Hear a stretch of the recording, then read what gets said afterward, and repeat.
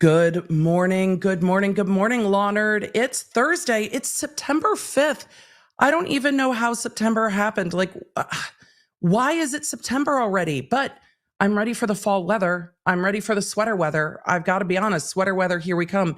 Today's going to be a very busy stream because what in the Carrie Morrissey is happening in New Mexico?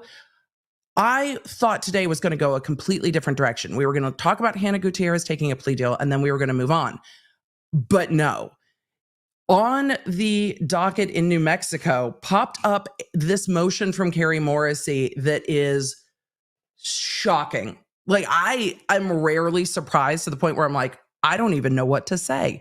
But I am surprised to the point I'm like, I don't even know what to say. What are we doing? What is happening in New Mexico? So Carrie Morrissey wants to take Alec Baldwin to trial again, but that's not all. There's so much more in this motion. 52-page motion, hundreds of pages of exhibits. Hundreds of pages of exhibits. Bruh. I don't even know how this is going to work. What are we doing? I have never seen a motion to dismiss like this. I think most lawyers have never seen a motion to dismiss like this. Alec Baldwin's lawyers are going to have kittens. So today we are going to talk about a real quick story that I wanted to talk about that I'm not bumping. We are going to talk a quick bite, if you will. We're going to do one quick bit. Then we are going to talk about Hannah's plea. We have Bowles' response to the plea, response to Carrie Morrissey. And then we have Carrie Morrissey's motion in the Baldwin case. Y'all, we had a full show planned before all this went down. And I am shook. So we are going to be talking all about that. Our Kid 4 asked in the chat, why was the motion canceled for today, though? We're going to talk about that as we get into everything. This judge is going to lose her mind. I'm losing my mind. I can't believe that. I'm going to spend half of today's stream saying, I can't believe this is happening. But I am now waited with bated breath to see what Baldwin's lawyers say. Are they going to ask for sanctions? Probably. We're going to have to put up what we're looking for. I'm going to have to keep notes. Will Baldwin's lawyers ask for sanctions? Probably. Will they say that this is a disingenuous filing and there's no law to support it? Probably. Is Carrie Morrissey going to support her motion with law that allows this to happen? I don't know. I don't know. We're going to look at the law together. And then you will probably see an article because I was chatting with people this morning, not just people. Hi, Law Nerds. Y'all are people too. I'm chatting with y'all, but had a lovely chat with people this morning about this because wow, this is happening. Bruh. I am dismissed with prejudice means we're done. Why are we not done? The fact that we are quadrupling down on this is shocking to me. But when I was going through this motion, and I have not gone through all of the law on this yet, we're going to do that together. When I was going through this motion, I saw a few things in there and I was like, is this what you're really getting after? Because there's no vehicle for this. And when we talk about, what's the legal remedy? We talked about this in the Karen Reed case, right? When we talked in the Karen Reed case about the motion to dismiss, and that's what it was, the motion to dismiss because of the juror statements, I said, I don't think there's a vehicle for the judge to do this. I don't think there is law that allows the judge to just be like, yeah, go for it. And I think that's where we're at in this motion too. I don't think there's a vehicle for the judge to even do what the prosecutor is asking. But at some point, you can't just ask for whatever. And so I think we're going to see the defense asking for sanctions. I think we're going to see some very strong language. So today we have a lot to do today, Law Nerd. I'm so glad you're here. Make sure you guys do all the YouTube-y things. Make sure you switch your chat from top chat to live chat so we can all chat. The number of times I've asked for YouTube to change it so that live chat's the default and you have to opt out to see less, that makes sense to me. Still hasn't changed. Will it one day? Maybe. I see all of you asking, can we just start with Audacity? Not yet, because we got to get to quick bits and then we've got nowhere to go. So Original E in the chat said, I'm no fan of Baldwin, but if it was dismissed with prejudice, what is the prosecutor doing? This is what I love about the Law Nerd community. I'm not an Alec Baldwin fan either. I'm glad he's not in the new Beetlejuice movie. Like, I am not a fan of Alec Baldwin. But it doesn't really matter who Baldwin is. Whatever defendant is in that position, what is happening?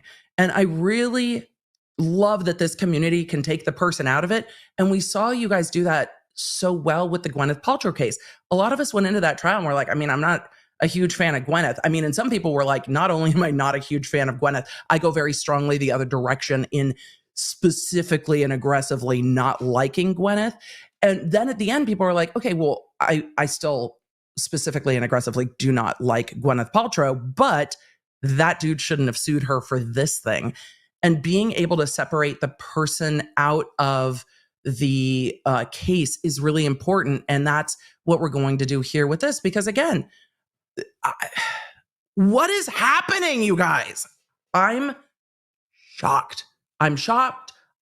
So today we will be talking about Alexander Ray Baldwin. We will be talking about Hannah Gutierrez. And we got to talk about TikTok for a minute. I can't believe that this is a quick bit segment, but it is. You guys, we just need to go. We need to roll.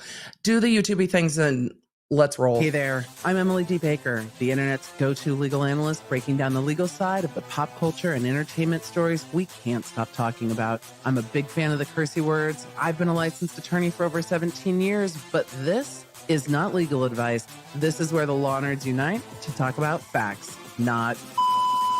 Let's get into it. Look, I didn't think that this would be a quick bit segment. I saw this happening and I was like, this is a joke. Like, I'm being punked. I'm not being punked. This isn't a joke. People were doing this. For those of you that don't use the Clock app, I get it. I get most of the things that are put on that app via Instagram. Why? Because I am Gen X-ish, and that is where I am. I am not on the TikToks. I don't spend time there. I don't. But I saw this trending. I saw this happening. I saw people talking about it on Instagram. I saw videos about it. And I'm like, this is not happening. This is not happening. It is happening. Apparently, the social media finance bros of fuckery are calling it the cash glitch. Have you guys seen this? This is the worst idea ever. What are you doing, folks? And why are we not teaching people better about finances? How do people not look at the cash glitch and go, oh, that's fraud, and that's a real bad idea? How did nobody catch this? So here's a brief overview of what people were saying that was a Chase glitch, which is that there is a period of time between when you deposit a physical check and then the amount of money that is available, and then when the check actually clears.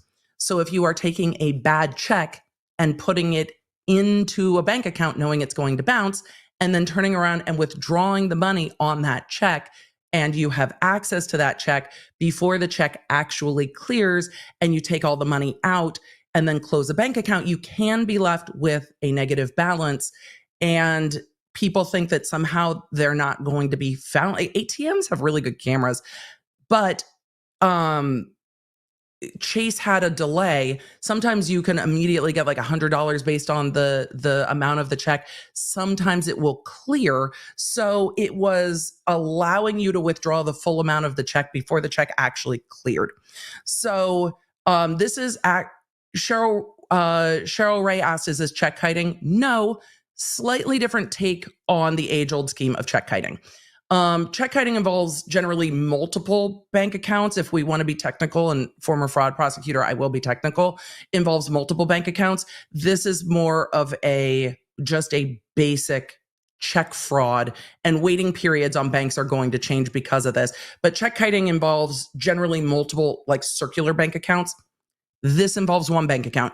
You are essentially passing false checks or passing bad checks, knowing that they're going to bounce. And most states have a charge for that. In California, I think they recently changed it to a misdemeanor depending on the amount of the check. It'll be interesting to see how prosecutors do this state by state, because I'm sure that the fraud investigators at Chase, and lots of banks have lots of fraud investigators, the fraud investigators at Chase will just bring all of these with photos and checks and all of the identifying information of the individuals, hand over stacks of that to the prosecutors and be like, hey, can we just prosecute all of these people for the false checks?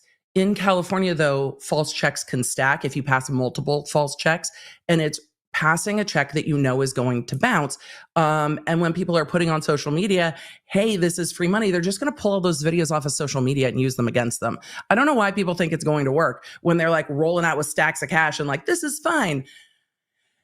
People, this is not how money works. Are we not teaching how money works in school? I have so many questions. Also, do not take financial advice from TikTok. Look, some of the cleaning hacks on TikTok, I'm like, doesn't that like have a chemical reaction and create like mustard gas? Like, what are you doing? Like, don't mix those cleaning products together. And then you get people being like, oh, let me mail you pink sauce in the mail. It's totally safe to eat. I made it in like a bathtub. No. And then, some of the makeup hacks, genius. Look, there are things I've learned off of TikTok that I love, that you can like get the rest of like a lipstick out of a lipstick tube. Fantastic. No harm is going to come to anybody. But when you're stealing from large banks that have massive fraud departments, harm will probably happen. Money is not going to be free. If it seems like it's going to be free, it's not going to be free. Also, have we not learned? Like, why don't we know that this is check fraud? This is coming from Forbes.com. Social media charged fraud waves, a new era of financial vulnerability. I mean, you call it vulnerability, I call it stupidity. I guess vulnerability for the bank, stupidity on the people who think that this is going, like you can just withdraw money. That said, though, I understand that not everyone understands like overdraft fees and that those aren't really money and that those aren't really your money. But what in the world? In an era of nearly ubiquitous digital connectivity across all social strata, the intersection of universal banking technology and social media has given rise to a new take on financial vulnerabilities. You mean exploiting vulnerabilities? Over the Labor Day weekend in the United States, look, everybody, Labor Day. Here's the thing. There's deals on stuff like go get a good sale at Best Buy or whatever. It's not like, hey, it's a 3-day weekend. Check fraud sounds amazing. Over the Labor Day weekend in the United States, a stark illustration of this phenomenon unfolded as Reddit forums, particularly those with an urban focus like Detroit's Crime in the D, became epicenters of frenzied discussion surrounding a Chase Bank glitch. It's a holding period. I bet Chase has changed their policy. It is a holding period. I mean, it's not, okay. Chase glitch. What's this new Chase glitch everybody on? And then the response is their check system is accepting anything and clearing it the next day, which means the money's being made available, but it's not clearing. The incident in question stemmed from an apparent system checking error that inadvertently allowed users to exploit a, quote, loophole in Chase's bank deposit system. It's not a loophole if the check doesn't clear, you're on the hook for the money, though. This isn't, I don't even like the language. Emily, do you read these articles before you pull them up? No, I don't. So we can talk about it together. Loophole makes it seem like you have outsmarted the banks. The banks are going to get their money. You've not outsmarted shit. You've outsmarted your credit report is what you've outsmarted. Don't get me started on credit reports. But anyway, you've outsmarted yourself out of a bank account. This is not a loophole. The loophole, is the loophole with us? Yes, it's fraud. The error that inadvertently allowed users to exploit a loophole in Chase's bank deposit system, customers discovered they could kite checks. Again, I take issue. Traditional check kiting involves multiple bank accounts, but they are taking advantage of, passing bad checks, essentially. I think this is, a lawyer didn't write this, Emily. Let it go. Let it go. Let it go. There are legal meanings to words, and then there are colloquial meanings to words. This is not the legal crime of check kiting, but they don't know that. This is passing bad checks. This is check fraud. Anyway, customers discovered they could defraud the bank by cutting checks and making after-hour deposits, which would then become fully accessible the following day. The unintended flaw in the bank's infrastructure quickly transformed into a viral sensation. Look, man, if you want a viral sensation, go buy the Twilight shirt at Target. Make up some 2,000 calorie drink at Starbucks. Don't do that. Actually, don't do that to your baristas. Go to In-N-Out and get a Flying Dutchman, like mustard fried. There are ways to find system workarounds and secret menus that are delightful. This one could land you in jail. Customers discovered they could pass checks because if they went in after hour and deposited a check that they knew was going to bounce, they could withdraw the money the next day. The unintended flaw in the bank's infrastructure quickly transformed into a viral sensation, with individuals eagerly sharing photographic evidence of their illicit gains across various social media platforms. The prosecutors everywhere, thank you for the self-snitching. Prosecutors everywhere are like, it is amazing when you go on your social media that can be tied to your name and your IP address and your location and your phone's IMEI number. It's not hard to track back who you are, right? They're going to find you. It's not. They're going to find you. You have self-snitched. This is from Reddit. Deposited funds availability. Available now on 8/29, $100. Available the next day, $36,536. There you go. I mean, they're going big. They're going big. For everyone in the chats, like, call Bruce Rivers. I can't wait to see what he says about this. He's going to be like, this is the ultimate self-snitching when you post it on social. And I have seen TikToks of people walking away from the ATM, flashing stacks of cash. That is all going to be used against them. Emily, have you ever done that? Yeah. We had a case of a robbery after somebody used an ATM, which, by the way, if you rob somebody after they use ATMs, is normally an enhanced charge. So if you follow someone to an ATM and then rob them after they withdraw money. Anyway, rob somebody after they had used the ATM and then immediately started posting pictures of the same amount of cash, fanned out on social media. Well, those pictures were all posted from down the street from the bank on the defendant's IMEI number onto the social media from the phone that the person had in the pocket when they were arrested. And then the picture was also on the phone when they were arrested. So they just brought in all the photos and we're like, so this person robbed that person. And we're like, yep. So if you're like, does this actually happen? Yes. But now when they put it on TikTok, it's even easier to get because once you subpoena TikTok, they turn it all over. And in those subpoenas, you get back all of that location data. So you get the longitude and latitude of where it was posted, where you were standing with your phone in your hand. And sometimes you can get to what other phones were around it. So if it's a group of people together, you can at times, if they are all on the same app, because TikTok tracks who you're near and who you're engaging with, see the other phones that are in the vicinity. Now, there's a lot of controversy about using search warrants like that to try to find other phones that are in the vicinity, and that is going to go through the Supreme Court at some point. However, these social media networks can track who you're near when you are near them, and they use it to advertise to you all the time. So I know I'm trying not to give advice on how to crime, but this is how not to crime. Like, don't. I mean, no, if you're going to do this, then you're going to get caught. So I guess make it easy for people to prosecute you, because that's what's happening. That's what's happening. Bentley RM said, I don't like that. This is why I don't install apps. Instagram does it. Facebook does it. They do. They can see who your phones are frequently near, and they can be like, oh, if somebody that you follow closely and your phone's frequently near likes this video, you might like that video. If they like this ad, you might like that ad. If everybody in your area is buying this, you might want that. The amount of information the apps have on you is wild. It's just wild. It goes on to say, as news of the glitch spread like wildfire, an impromptu industry of self-proclaimed financial tutors emerged on platforms such as TikTok. Y'all. Okay, y'all, let me teach you how to check fraud. No! These opportunistic individuals offered step-by-step guidance through stories and instructional videos. Were they selling a course? Step 1, write a check. Step 2, deposit the check. Step 3, withdraw the money. Step 4, get arrested. What are you doing? Step 1, cut a hole in the box. Emily, stop it.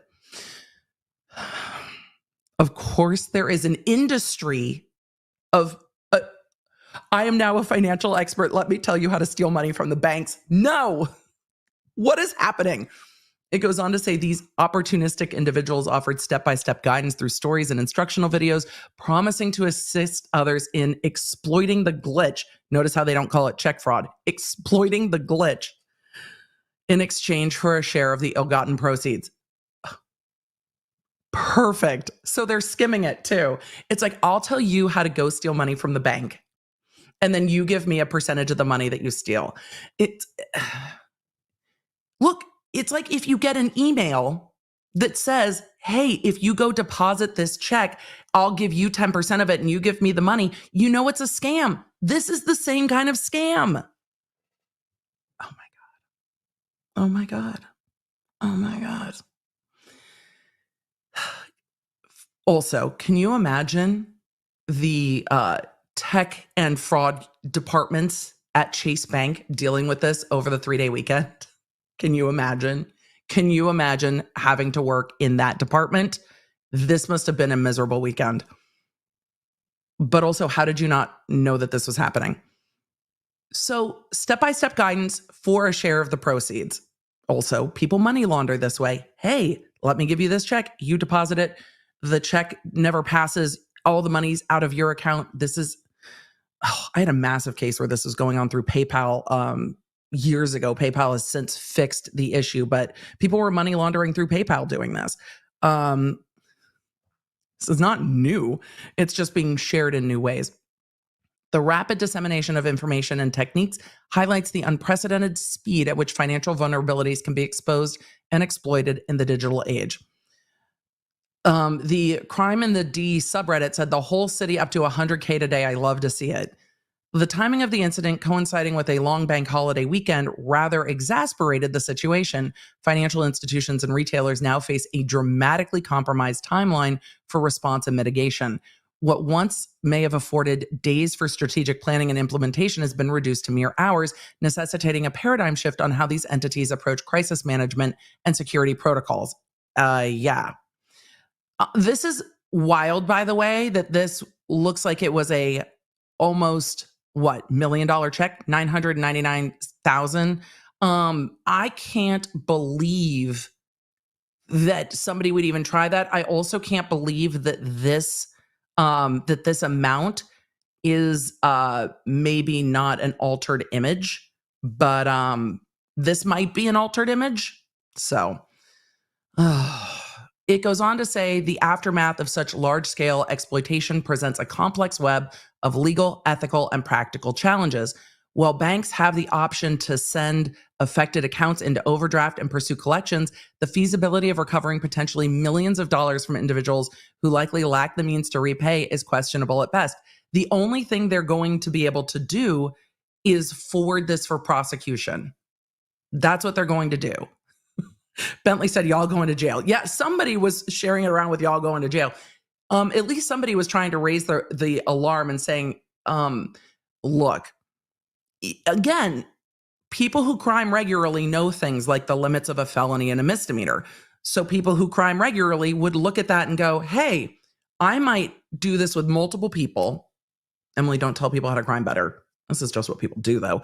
I might do this with multiple people at different bank locations with multiple different accounts and keep each individual transaction under the level that bumps it to a felony. People who don't crime regularly are like, oh, any amount of money? Great. 30,000, 40,000, 50,000, 100,000, 800,000. And that's going to bump it sometimes into federal wire fraud. So you're now taking this from, professionals who fraud into the folks who are like, what are we doing? Oh, free money. And they can bump themselves into the level of not just federal wire fraud, but into state prosecutions that are felonies that have much larger sentences because the sentences escalate based on the amount of money stolen.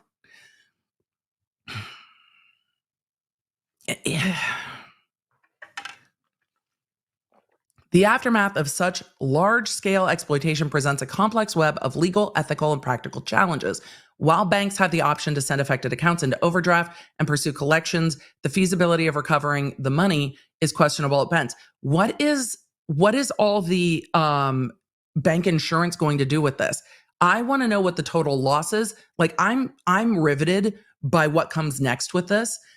What is going to be the total loss? Is insurance going to cover it? Or is like FDIC going to say, this was on your security protocol? So no, Chase, you're going to take the hit. Are we going to see Chase stock prices take a big old because of this? Like, how often do we bail out the banks before they learn? But anyway,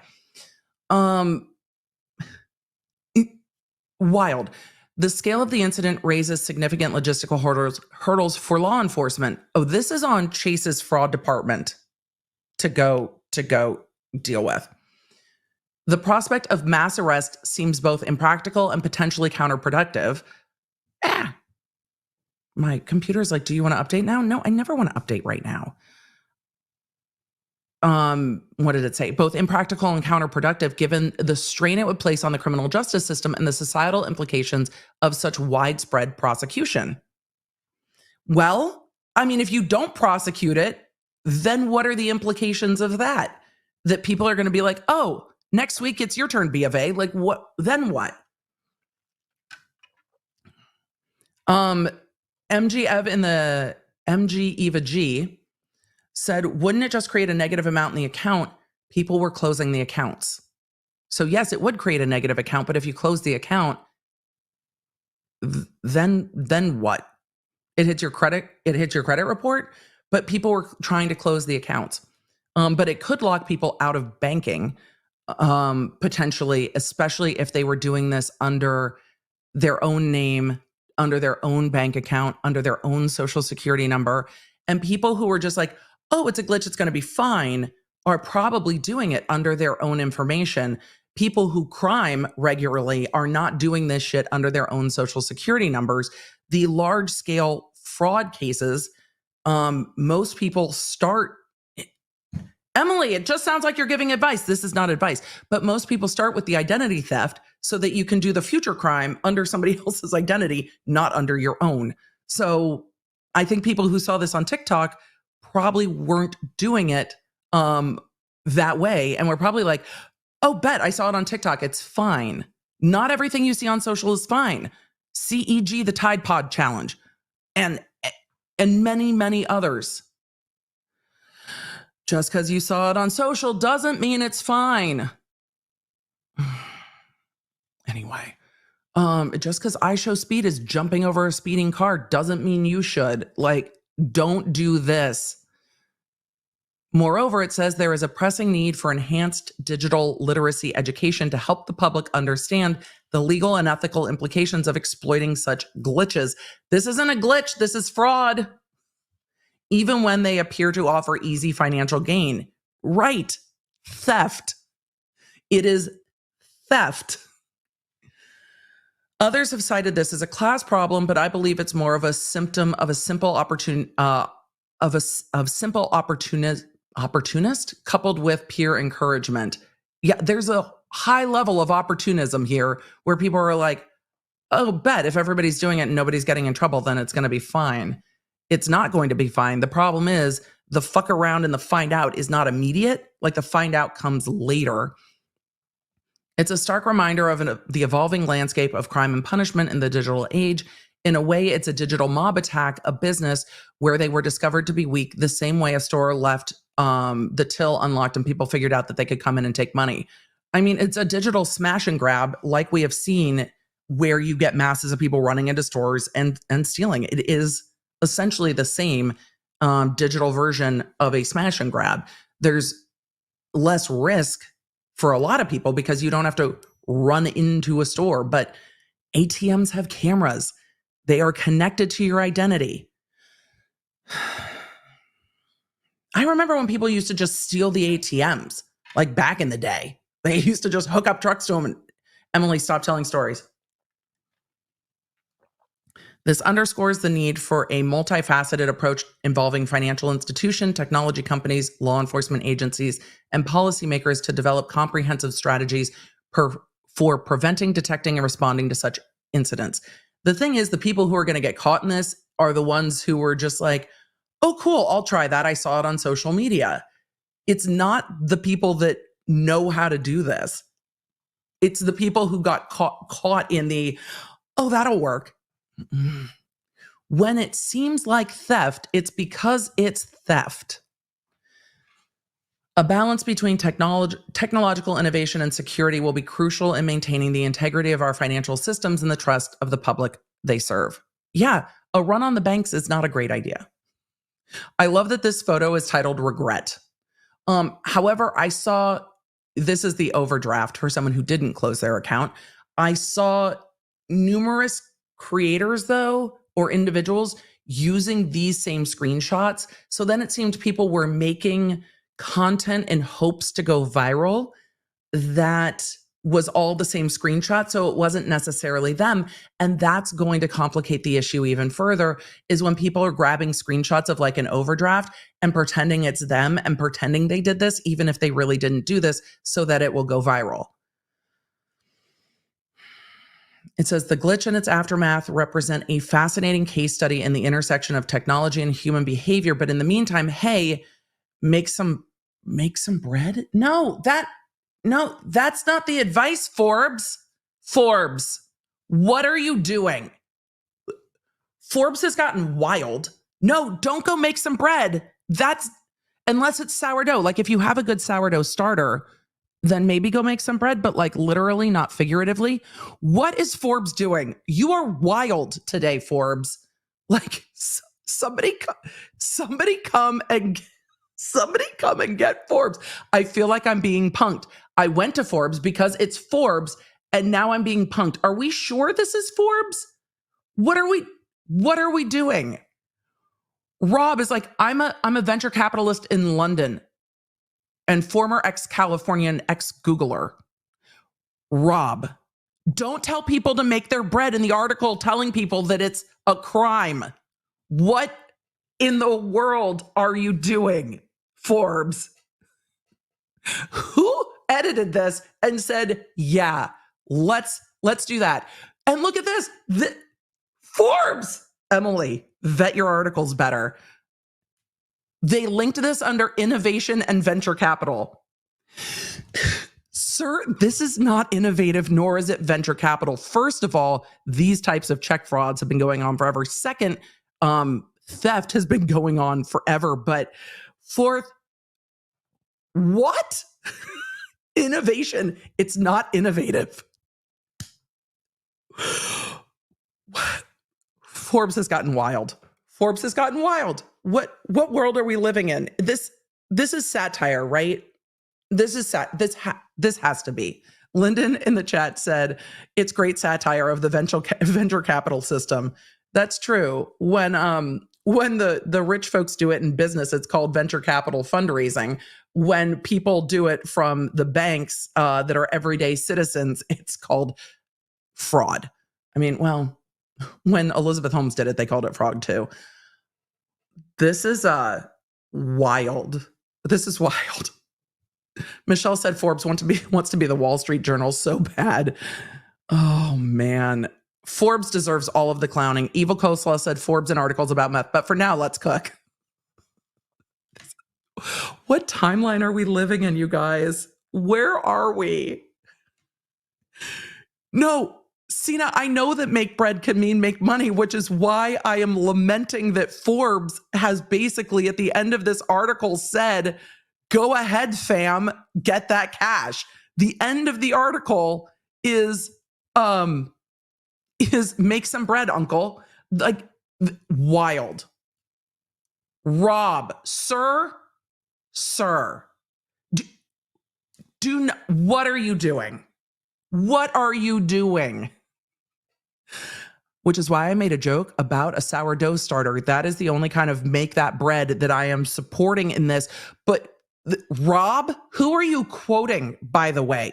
What in the fuck is this?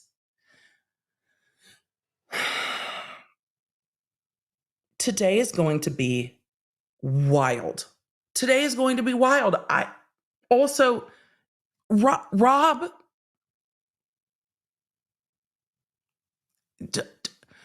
don't. This is not how venture capital works. No.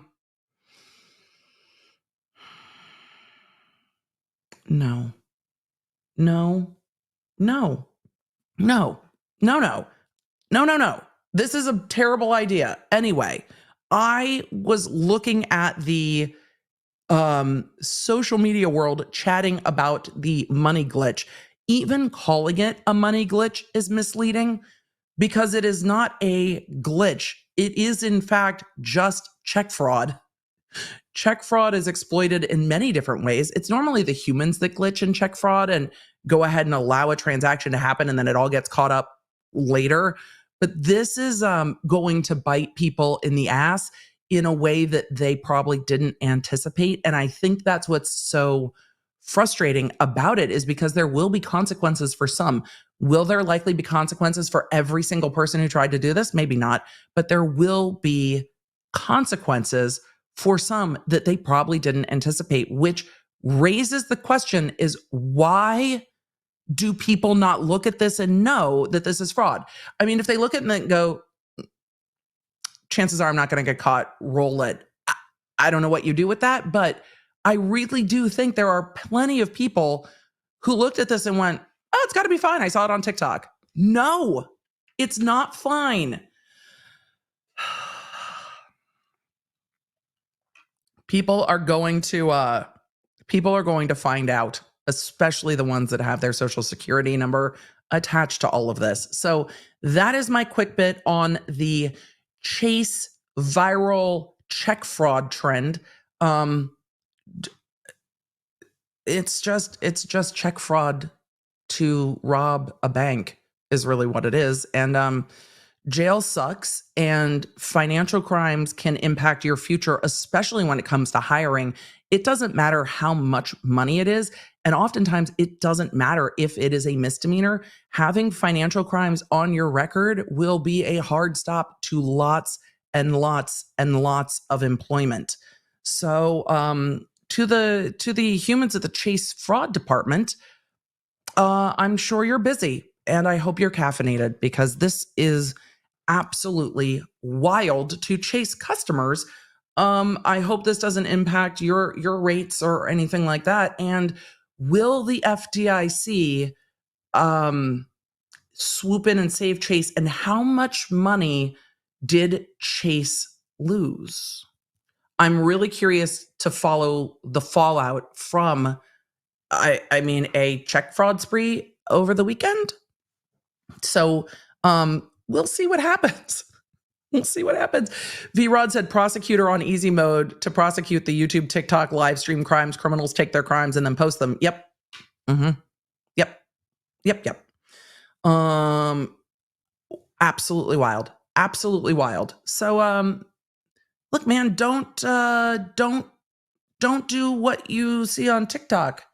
I mean, TikTok has influenced me to do all kinds of things. Again, I watch it through Instagram, but yeah, did I buy a window steamer? I did, because I was like, obviously I need to clean my windows that way. There are decisions, and then there are criminal decisions. This one is a criminal decision, and I am going to be very interested to hear from the prosecutors that have to deal with the fallout from all of this. There is no such thing as free money. So, let's see. Kimberly said, I thought there was a $500 a day max ATM withdrawal. I don't think that is everywhere. I don't know if I think some of the screenshots are altered because there's generally a $10,000 a day limit. That doesn't mean people didn't max out to that limit, but I don't know. I can't wait to see the more that comes out on this. But all right, continuing on. Are you guys ready? We need to talk all things Rust. That was just, this is just a wild story. It's just a wild story. So, just because the ATM will allow you to take the money does not mean the money is yours to take. And if you know the money's not yours to take, then that's going to be a problem. Let's talk about Rust. Okay, I'm going to put up a poll real quick. I'm going to cover Hannah's plea real quick, and then we've got two longer motions. And I want to see what you want to cover first. Bowles responds.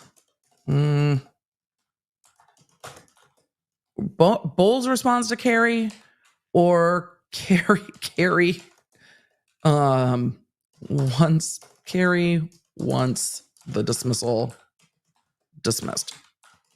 I'll let you guys choose which of those motions go first, and we're going to start while you guys are voting.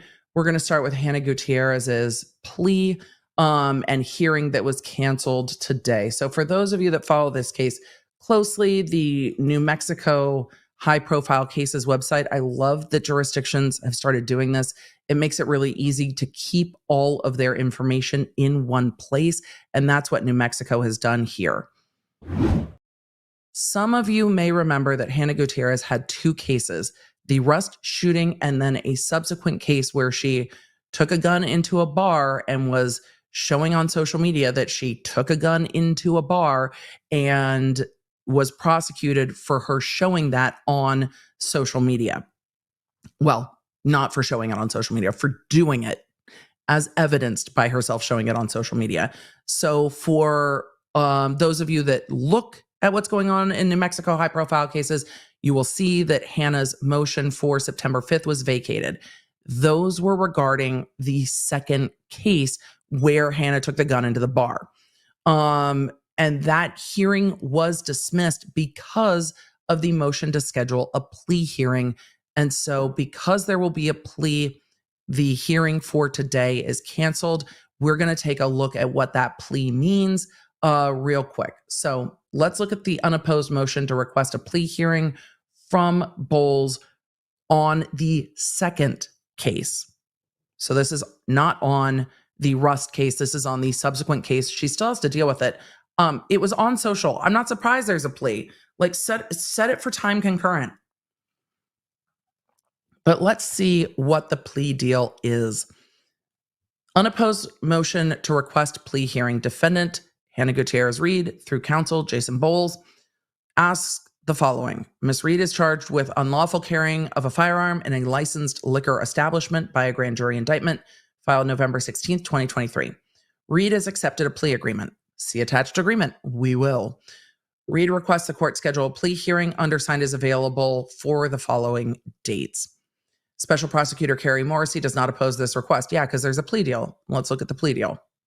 Plea and disposition agreement. Plea. Defendant agrees to plead guilty to the following offenses. Unlawful carrying of a firearm in a licensed liquor establishment. You have a baby in a bar? Emily, not the Sweet Home Alabama. It is too early in the morning.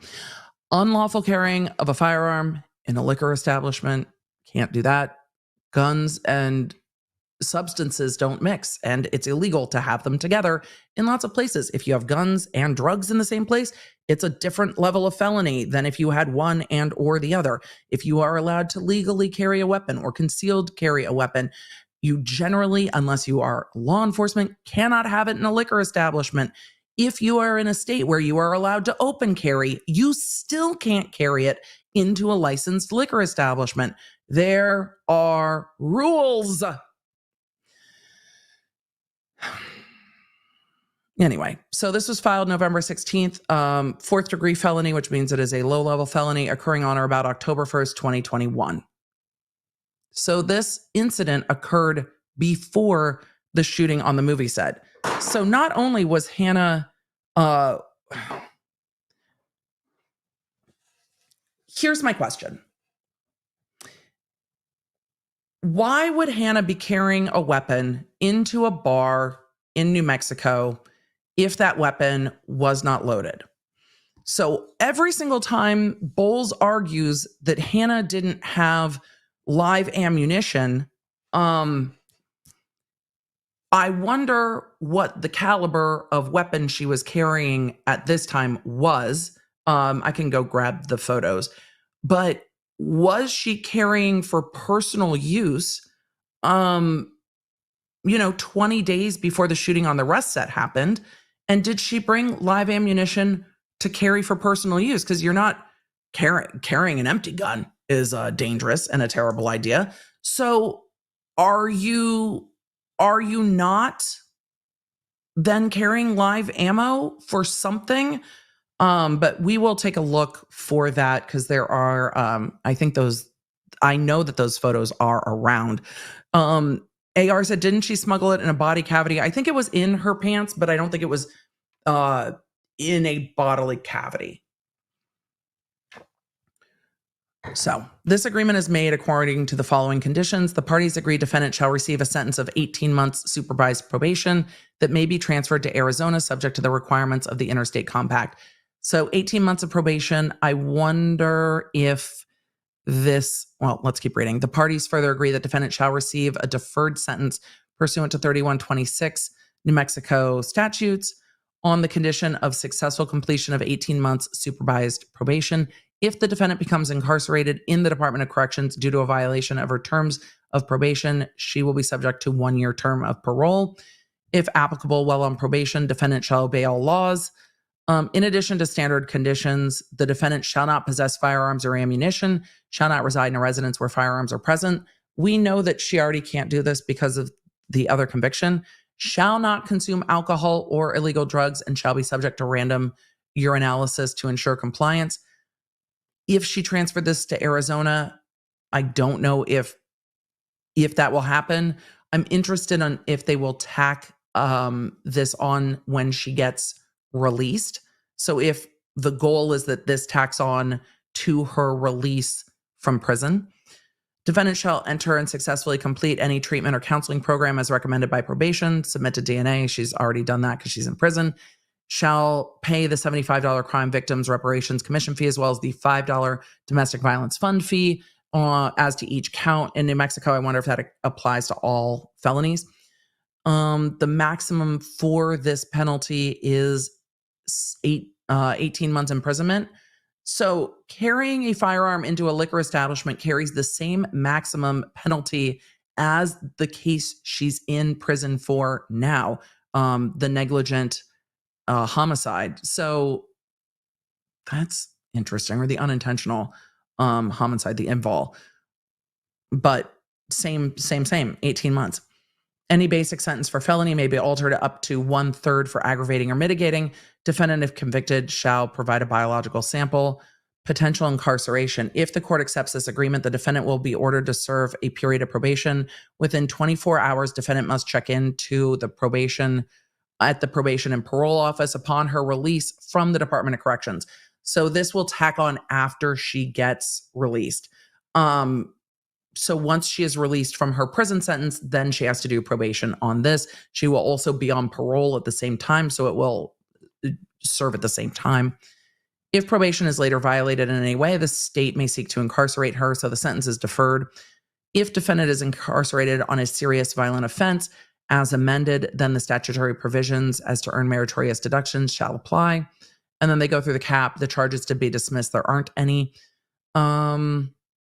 Absent any violations such as the described in the sentencing agreement above, the state will not bring additional habitual offender proceedings against defendant except as outlined in the sections labeled below.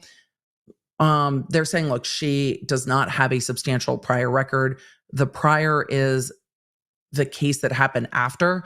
So the Rust case happened October 21st. That happened after this. So you can't use this sentence to tack on to that after, and they're not going to reverse that either. Waiver of in-person confrontation at future probation revocation hearing. Interesting. If the court grants defendant probation, and if at any time defendant transfers probation outside of Santa Fe, and they have a hearing to forfeit probation, she waives her in-person right to be there so she can appear via Zoom or what have you. Waiver of defenses and appeal, like Murdaugh. Remember when he waived his appeal rights and then we're like, Your Honor, can we appeal the sentence? No. Waiver of defenses and appeal. Unless this plea is rejected or withdrawn, defendant gives up all motions, defenses, objections, and requests which defendant has made or could make concerning the court's entry of judgment. If the court rejects the plea, then the case can go to trial. It's going to be certified and signed. Let's see. I understand that the state may void any sentencing agreement, including any cap on incarceration, if the state may choose to withdraw the agreement if, and this is if Hannah fails to appear for the PSR report, 60-day diagnostic, or other scheduled hearings, violates any law, violates any condition. And the drug and alcohol conditions are often what will get people on those if they test dirty while they are released. That's often what will violate conditions. Violate any condition of release, parole, or probation, fail to comply with any other applicable court orders, fail to turn yourself in after being served. And that's about it. So they're going to have her sign it. Bowles will sign it. Morrissey will sign it. The court will probably approve this. She's already in custody. And then we will see this judge sign it. This is a different judge than presiding over the two current cases. And the current cases I am discussing are Baldwin's case that is done, but there's new motions, and Hannah's case. So 61% of you want to talk about Carrie Morrissey first. I was going to talk more about Bowles, but the chat wins. Look, there were over 2,000 votes. The chat has won. 61% of you wants to talk about Carrie Morrissey wild and out first. So we're going to talk about Carrie Morrissey wild and out first. That's just what we're doing today. Anyway, to summarize, Hannah Gutierrez took a plea deal on the carrying a weapon in the bar and will do the formal probation after she is released on parole. It will run in conjunction with her parole. Let's see. Before we get to that topic, let's see if I can find this quickly and easily. If I cannot find this quickly and easily, then I will move on and we will come back to the bar gun case later because it had been in one of the filings, but I don't see it quickly.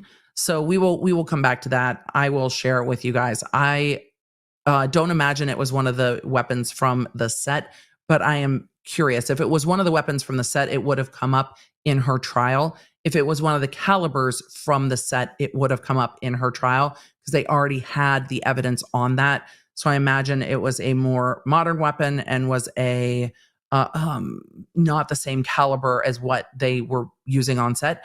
But she's still bringing live ammunition and personally carrying a firearm when she's going drinking. It shows an incredible lack of responsibility and respect for weapons, the severity of weapons, and the danger. People make bad choices when they're drinking. Why do you need to be armed? The level of decision making today the decision-making that's happening has me questioning everything. And the person whose decisions I'm questioning right now are going to be Carrie Morrissey's. Because, ma'am. For those of you that watched the Baldwin case with me here on YouTube, go ahead and put a 1 in the chat. If you watched it here and aren't subscribed, maybe do that. Shameless YouTube plug. But we all watched me lose my mind for an entire day on day 3 of the Baldwin trial. In the morning, I think I said something to the effect of, well, this looks like the defense throwing everything up against the wall to see what sticks, when they made their motion to dismiss. And then midway through the day, I went, wait, the judge might grant something here. And then by the end of the day, I was like, oh my God, what do you mean the other special prosecutor quit at lunch? And then by the time the case got dismissed, I think I just sat like a fish with my mouth going like this, going, I don't know what to say. Like all day. It was one of the most unbelievable turns of events that I have ever seen in a trial. To get from day 1 and 2, where the prosecution was kind of trouncing the defense in the rulings that they got, we saw the defense miscalculate how much of Baldwin's statements would be used. And you saw the defense just scrambling, going, wait, that's not what we thought was happening. And then the next day, they like Uno reverse with that motion to dismiss, and the court grants a full hearing, and then everything changes. And it was stunning. It was unexpected. And the judge was like, no, I am putting my foot down. This is unacceptable fuckery. And the remedy for the unacceptable fuckery, which is the Brady violation, is to dismiss the case with prejudice. And then the court made an incredibly thorough record on that, and then brought the written order that we also covered together. The written order was scathing. The written order called out the crime scene technician and the crime scene technician's testimony, called out Special Prosecutor Morrissey, called out the fact that there had been other Brady violations already in the case. And the court went through all of the elements in that written motion and said, yes, this is a Brady violation. And the only sanction or remedy for this Brady violation is to dismiss the case with prejudice. With prejudice means it's done. Done. So when the court went through that order, the court evaluated, look, a jury veneer has been picked. A jury has been seated. Jeopardy has attached. This is coming up mid-trial. This is a Brady violation. There was testimony on the record that was not true from the crime scene technician. The prosecution already withheld reports of an expert from the defense. And now we're here, and they all opened up the manila envelope together, and the rounds that were not anything like the rounds on the set of Rust actually had rounds that were like the rounds on the set of Rust. And the court was down in the well with gloves on, looking at the ammunition. And then all of a sudden, there was body cam footage. And then all of a sudden, that supplemental report was under a whole different case number. And there was no notification in any of the reports that this had happened in a separate report under a separate report number.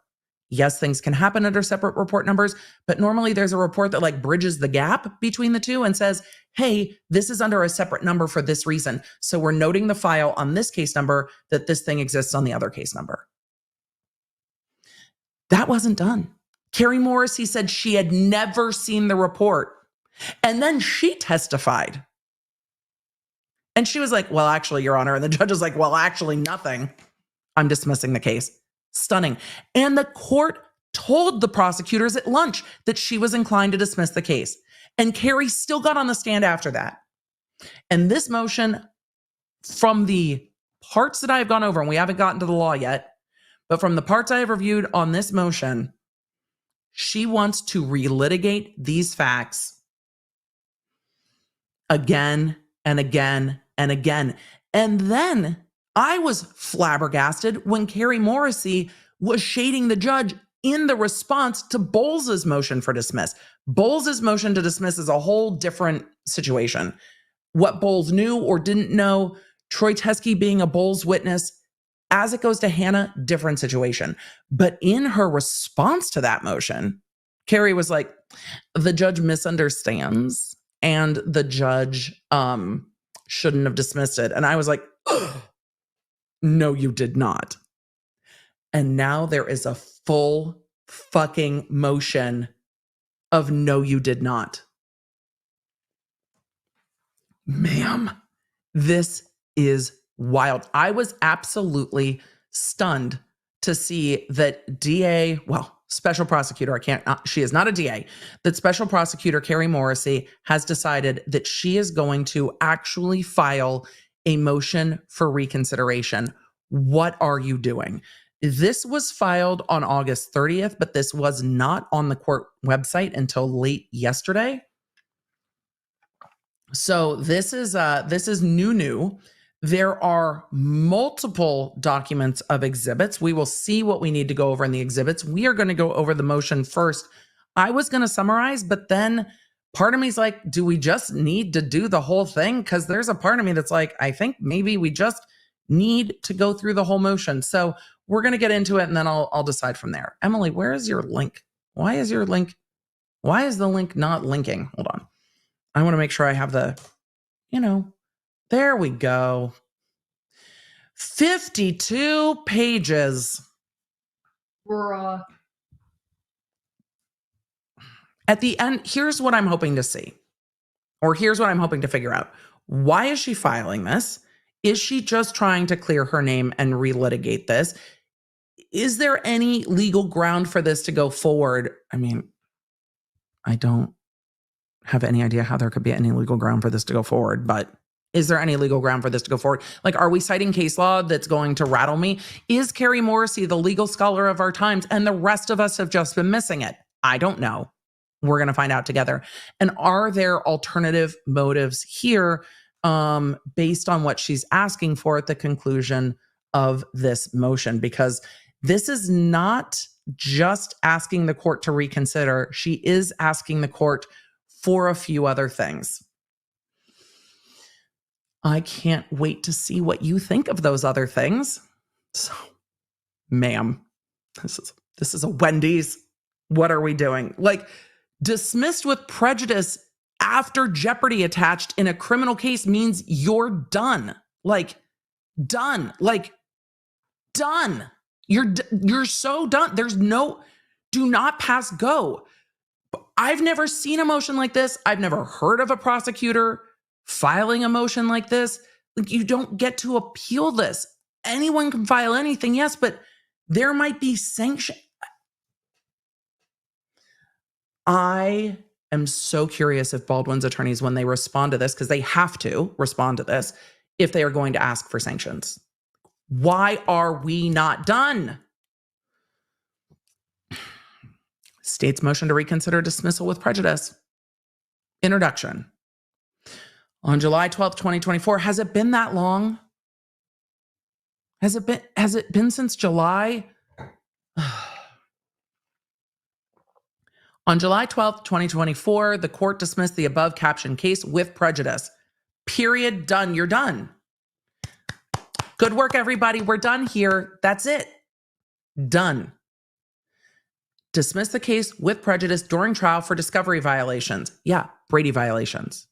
Namely, that the state's failure to disclose ammunition collected by the Santa Fe Sheriff's Department on March 6, 2024 from Troy Teske. Yes, you have read that correctly. The state asserts that there were insufficient facts to support the court's ruling, and there was no violation of the defendant's due process rights. You've argued that multiple times now, and it's not been persuasive. Just saying it again isn't going to help.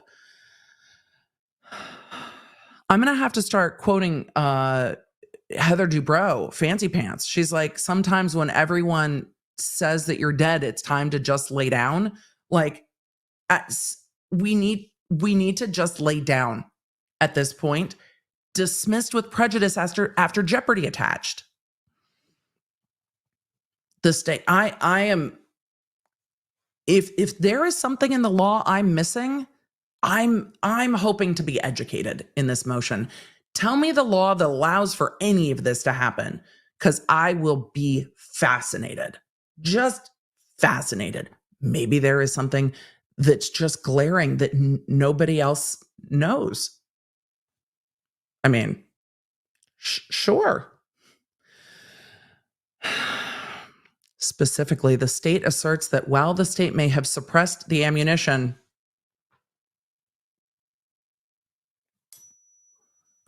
ma'am. Why are we here? Why are we here? Why are we here? Why are we here? Specifically, the state asserts that while the state may have suppressed ammunition, ma'am. I mean, we didn't exactly turn over evidence, but, Your Honor, we should still get to do this trial again. This is a bold strategy.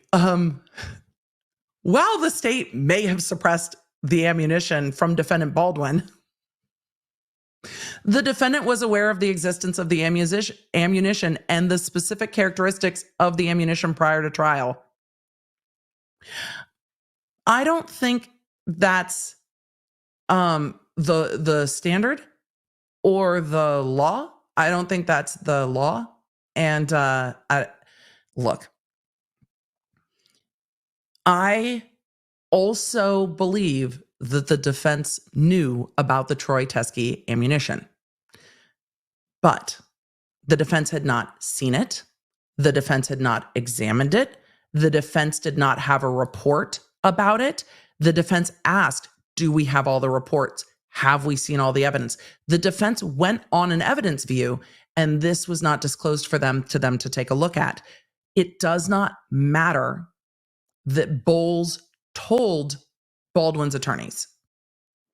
Bowles and Baldwin's attorneys had a mutual defense agreement that was filed before trial that allowed them to share information that is otherwise privileged. Any information that Baldwin's defense team had is work product. It's privileged. And it is the job of the state to turn over any potentially exculpatory evidence. That's the state's job. It doesn't matter if the defense knew. And for the entirety of this argument, I am assuming that dead ass the defense knew all of it, but they hadn't seen it because it was locked in an evidence locker and they hadn't seen the report about it. And the report described it. Even Carrie Morrissey hadn't seen the report about it. So it does not matter if a co-defendant or another defendant tells you the state has an obligation to disclose. And just because you knew doesn't mean it's absolved when this comes out during trial.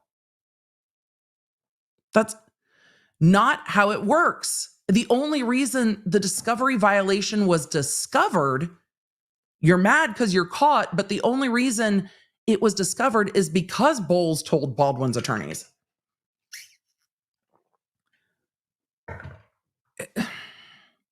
Prosecutors can't do this. This is,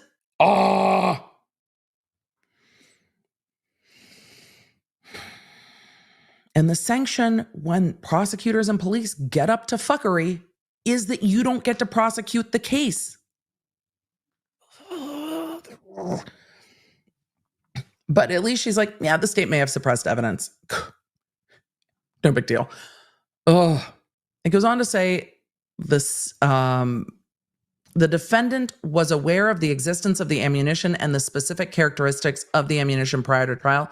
I don't think they knew the specific characteristics at all, but I think it's irrelevant. The ammunition is not favorable to the defendant and is not material to his defense. You don't get to decide that. The court already decided this. And I think it is material to his defense. Whether it would have worked or not is not the evaluation here, but here's how they're going to argue it's material to his defense. Part of Baldwin's defense was that the investigation was zeroed in on Baldwin. They were just going after Baldwin. And their defense, their argument at the end of all of this was going to be, this was essentially a witch hunt. They wanted the shiny object. They even said it in opening statement. The shiny object was Baldwin, and they just wanted to look at Baldwin, and they didn't care where the live rounds came from. They didn't care how this set was unsafe. They didn't care about anything but Baldwin.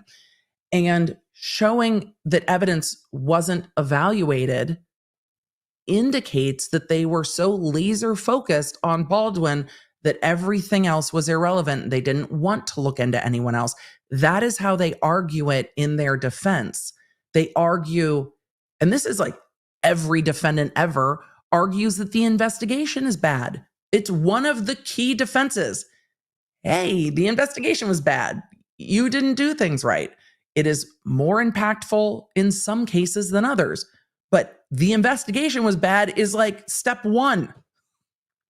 So yes, it's something that they were going to argue. So she's saying it's not material to his defense. The court decided that it was. Moreover, the state requests the court order defense counsel to provide a description and all documents related to when and how they learned of the Teskey ammunition so that the court may properly consider prejudice to the defendant. The court found that she didn't have to consider prejudice to the defendant. That's not the standard the court found. The court doesn't have to consider prejudice to the defendant. That's what she said in her order. Also, are you friends with the judge in Georgia who tried to do this? This is work product. You can't request the court to turn over work product of the defense. It's work product. It's privileged. The court can't make the defense turn that over. The defense is not obligated to turn it over. Carrie's sitting here going like, name them. Tell me who told you. Tell me who told you. We know Bowles told them. But it doesn't matter.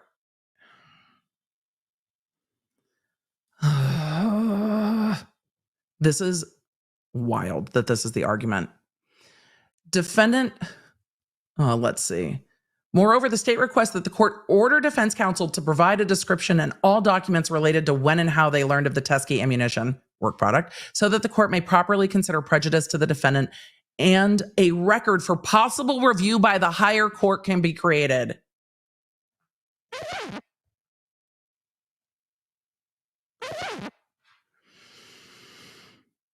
You're telling me that you want to set up an appellate record on this?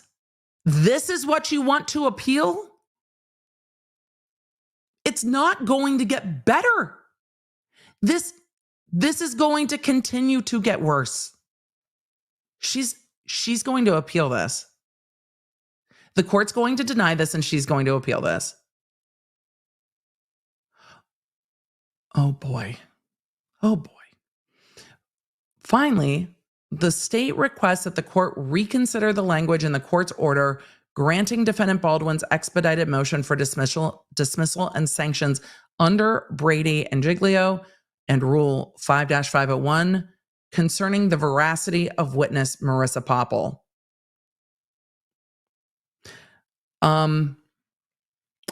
I don't think the court is going to be inclined to walk back the stern language about Poppel. The language about Poppel was incredibly strong because the court found that Poppel's testimony to the jury was untrue. Because Poppel's testimony to the jury was that all of the rounds she took from Troy Teskey and checked into evidence were dissimilar to the rounds found on the set of Rust. And when they opened up the bag and dumped out the rounds, what they found were some of them were similar. And the report said it too. So, for those of you asking in the chat, is Poppel on the Brady list? Yeah, Poppel's going to have, yes, and Poppel's going to have a very hard time testifying on any of the cases that she worked on because of this court order. So she's trying to like walk back that court order. The court's not going to walk it back. The court's going to be like, no, that's what happened. And I'm sure Poppel has worked other cases, and those other cases will be impacted by this testimony. But Poppel should have reviewed the reports before she testified. It's in the report, review the report, and then you know it's there. It's not Poppel's fault that the DA didn't turn shit over. That's the DA's fault. It is Poppel's fault that she did not review her report so she could testify accurately. And then instead of saying, I'm unsure, she testified, no, they're not the same. Those two things are unclear. She didn't say, I would need to review my report. She could have. She didn't. Facts of the case. We're on page 2. This is going to go on for 30 pages. I don't know how much facts of the case we need. Some of them I'm going to skip. Some of them were just, I can't hear it again. It's like arguing with your kid and you're like, the answer is still the answer. Why are we having the same conversation over and over again? On October 21st, 2021, Helena Hutchins was shot and killed. Joel Souza was shot but survived. Shot and injured during a rehearsal for a scene for the movie Rust. Hutchins and Souza were shot after Hannah Gutierrez loaded a live round into a real gun that was being used as a prop by the actor Alec Baldwin. Oh, did I spell Alex in the thumbnail and in the title? I probably did. Emily, did you? Yeah, I think I did. It's all right. We'll fix it in post. I was thinking of Alec Murdaugh today because he was on my list. Also, his name is Alexander Baldwin. Why are we calling him Alec with a C? Either way, we'll fix it in post. Safety protocols in movie set ammunition. Live ammo shouldn't be on a movie set. There, we've summarized it. To fully understand the facts of the case against Hannah Gutierrez, Alec Baldwin, and Dave Halls, and for the basis of the court's order of dismissal with prejudice, one must understand the standard safety protocols for guns and ammunition on movie sets. Again, we're going to go through this from the very beginning. Again. Without this foundational knowledge, the criminal prosecutions of Gutierrez, Baldwin, and Halls may seem counterintuitive at first glance. First, real guns are routinely, but not always, used as props on movie sets with storylines that involve firearms. The film industry unions promulgate and publish written safety protocols for the cast and crew. The different types of ammunition commonly used on movie sets, especially Western genre films, are blanks and dummies. Blank rounds are cartridges that contain a charged primer and gunpowder or some type of explosive material, but do not contain a projectile. These rounds are used to mimic real ammunition as they create a flash, a bang, and smoke. Blank rounds come in several different load types depending on the level of bang, flash, and smoke that is desired in the scene. Blanks are dangerous even though they are missing the projectile and are well known within the film industry to cause injury when shot too close to a person or if accompanied by a barrel obstruction. If there is a pebble or other obstruction in the barrel of the gun, the explosive charge of the blank can shoot the obstruction just as it would shoot a projectile. A blank round accompanied by a barrel obstruction is what caused the death of Brandon Lee on the set of The Crow in 1993. And you cited Wikipedia? I don't know about y'all, but I have a kid in high school. I went to high school in the Stone Ages. We weren't citing all of this. We had to go to like the library and type things. I actually took a typing class in high school on typewriters. But I'm pretty sure my kid is not allowed to cite to Wikipedia. So I don't know if it's legally proper to cite to Wikipedia. I don't think that's allowed. For all of you, a lot of you are like, yeah, same at our house. You can't cite Wikipedia. Wikipedia is not a source. Lexi in the chat said, English teacher here, hate, hate, hate. Yes, you can't cite Wikipedia. My uni professors would have failed me for that. I think legal writing professors would fail people for that. There has to be some kind of a study done on this case.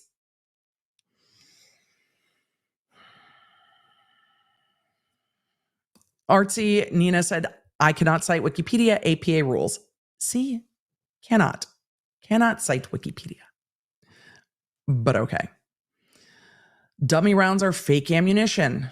Dummy rounds have a variety of configurations and are designed to look like real ammunition. Dummy rounds have a brass casing, may or may not have a primer. We know all of this. Dummy rounds are designed to make it look like the actor is handling real ammunition or has real ammunition loaded into a revolver, because on a revolver you can see the ammo inside the barrel. Let's see. Dummy rounds typically have a hole in the side of the brass casing that demonstrates there's no gunpowder present, or they have a BB inside fully enclosed casings that rattle when they are shaken. We know so much about this at this point. We now have a photo of Baldwin pointing a gun at a camera, showing that there are dummy rounds visible in the barrel of the revolver. Are we writing a high school presentation about this? What are we doing?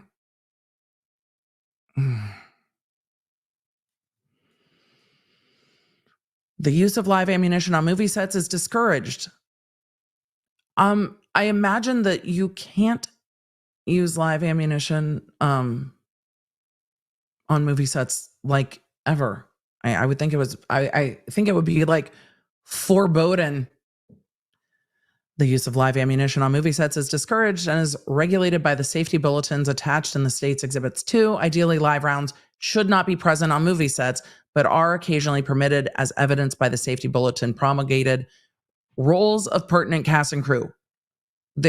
She is now going to break down whose job it is to do what. The first AD has many responsibilities, including participating in a final safety check of the firearm. That was Dave Hall's. Actors on movie sets that involve real guns are responsible for safely handling the gun when the gun is in their possession. Actors are required to follow basic firearm safety rules as outlined in the published safety protocols attached hereto as State's Exhibit 1. The safety rules are simple. 1, treat all firearms as if they are loaded. 2, do not play with or engage in horseplay with any firearms. 3, never point the firearm at anyone. 4, never place your finger on the trigger unless you are ready to shoot. Keep your finger alongside the firearm and off of the trigger. Following those safety protocols was the responsibility of Baldwin. We know why you were prosecuting Baldwin. It doesn't matter if he participated in the safety check or not. It matters that he pointed it at someone with his hand on the trigger. But, and then it talks about Miss Hutchins and Joel Souza. For Miss Hutchins and Mr. Souza to have been shot, Gutierrez and Baldwin and Halls all failed in performing their duties and meeting their responsibilities. That I do agree with. It would be for the jury to decide whether the failure of the defendants reached the level of recklessness required by the elements and instructions. Ms. Gutierrez failed by bringing live rounds onto the movie set and loading a live round into Baldwin's gun. Halls failed by not participating in adequate safety checks and ensuring that all rounds placed in the gun by Gutierrez were inert, and he falsely notified the cast and crew that the gun was cold, and you gave him a plea deal for a misdemeanor with no probation. Mr. Baldwin failed by ignoring the enumerated safety protocols as described above. There is video evidence of Baldwin ignoring these safety protocols on numerous occasions during filming of the movie and engaging in horseplay with his firearm on several occasions. Some of those videos were not going to be admitted at trial, though. 4 other important people in this case are Sarah Zachary, Seth Kinney, Thel Reed, and Troy Teskey. The court knows, I know. Are you writing this for the appellate court at this point? Zachary was assisted by Gutierrez and Nicole Montoya. Seth Kinney was the supplier of the guns and some of the ammunition used on set. Seth Kinney supplied all of the guns, blank ammunition, and 1 box of .45 caliber dummy rounds that were visibly dissimilar to the 2 boxes of dummy rounds supplied by Gutierrez.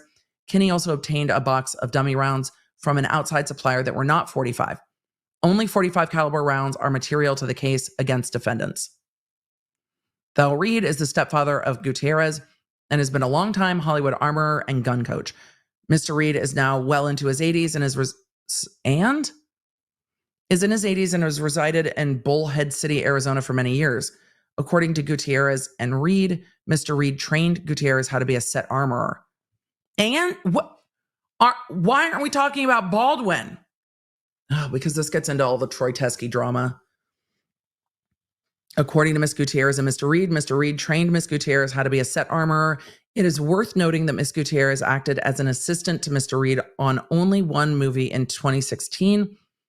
Troy Teskey is a former police officer with the Bullhead City Police Department in Bullhead City, Arizona, and a close friend of Thel Reed. Teskey stores guns and ammo for Thel Reed.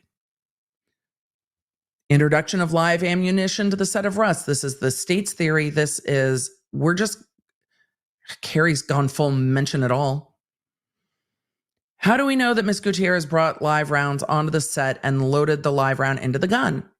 It really is. This is jumped the shark of legal writing into just writing an essay on what happened in this case. There's no law yet. Like, we're at somebody wake me up when we get to the law, because what no one has explained to me, Carrie, is how you can ask for what you're asking for. I mean, yes, anyone can file anything, but you have obligations as a lawyer to not file meritless motions. So can you tell me why you have the legal grounds to do this? I'll go full Daryl Brooks up in this bitch. Grounds. Where are the grounds? Where are the grounds? How are you, under what law are you filing this motion? Stop relitigating the facts and tell me the law that allows you to ask for this.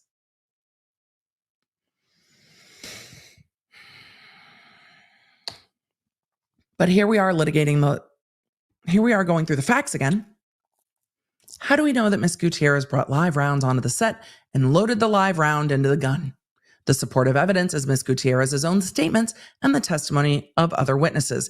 Gutierrez admitted loading the gun right before it was handed to Mr. Halls and subsequently passed on to Mr. Baldwin. Moreover, Miss Gutierrez admitted to bringing 2 boxes of purported dummy rounds onto the set from the previous movie she worked on in August 2021. Give me 1 second. I had to ask a question.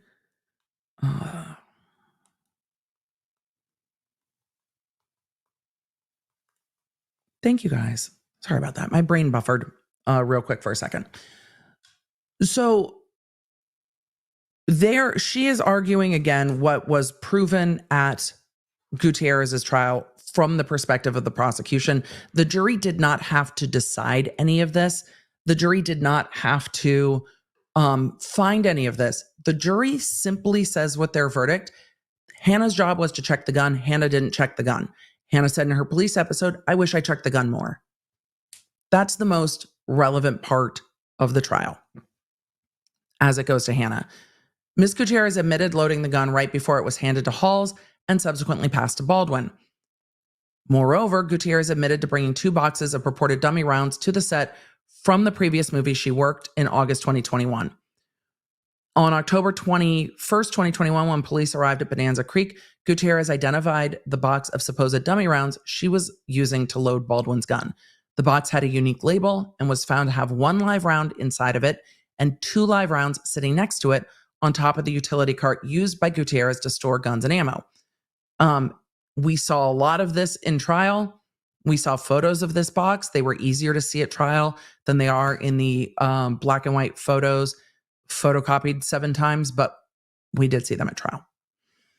Ms. Gutierrez was later interviewed by detectives. She showed detectives a photo of the box of dummy rounds that she obtained from her father so that detectives could see the type of box she brought onto set. It was identical to the box she identified as the box of dummy rounds she was using to load Baldwin's gun that contained the live round. And that's the box we saw at trial. Sorry, I'm out of water.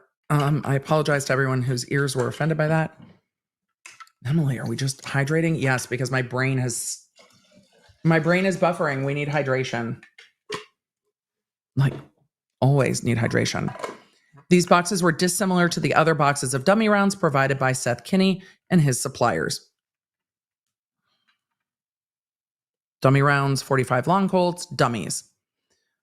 And we haven't seen, these are the ones with the JS label she says are dissimilar. Additional circumstantial evidence that Ms. Gutierrez introduced live rounds to the set of Rust is that Ms. Gutierrez requested to shoot live ammunition out of a real prop gun on her previous film, The Old Way. I don't think this came in at trial. I don't remember this coming in at trial. Maybe it did, but I do not remember off the top of my head. These texts are incredibly difficult to read, but it says, can I shoot hot rounds out of the trap door? And that's a text from Hannah to Seth Kinney. And Seth Kinney responded, never shoot live ammo out of TV guns, only blanks. The response to that is, it's a serious mistake, always ends in tears. Prior to the beginning of work on the set of Rust, Gutierrez told Kinney that she had obtained live ammunition, and there was a text exchange between Gutierrez and her stepfather, Thel, that supports the notion that she was actively trying to obtain live .45 caliber ammo. Finally, it was discovered that Ms. Gutierrez submitted an invoice to Rust Productions for a device called an inertia puller. That did come up at trial. An inertia puller is designed for one purpose, the disassembling of live ammunition. In November 2021, Gutierrez took 2 photos of ammunition referred to in later text messages as being live ammunition. And the ammunition depicted in the photos appears to be a match for the live rounds found on the set of Rust. These didn't come up until the hearing with regard to the Teskey rounds during Baldwin's case. These did not come up in Gutierrez's case. There is absolutely no evidence that the live ammunition was planted on the set of Rust by a saboteur or provided by Kenny or Zachary. All suggestions that live ammunition was planted by a saboteur or provided by anyone other than Ms. Gutierrez is rank speculation. I mean, the defense is allowed to tell the jury there's a reasonable alternative. See, it's called beyond a reasonable doubt. And what the defense is allowed to do when they defend a case is try to raise a reasonable doubt. That doubt has to be grounded and based on facts. It can't just be based on rank speculation. But we heard enough testimony from Seth Kinney about the mixed rounds that he and Thel had when they did Cowboy Camp that I think there was room for Baldwin's attorneys to argue. Whether the jury believed it or not, whether it ever mattered to the jury or not is different. But I think there was room to argue that it wasn't Hannah. I don't think how the live rounds got into the gun matter for Baldwin's trial, but here we are. Carrie goes on to say, ultimately, there were 6 live rounds located on the set of Rust in various locations. 1 was placed in the gun that killed Miss Hutchins and injured Joel Souza. 1 live round was found in Baldwin's gun holster. 1 live round was found in Jensen Eckel's gun holster. The holsters were designed with leather loops intended for the storage of extra ammunition, right? Because it's that type of a movie. It's a Western. As mentioned above, 1 live round was located in the box of supposed dummy rounds being used by Gutierrez to load Baldwin's gun. 2 live rounds were located next to the box of dummy rounds on the utility cart. The state demonstrated in painstaking detail during the trial of Ms. Gutierrez that the live rounds were present on the set long before October 21st and as early as October 10th. The photo October 10th shows a .45 caliber round with a silver primer in the same box. That Ms. Gutierrez was pulling rounds from that she loaded Alec's gun with on October 21st, and the round with the silver primer is in the exact same position on October 10th, where it was ultimately found by law enforcement October 21st. Yes, she went into this in trial. Why are we doing it again? Why? She was saying all the live rounds have Starline brass casings, silver primers, and identically shaped projectiles with a 6 millimeter Met plate, the tip, the nose of the projectile, the cone. The reason she's getting into this is to say that, as I'm sitting here going, tell me why, Emily, you know why. She is getting into this to say that the Teskey rounds aren't connected to this case at all, and therefore the judge was wrong. Even if the judge is wrong, it's been dismissed with prejudice. I don't think there's anything you can do. Arguendo. Okay, judge was wrong. And jeopardy attached, dismissed with prejudice. You can't go back and get a retrial. You can't refile it. You can't get a mistrial. It is worth noting that Starline Brass only manufactures brass casings. I know more about Starline Brass than I ever wanted to know in my entire life. As a test, undersigned counsel asked her ballistic experts, Michael Hagg, to see if he could purchase rounds with all of the same characteristics from a local gun store. Hagg was easily able to locate and purchase a box of .45 caliber ammo with these characteristics from a local gun store in Rio Rancho, New Mexico. A single box of dummy rounds provided by Mr. Kinney were distinctive in their appearance, as the brass casings were heavily antiqued, giving them a dark bronze color and not a shiny brass color. The dummy rounds provided by Mr. Kinney also had Starline brass casings and silver primers, but most had projectiles with 4 millimeter cones. None of the other dummy rounds located on set had silver primers. In some, all the rounds located on set with silver primers were either dummy rounds provided by Seth Kinney or live rounds. And some of the rounds provided by Troy Teskey had silver primers. The two can easily be distinguished by the dark bronze color of the dummy rounds provided by Seth Kinney, and the Kinney dummy rounds had a BB inside that rattled when they were shaken. Are we just in defense of Seth Kinney right now? What the fuck are we doing? Immediately after the death of Miss Hutchins, Jason Bowles, how immediate was it? How did Hannah already have an attorney? It couldn't have been immediately. I take issue with the word immediately. It couldn't have been immediately. It would have taken her time to get a lawyer. Immediately after the death of Miss Hutchins, Jason Bowles, counsel for Gutierrez, and Alec Baldwin began blaming Mr. Kinney for introducing the live rounds to the movie set. All right, everyone involved is going to blame each other. Are we new here? That's generally what happens. Also, Mr. Kinney was the supplier. It is a reasonable question. The first question when all of this goes down is, how the fuck did live rounds get here? That is question number 1. And who are they going to look at first and ask that question? The person who supplied all the rounds. That's a reasonable question. Okay. Why are we all offended that they were blaming Mr. Kinney? I'm not. Why are we? Maybe there's a reason they were asking questions. But they say Miss Gutierrez and Baldwin began blaming Kinney for introducing live rounds to the movie set. Baldwin made statements to the media to cast suspicion on Mr. Kinney. Are y'all still sus about Kinney? I still have questions. Personally, I still have questions. And it keeps getting worse. Every time I see him talk, I have more questions. The only one that didn't seem suspicious of him seems to be Detective Hancock. And Seth Kinney was trying to direct this investigation from the first second he talked to Hancock.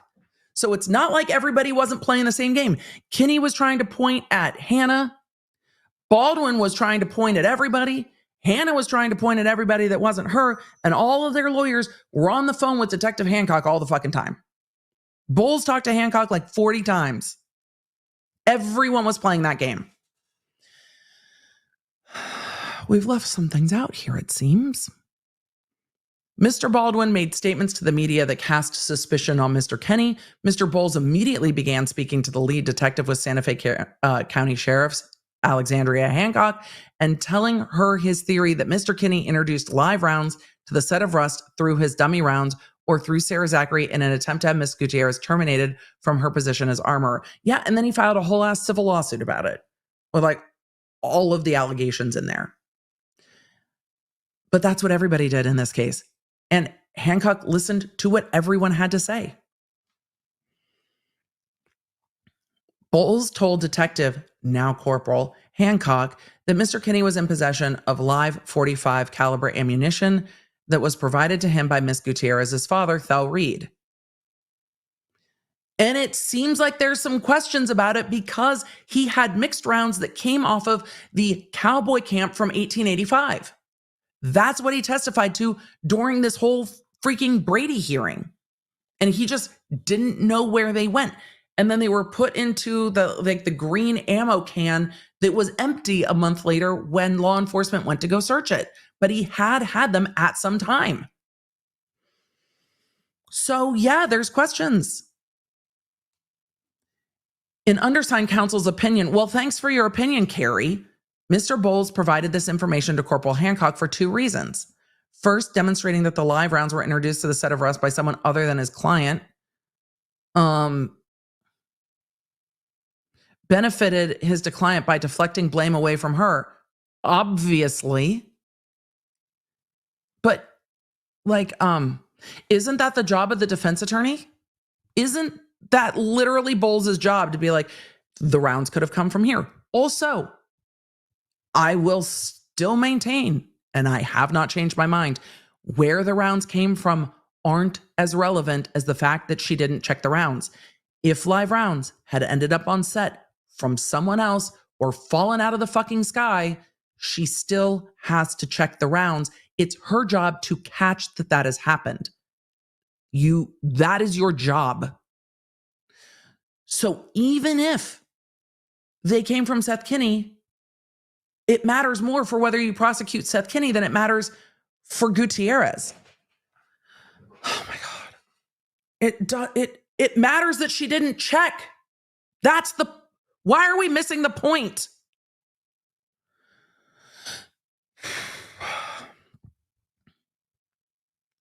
So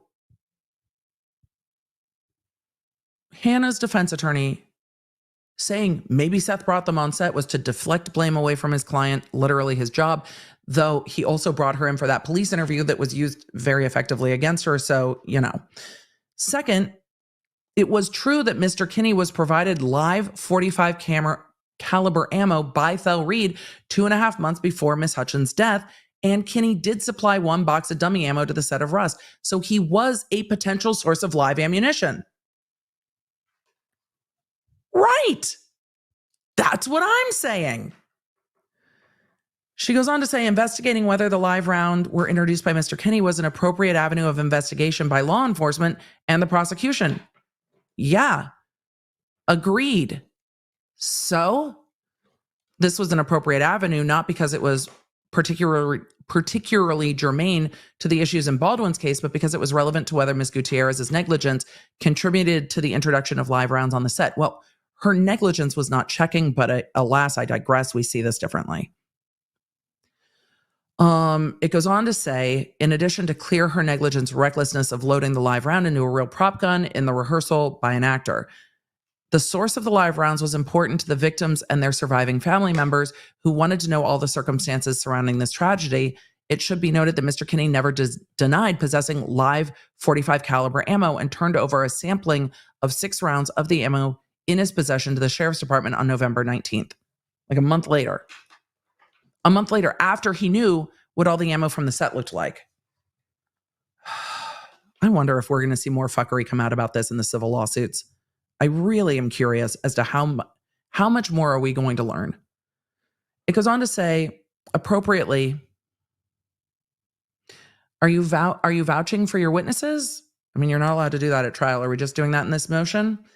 Appropriately, Corporal Hancock received the information from Mr. Bowles and ultimately executed a search warrant on Kinney's business in Albuquerque. That should have been done within days of this happening. Once you clear the scene of court, a lot of you in the chat are not law enforcement. Isn't it just logical that you want to track the source of where live ammo came from? And to do that, you search the supplier? Like, we don't have to be detectives to decide that this needed to happen. Appropriately, Corporal Hancock received the information from Bowles and ultimately executed a search warrant on Kinney's business, despite his willingness to cooperate and surrendering a sampling of live rounds, a sampling that he picked. He chose. You don't let witnesses cherry pick the evidence. Oh, I downloaded some of my text messages before I rehomed my phone. Here's what we found relevant. No, you don't let the witnesses decide what the evidence is, especially if those witnesses could be suspects. That's not how any of this works. The search warrant was not executed until November 30th, primarily because there was a steep learning curve for law enforcement to climb, never having worked or studied any of the issues related to the use of real guns and the types of ammo used in movie sets. Don't fucking bullshit me. Are you joking me with this?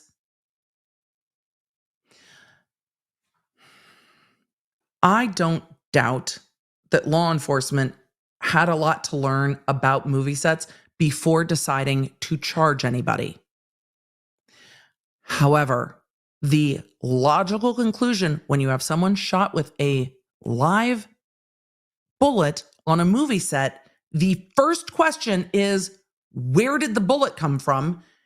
And you look to the armorer and then to the supplier. Those are your first questions. And then you can have a search warrant. There's probable cause there. Probable cause. Someone was shot and killed on a movie set. This is the person that supplied the ammunition to the movie set. Warrant. Go search. That's not hard. Then you can determine whether or not someone should be charged, but you need to find where it came from. You don't need to determine all the issues related with movie sets. Obviously, live rounds shouldn't be on a movie set. And once you've interviewed Seth Kinney, because the man just started talking and he said, no, we never supplied it, go double check. No, he's like, here you go. Here. When the sheriff's department executed the warrant on PDQ props, they found 74 rounds of live .45 caliber ammo in Mr. Kinney's possession that he had previously acknowledged possession of when speaking to law enforcement. All of the live .45 caliber ammo taken from PDQ props was visibly dissimilar to the live rounds located on the set of Rust, and what Baldwin's attorneys will argue at that time. At that time. A month and a bit later. And these are those rounds, and the cone shape is visibly dissimilar, despite the fact that live ammunition from PDQ was obviously dissimilar. Ma'am, you sat in court under oath and said that the rounds that were taken into evidence by the crime scene tech from Troy Teskey were obviously different. And when everybody opened up the package, that wasn't true. The strong language is just wild. Despite the fact that live ammo from PDQ was obviously dissimilar to the live ammo taken from the set of Rust, law enforcement sent the live ammo from Rust and PDQ to the FBI. Well, thank God that we're here. The FBI. Oh, I had that turned way down. The FBI determined that the gunpowder inside the live rounds taken from PDQ was vastly dissimilar from the gunpowder taken in the live rounds from Rust. Yes, we know, the shoot loops versus the discs. Yes. Source of the PDQ live ammo. In August 2021, Thel and Seth Kinney were asked by the producers of the TV series 1883 to conduct firearm training with the actors working on 1883 at a private shooting range in Texas that was located near the set of 1883. In August 2021, Reed and Gutierrez drove from Bullhead City to Albuquerque to meet with Kinney. Reed brought with him 325 rounds of live .45 caliber ammo to use at the cowboy camp. Mr. Kinney, Mr. Reed, and Ms. Gutierrez met in Albuquerque, New Mexico, where they gathered their equipment before they ultimately split up. Kinney and Reed drove to Texas for the training. Gutierrez drove to Montana? No, Emily. Montana, to begin her first job as armorer on the set of The Old Way. Kinney and Reed took all 325 live rounds to Texas to train the 1883 actors on gun techniques with live ammo. At the conclusion of the 1883 training, there were 80 live rounds left over. Those rounds were driven from Texas back to Albuquerque by Seth Kinney and stored at PDQ. This is the problem.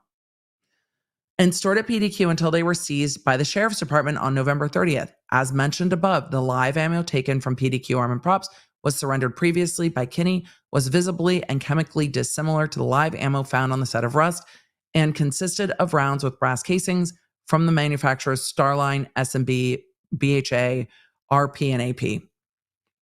Of the 80 rounds, only one had a silver primer, and it was housed in AP brass casing, not Starline. Nearly all of the live rounds taken from PDQ have projectiles shapes called semi-wad cutter, and the semi-wad cutter projectile is dissimilar from the projectiles from the lives on the set of Rust. None of the live rounds taken from PDQ were a match for the live rounds taken from the set of Rust. It's worth noting that Mr. Reed was interviewed telephonically by law enforcement and agreed that the live ammunition taken to Texas had semi-wad cutter projectiles. And then we have a photo of a semi-wad cutter that looks like a crayon.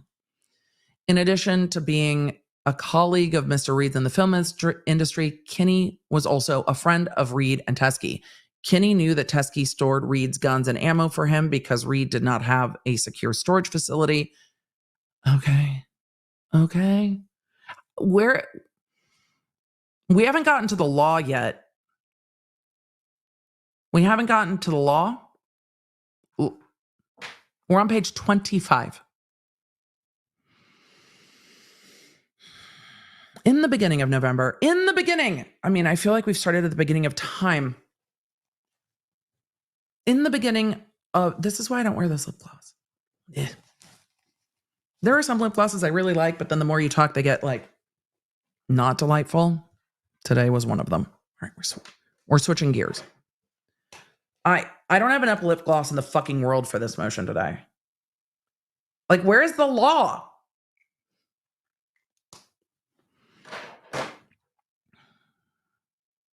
All right.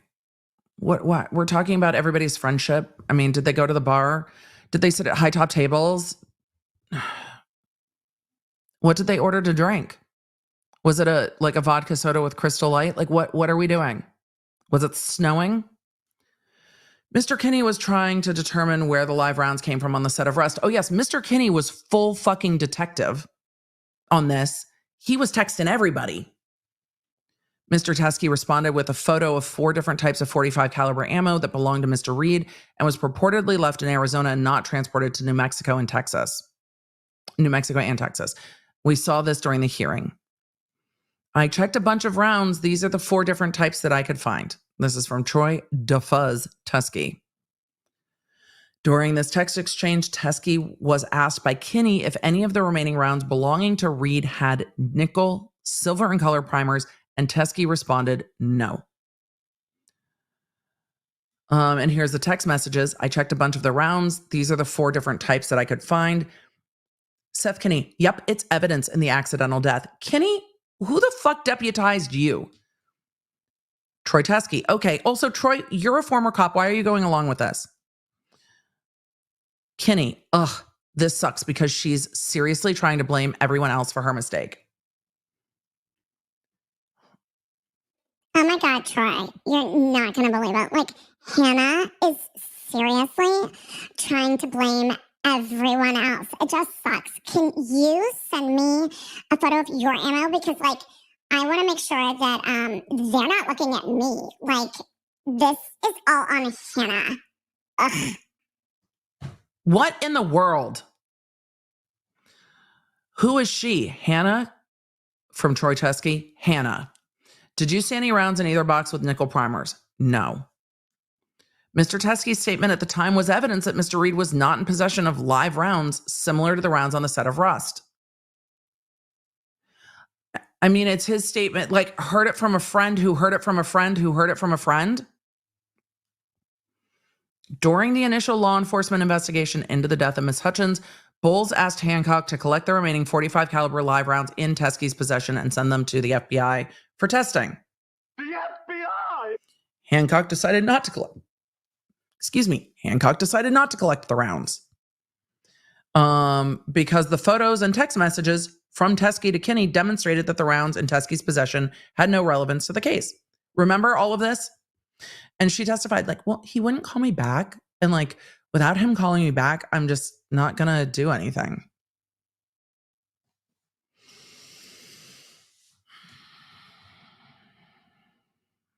Okay. But once you have them, then you have to do something with them. And that something is tell the defense. Corporal Hancock decided not to collect the rounds for testing. Fine. If it had stopped there, then it stops there, but it didn't. It most definitely did not stop there. Let's see. Hancock would have had to enlist the assistance of local law enforcement in Arizona to collect the ammunition that seemingly had no relevance to the case. Okay. Of the rounds belonging to Thel Reed that remained in Arizona, none of them were ever seen or possessed by Seth Kinney. In November 2023, undersigned counsel conducted a pretrial interview with Troy. The point is not this. In November 2023, Carrie Morrissey conducted a pretrial interview with Troy Teskey as he was listed as a defense witness for Gutierrez. During the interview, Teskey was flippant about any... Ma'am. It's bold to call anyone else flippant. Was flippant about any possible relevancy of the remaining .45 caliber ammo in his possession. He stated that he and Mr. Reed had gone shooting since the incident resulting in Hutchinson's death and, quote, had already shot most of it up, if not all of it. So in the interview, Teskey was a witness for Bowles. Teskey said in his interview with Carrie, you know, one of his closest friends, the prosecutor of one of his close friends' daughters, that they had already shot most of it up and it's not connected. In January 2024, Bowles asked counsel if she would have the ammunition in Teskey's possession collected by law enforcement and tested by the FBI. And they were disinclined to acquiesce to that request. They're like, send it to the FBI yourself. Mr. Bowles sent a photo of the ammo in Teskey's possession to undersigned counsel, and the photo matched the photo sent by Teskey to Kinney. It's probably the same photo. The photo contained 4 rounds of ammo, and all were visibly dissimilar to the live ammo found on the set of Rust. So how did similar ammo end up in the possession of Santa Fe sheriffs? That's what I want to know. Both photos, the one provided by Teskey to Kinney in November 21, and the one provided by Teskey to Bowles and to Carrie Morrissey in January 24, contained one cartridge with Starline brass casing, brass primer, and projectile shape dissimilar to the live rounds from the set of Rust. One cartridge with a brass CBC casing. I'm not going through the rest of them. One Winchester. We know all of this from the hearing. There was no evidence that any live rounds with Starline brass casings, silver primers, and similarly shaped projectiles were ever taken to Texas for the 1883 training or were ever in possession of Seth Kinney. Why are we talking about Baldwin? Like where? It is apparent from the previous statements of Reed and Teskey that Reed owned numerous rounds of .45 caliber live ammo that was comprised of a variety of different brass casings, primers, and projectiles. The state concedes that some of these rounds were taken to Texas for 1883. However, there is absolutely no evidence beyond pure speculation that live ammunition with the same characteristics of the live ammunition from the set of Rust ever went to Texas for 1883 training or was left over and was taken back to PDQ. So she's saying that the rounds that Teskey gave to Santa Fe never left Arizona. That's what she keeps arguing. But that's for cross-examination, though. It can still be argued. Once Teskey gives them to law enforcement, counsel still needs to know about them. And then you argue this. This is an argument to exclude it. What should happen is if Teskey comes to law enforcement and is like, hey, these might be related. Law enforcement puts them into evidence, writes a report, says why they think they're not related, turns over the report, photos to defense, lets defense examine them. And then you make a motion to exclude in your motions in limine and say, hey, This is the chain of events. This is where that ammo came from. It is not relevant. It does not connect to this case, and it should not be discussed at trial. And then you argue the motion in limine. What you don't do is check it into evidence, put it under a separate case number, and never tell anybody about it. That doesn't work.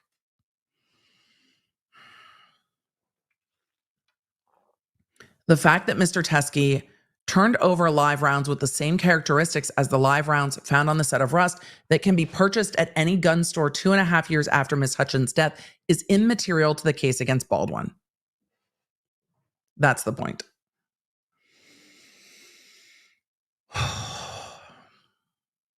That's an argument for a motion in limine. This is especially true when you consider that on 2 occasions, Teskey provided photos of the different types of .45 caliber ammo in his possession, and none of them appeared similar to the live rounds. Right, then make a motion in limine and say Teskey is trying to manipulate evidence. Then do that. But what you can't do is what happened here, and that's the issue.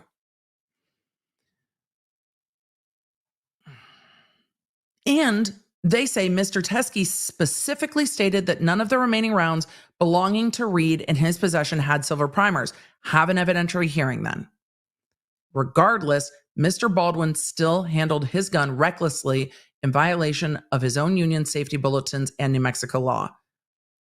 Okay, but where's the law on why, after it's been dismissed with prejudice, we are even here? Hannah's trial. The trial of Hannah Gutierrez began in late February 2024. We've done so many trials this year, and ended March 6, 2024. During the trial, undersigned counsel was notified by Bowles that he would not be calling Thel Reed or Troy Teskey to testify on Gutierrez's behalf, although both were present in the courtroom during the trial. Wasn't there a motion to exclude witnesses? No exclusionary rule? Okay. On March 6th, after the trial concluded, Teskey went to Santa Fe County Sheriff's Department, turned over the rounds of purported live .45 caliber ammo to the crime scene technician, Marissa Poppel. I mean, it's not purported. They are live rounds, purportedly from the set. They may or may not be from the set. But I'm gonna pause my rage for a second to thank B2 for the gifted memberships. Thank you, B2. It's good to see you in the chat. And thank you for the gifted memberships to all the long-term watchers up here. Welcome, new members. And thank you, B2. So, Michael, thank you. J. Michael is like, I also will be gifting 20 memberships. Thank you, Michael. It's good to see you in the chat. I appreciate it. Thank you for the gifted memberships. It goes on to say that Teskey went to the Sheriff's Department to turn over several rounds of live .45 caliber ammo to the crime scene technician, Marissa Poppel, that purportedly were connected, but they are actually live rounds. A 6-minute lapel video of the exchange was recorded by Lieutenant Brian Brandel, which nobody knew about until the middle of trial. During this exchange, Teskey explained that he was asked to be a witness for the defense by Bowles and was asked again to bring certain pieces of ammo with him from Arizona to the trial in New Mexico. We know all of this. The record is clear. This record has been made over and over again. You can just refer back to the hearing transcript. Like, we're 31 pages in, rehashing what is already in the record ad nauseum. Teskey explained that when he arrived in Santa Fe, he was told he would no longer be called as a witness, and Bowles no longer wanted the ammunition he was asked to bring. After Bowles refused to take the ammo, Teskey decided to drop it off at the Sheriff's Department. Teskey explained that the ammo was not from the set of Rust, but was from a batch of ammo that Reed took to New Mexico and Texas for 1883. Right. And then you all have to argue about whether that happened or not.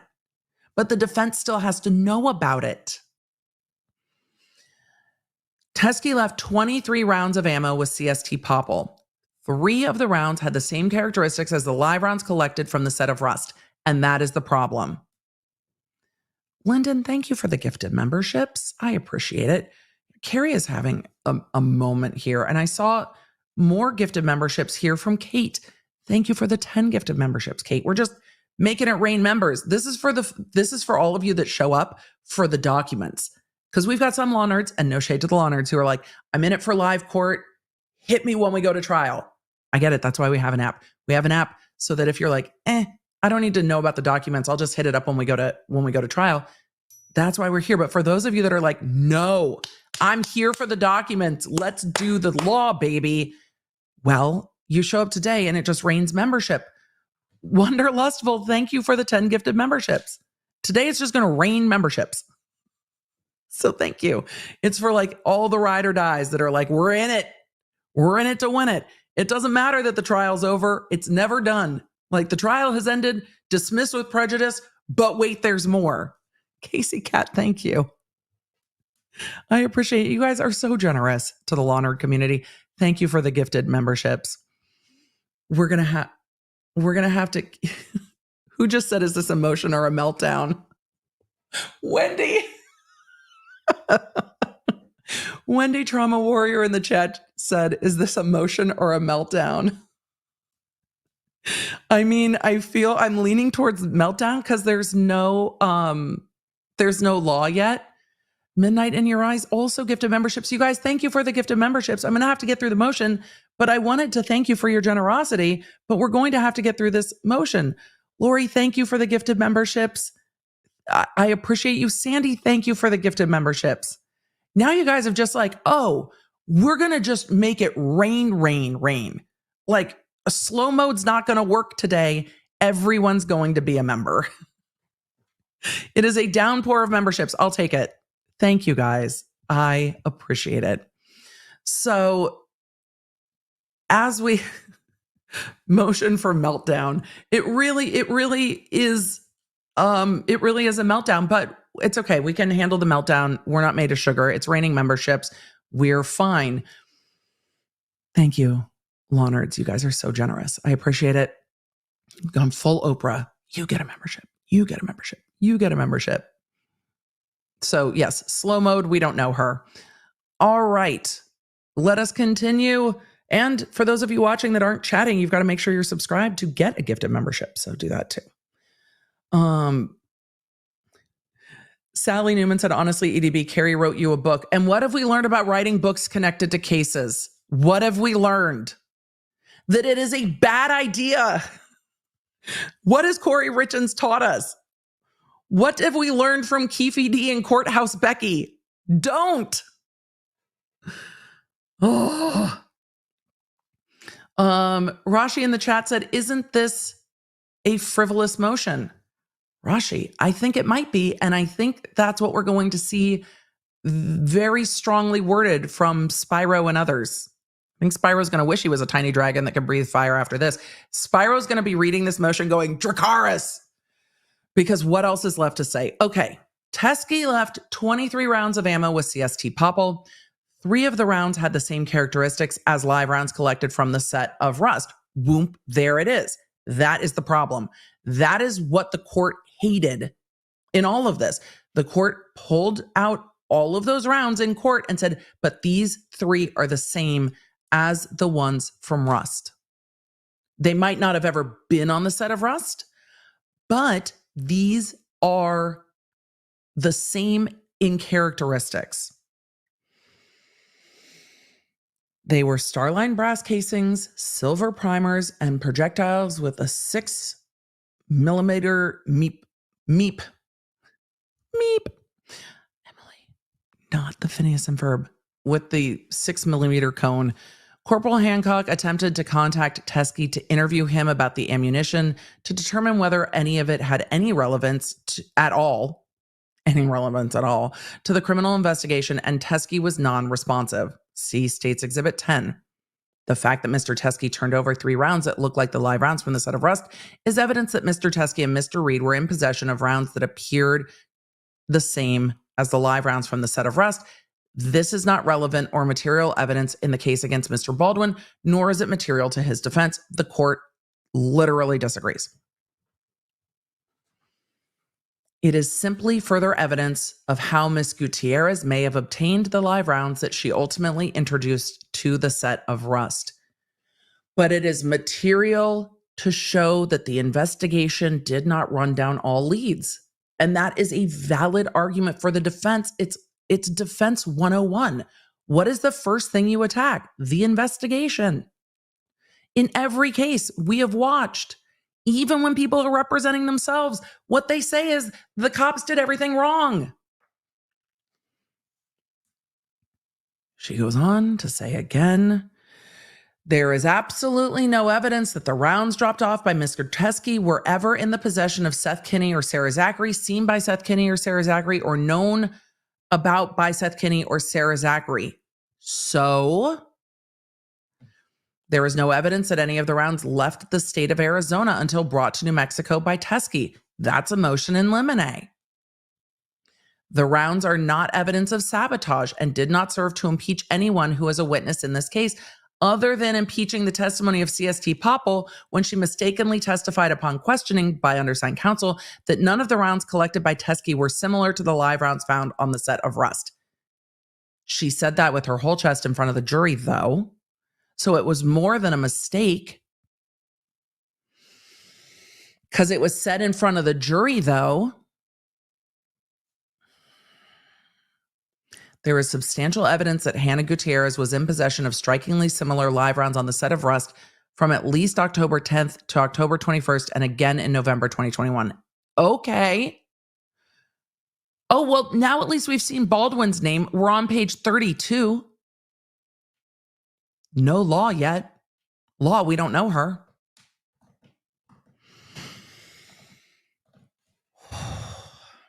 Baldwin was indicted by a grand jury on the charge of involuntary manslaughter for negligent use of a firearm and involuntary manslaughter under an alternative theory.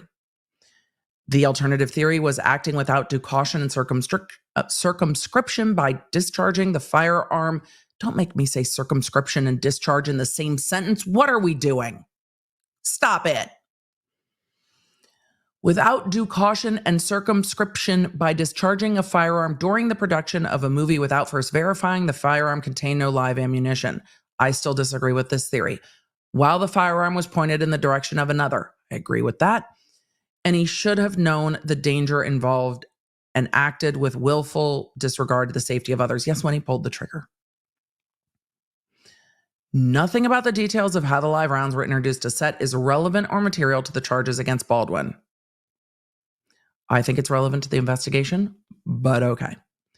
It is not a criminal act in any way to bring live ammunition onto a movie set unless it is done negligently by the set's own armorer as evidence of her ongoing negligence and reckless conduct that ultimately culminated in her loading a live round into the prop gun that killed someone.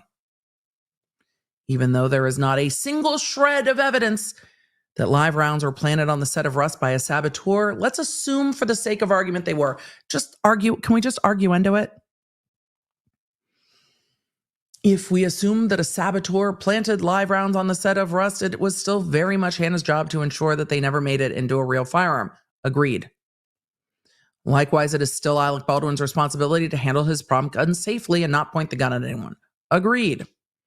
Let alone two people at the same time. I mean, I don't think he pointed it directly at two people at the same time because the director, Joel Souza, was behind the cinematographer because they were looking at the monitor, or they were looking at the camera. But okay. So it's Baldwin's responsibility to handle the gun safely. Agreed. He shouldn't have pointed it at anyone. Agreed. He shouldn't have cocked it when the scene did not call for it and pulled the trigger of the gun when the scene did not call for him to pull the trigger. I agree with all of that. But how does this allow this motion to move forward? It's important to view the facts as a whole. Can we view the law first and then we can talk about what's important? Because we're way more than halfway there at this point and we haven't talked about the law yet and it's making me anxious. It's important to view the facts as a whole. The live round in Mr. Baldwin's holster can be seen in video evidence as early as October 13th. The live round in the box of Gutierrez's dummy ammunition can be seen as early as October 10th. Okay. And the tree in the bog way down in the valley, like the nest on the branch and the branch on the tree and the tree in the bog, and okay. But it was dismissed with prejudice. How can the court even reconsider this? What is the law that makes this happen? Because We're just rehashing the record again and again and again. It's like, if you keep saying, no, let me explain. The court's heard you say all of this. It's not that the court lacks understanding. The court fundamentally disagrees with you about whether these facts are material to Baldwin's defense. The court decided they were. And I don't think that can be reconsidered. They said all Miss Gutierrez had to do was ensure each dummy round rattled or had a hole in it. Yeah, agree. That was her job. Agreed. She's been prosecuted and sent to prison for it. Let's assume for the sake of argument that the 3 live rounds collected from Teskey on March 6th that possessed the same physical characteristics as the live rounds found on the Rust set were sent to the FBI for explosives or gunpowder testing. Okay. The testing of explosive powder inside the cartridge could only result in the FBI giving an opinion that the powder from the live rounds found on the set of Rust was consistent with the powder from the live rounds turned over by Teskey or not. The FBI cannot and will not say that they're the same. Right? They're either consistent or they're inconsistent, but you need to know.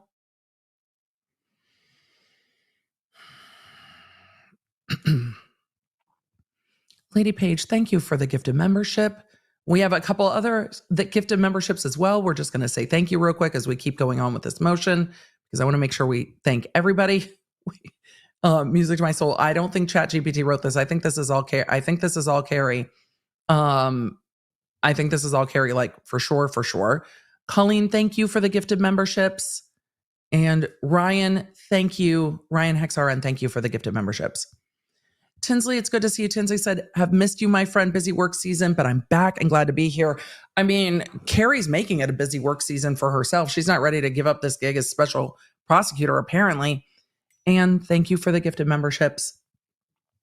Casey Cat said, motion for dragon emoji. I will take that under consideration and see what we can come up with. So the FBI can say the gunpowders are similar or not similar.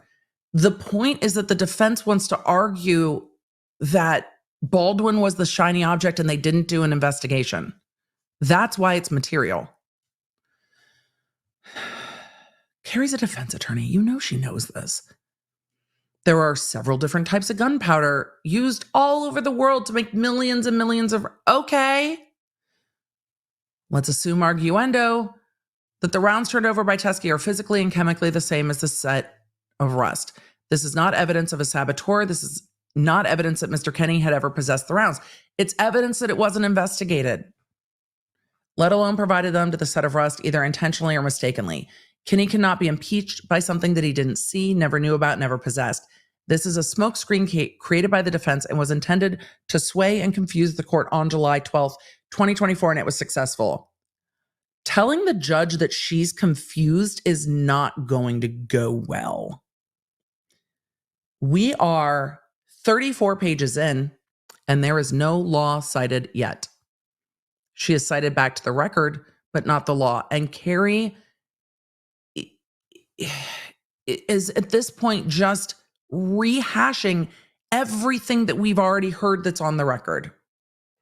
But she has said, defense was trying to confuse the judge, and Your Honor, you were confused. Baldwin's motion to dismiss filed July 11th. On July 11th, 2024, the state called CST Marissa Poppel to testify. On cross-examination, defense counsel questioned Poppel about a, quote, she put it in italics, but, quote, good Samaritan, Troy Teskey, who turned in ammunition he stated was related to the Rust investigation. The defense was aware that Mr. Teskey not only turned in ammunition, but he turned in ammunition that he claimed was related to Rust, but that they were aware that some of the rounds turned over had the same physical characteristics as the live rounds on the set of Rust. There is no evidence of that. The defense knew more than undersigned counsel knew about the rounds turned in by Mr. Teskey. Well, ain't that a bitch? Guess what?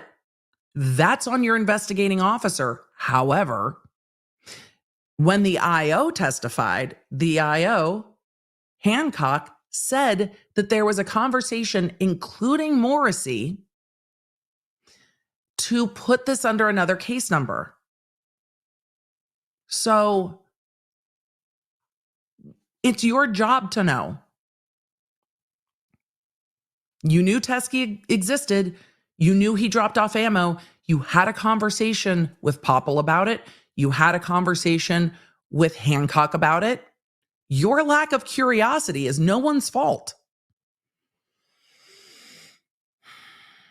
The defense knew more than undersigned counsel knew about the rounds turned in by Mr. Teskey. I don't think we've seen evidence on the record that counsel was aware that the rounds had the same physical characteristics. I don't think we've seen that yet. On redirect, counsel elicited testimony from Poppel that the rounds turned in by Teskey were visibly dissimilar to the live rounds from the set of Rust. She said they were completely different. That was her testimony. See State's Exhibit 14A. Somebody make a note. Miguelina, make a note of 14A. We're going to that in a minute. That's going to be the transcript. Undersigned counsel elicited this testimony because she believed it to be accurate. Your belief doesn't matter. Undersigned counsel was never provided a copy of the doc report generated by the sheriff's department, never inspected the rounds, and was never notified by law enforcement that any of the rounds appeared similar. Okay, but that's your job. And the court can't reconsider the motion based on your failure to do your job. And I've told you guys this before, and I will reiterate it now. If the prosecutor does not know a piece of evidence exists, and that piece of evidence is potentially exculpatory, whose fault is it if that evidence does not get turned over to the defense? Yeah, that's right. The prosecutor's fault. It is the prosecutor's fault. You are part of the same prosecutorial team. And if you never knew it existed, it is still your fault. That is the job. So when the state brought in a defense attorney to be the special prosecutor, it's on the special prosecutor to know how to prosecute a case. Erlinda Johnson, who we stan, Erlinda Johnson at lunchtime said, it is our job to dismiss this case because this was not turned over. And it doesn't matter who knew what, it's on you. That's part of the job. So the case gets dismissed. And Carrie was like, nah. And Erlinda's like, I'm out. Peace. Because Erlinda has been a prosecutor. I can't believe that Carrie's argument is like, but Your Honor, I didn't even know. So it doesn't matter that you didn't know. It doesn't matter. It doesn't matter in the least that you didn't know. It's your job to know. Admitting that you didn't know is you admitting that you did not do your job. Your Honor, I didn't know. Yeah, and? Tough shit. It's your job to know. This makes me so mad. The amount of times I had sat down at the police department with the detective and been like, we're going through page by page to make sure I have everything, you have everything, the defense has everything. That's the job. She was working on one case. It's a case with a lot of evidence, but it was one case.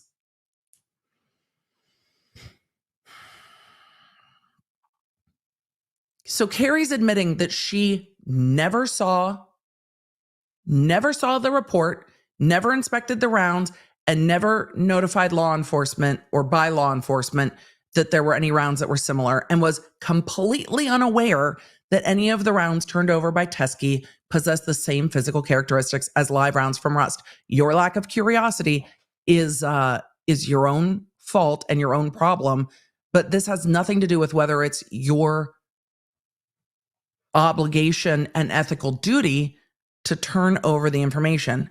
It is still your obligation and ethical duty to turn over this information, even if you don't know it exists. It's your job to know. Just like it's Hannah's job to know what's loaded into the gun, Carrie, it's your job to know what evidence there is. Undersigned counsel was relying on the 2 photos of the live rounds provided by Teskey in November 2021 and January 2024. And that is on you. Mr. Teskey's statement to Mr. Kinney in November 2021 that none of the rounds in his possession had silver primers and had all dissimilarly shaped projectiles.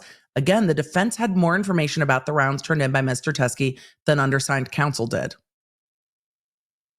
And where's the law that says that matters? Can you tell me why that matters? This highlights why, as a prosecutor, you have to quadruple check. It can be real stressful when you're not told about stuff in your case, but you have to double check. And if the police get that wrong and they don't give it to you, your case gets dismissed. Because it's still a Brady violation and that's still your responsibility. Poppel agreed, let's see. Again, the defense had more information about the rounds turned in by Teskey than the undersigned counsel did, but they had never seen them. They only knew what Bowles told them. Bowles doesn't have an ethical duty to tell them anything. You do. Poppel agreed on redirect that the live rounds dropped collected, that the live rounds collected from Teskey looked dissimilar to the live rounds found at the set of Rust. And this testimony was incorrect, no shit, as demonstrated by the examination of the 3 rounds in the courtroom on July 12th, 2024. Ms. Poppel made a mistake because she had not viewed the live rounds turned in by Teskey in several months, and there are thousands of live rounds of ammunition in the case. Then she should have checked her report. Human beings make mistakes. Yep, that's true. Hannah Gutierrez also made a mistake. You realize that you are prosecuting Hannah and Baldwin for involuntary manslaughter. The literal fucking definition of the case of invol is that it is a mistake, but that you were negligent. Ma'am, are we not seeing any parallels here? Do we not see any parallels? It was your job to turn it over, and you didn't do that, and then there were consequences. It was Poppel's job to be accurate in her testimony, and then she didn't do that, and then there were consequences. It was Hannah's job to test all of the rounds before loading them into the gun, and she didn't, and then there were consequences. Are we seeing a pattern? Look, here come the consequence. Man. Ms. Poppel's mistaken testimony and undersigned counsel's ignorance of the specific characteristics of the rounds collected from Teskey do not make the rounds relevant or material to the case against Baldwin. What? They're not arguing that it's relevant because you didn't know. They're arguing because it goes to the investigation and your witness misstated the truth under oath. Oh my God. No one on the prosecution team, to include law enforcement, ever intentionally kept evidence from the defendant. You didn't give it to the defendant, though? So there's that. It simply didn't occur to the prosecution. You being bad at your job is not the point. It simply didn't occur to the prosecution that the rounds were relevant to the case against Baldwin, even if they were the same or similar to the live rounds from the set of Rust. Which is why it's not your determination to make you turn it over, then you argue to exclude it later. You don't get to make that decision. So Carrie's like, yeah, she's just making this so much worse for herself. Yeah, we didn't turn it over to the defense. And yeah, I didn't even know it existed. And yeah, the defense had more information than I did. And yeah, we just didn't know. And yeah, I elicited untruthful testimony from a witness on the stand just because I was ignorant of the facts of my own case. But Your Honor, we should get to prosecute Baldwin again.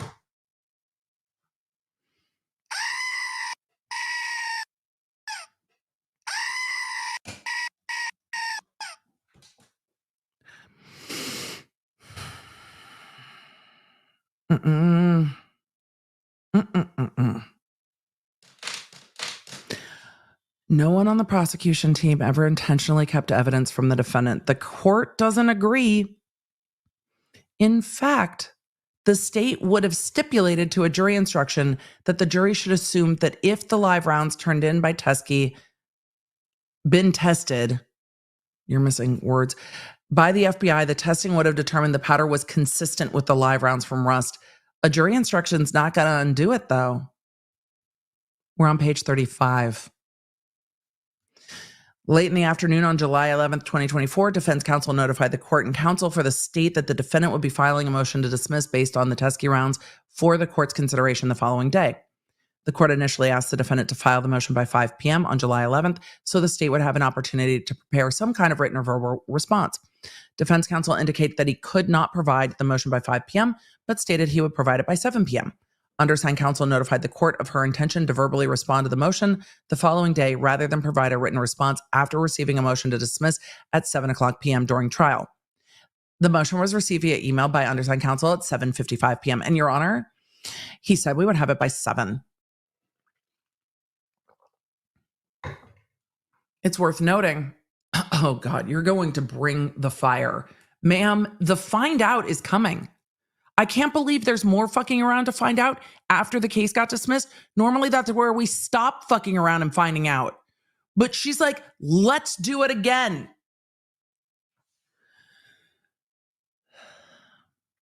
Kay Rezel in the chat is trying to understand and said, is there no double jeopardy with this case? There is double jeopardy in this case. Yes, there is. You're not wrong. We're not crazy. We're not wrong. I'm not crazy. We don't know the law yet of how Carrie thinks that this relitigation ad nauseum of the facts is going to work. But Carrie apparently wants a reunion after the dismissal. She's like, I'm not resolved. I need Andy and a camera. Like, she's not done yet. Ma'am, you're done. Dismissed with prejudice. We're done. She's like, I'm not done yet. I am not done yet. And now here we are, 36 pages in, no law yet. But we're rehashing these facts again. It's worth noting that the defendant was being represented by at least 9 attorneys. Your Honor, 9. He had 9 attorneys. And they were from New York. And they have better bagels than we do in New Mexico. I actually don't know if that's true or not.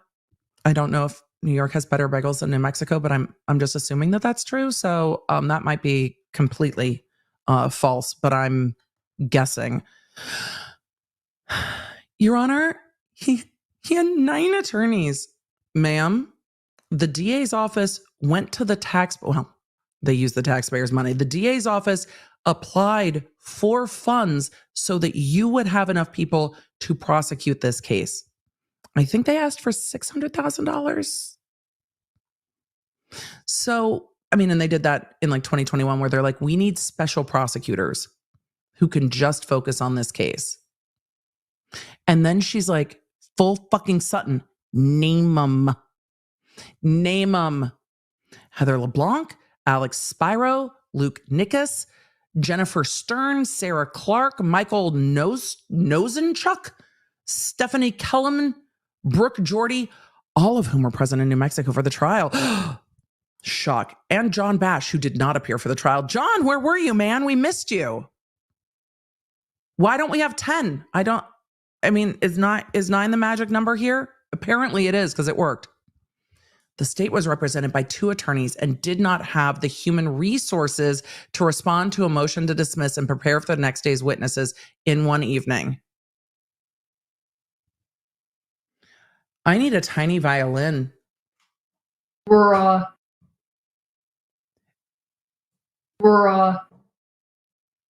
We have now reached full meltdown, melty temper tantrum. I think we just need to go code bra. I think we're going to go to the code bra lights. Or do we just go Audacity? I saw some motions for Audacity. I can't believe that she is literally saying, there's only 2 of us. Have you ever met a criminal trial? There's no sleeping. It's incredible. Why do you think lawyers are so burned out and stressed? It's because it's a hard fucking job and you often don't have enough resources. And we said from the beginning of this case that the defense plan was going to be to bury the prosecution in work. Why? Because Baldwin has the money to do so. Another day we can have a conversation about the role that money plays in the criminal justice system in the United States. But we are seeing where it benefits Baldwin. He was able to bury them in litigation.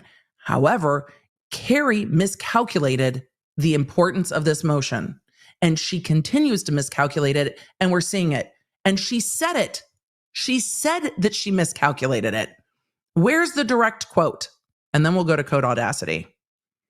Because now we're like, I didn't have the manpower to respond. It simply didn't occur to the prosecution that the rounds were relevant. That was a judgment call and a mistake. Just like Baldwin's team thinking that not all of his interview would come in was a miscalculation and a mistake. You picked wrong. It simply didn't occur to the prosecution that the rounds were relevant. Wrong answer. All right, y'all. We have got to hit the audacity on this one because we've now gotten to whining that the defense had more resources. Ma'am, have you ever seen a federal prosecution? And the defendants are like, but they have the weight of the FBI and the full fucking federal government. Uh-huh. Defense attorneys make this argument all the time that they don't have the resources. And a lot of the times they don't. Baldwin had the resources and now you're mad. Late in the day. Uh-huh. Not to mention, I'm not done yet. Miss me with the we didn't have the time to prepare for the witnesses for the next day. This is the second time you're doing this case. There were very few witnesses that were new, and some of those were Erlinda Johnson witnesses. So if Erlinda was prepping the witnesses, couldn't you prep the motion? No, you chose. You chose not to. Why? Because it didn't occur to you that this mattered. That was a tactical decision and you picked wrong.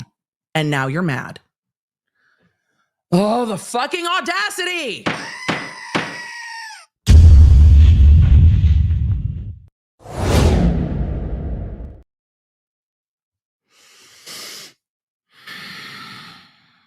Motion for audacity granted. We are now green. Let us continue. We did get to page 36. No law, all the audacity. I'm so mad. This is wild. Emily, don't be mad. You talk about law on the internet. What better law to talk about on the internet than this? If not this, then what? There was other things I wanted to do today, Carrie. The defense knew that some of the rounds turned in by Teskey were the same or similar to live rounds from the set of Rust and laid in wait. Wait, I need to back up. I missed a couple sentences. Holy shit. The state was represented by 2 attorneys and did not have the human resources to respond to a motion to dismiss and prepare for the next day's witnesses in one evening. You could have split the work up. That's how group projects work. The fact that the motion was raised during trial was a tactical decision by the defense to take advantage of the state's limited resources. Oh boy. The defense knew that some of the live rounds turned in by Teskey were the same or similar to live rounds from the set of Rust and laid in wait to move to dismiss during trial when it had a tactical advantage. First, I don't know how she knows that the defense knew that, because what came out on the record is that the defense knew Teskey turned in rounds, but the defense had not seen the rounds or the reports. So I object, because that is facts not in evidence. Also, arguendo, if the defense, so arguing if all of that is true, I'm not saying it is, assuming any of that is true or all of that is true, and they lied in wait to when they had a tactical advantage, then what? Then what? Does that suck? Yeah, but you know how to avoid the defense lying in wait and springing a Brady violation on you? By turning over the evidence.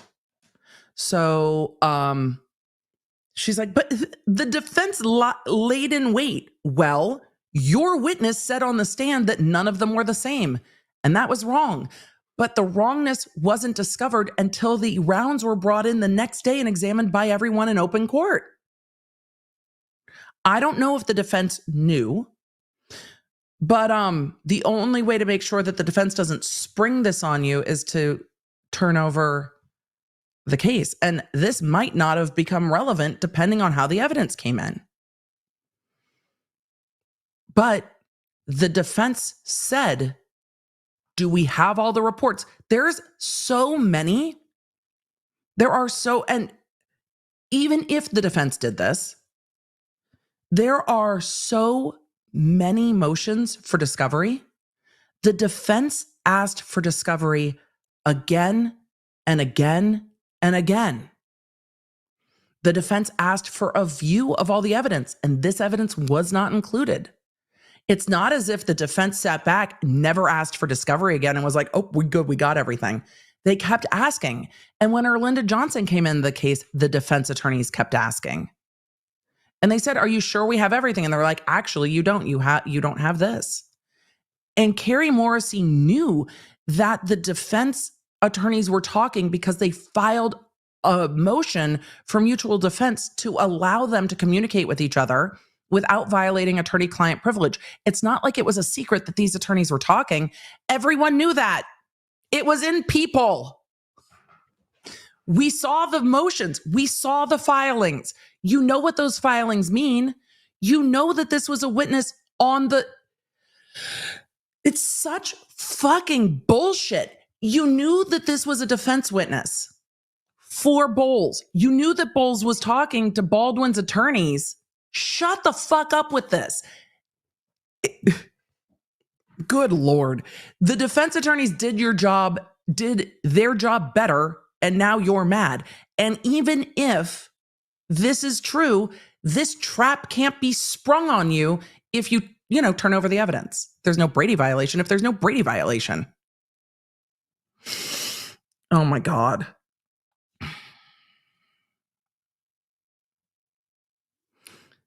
The fact that this motion was raised during trial was a tactical decision. And are you saying that Baldwin got his money worth for his attorneys? The defense knew that some of the rounds turned in by Teskey. I don't know if that is true or not, but even if, it's still her job to turn it over. The defense scheduled its third evidence viewing in the case for June 18th, 2024.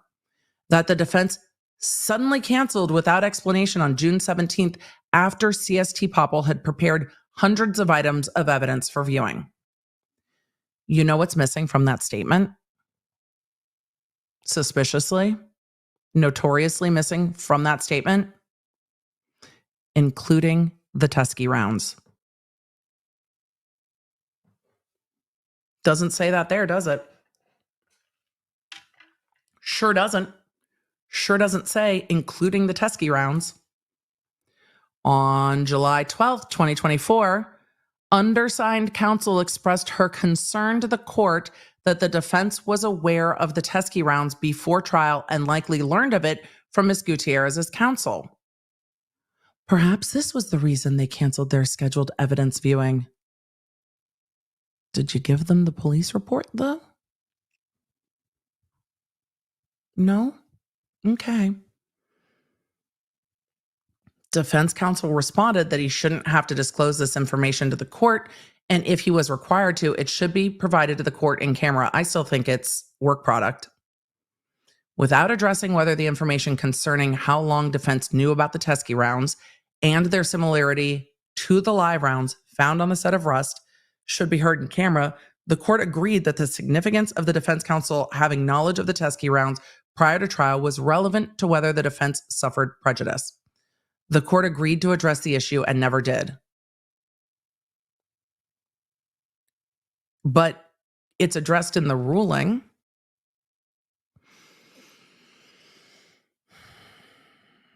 The defense continued to argue that it was prejudiced by the state's failure to disclose the existence of the Teskey rounds to the defense, even though they clearly knew the details of the rounds turned in by Teskey and knew that the rounds were in possession of the sheriff's department. The state respectfully requests this court to order the defendant to provide all information regarding when and how they learned of the Teskey rounds to the court and the state so that a full record can be made for the likely possibility of a review by a higher court. Your Honor, we're appealing it. The state is entitled to a full record for appellate review. Not a privileged information, you're not.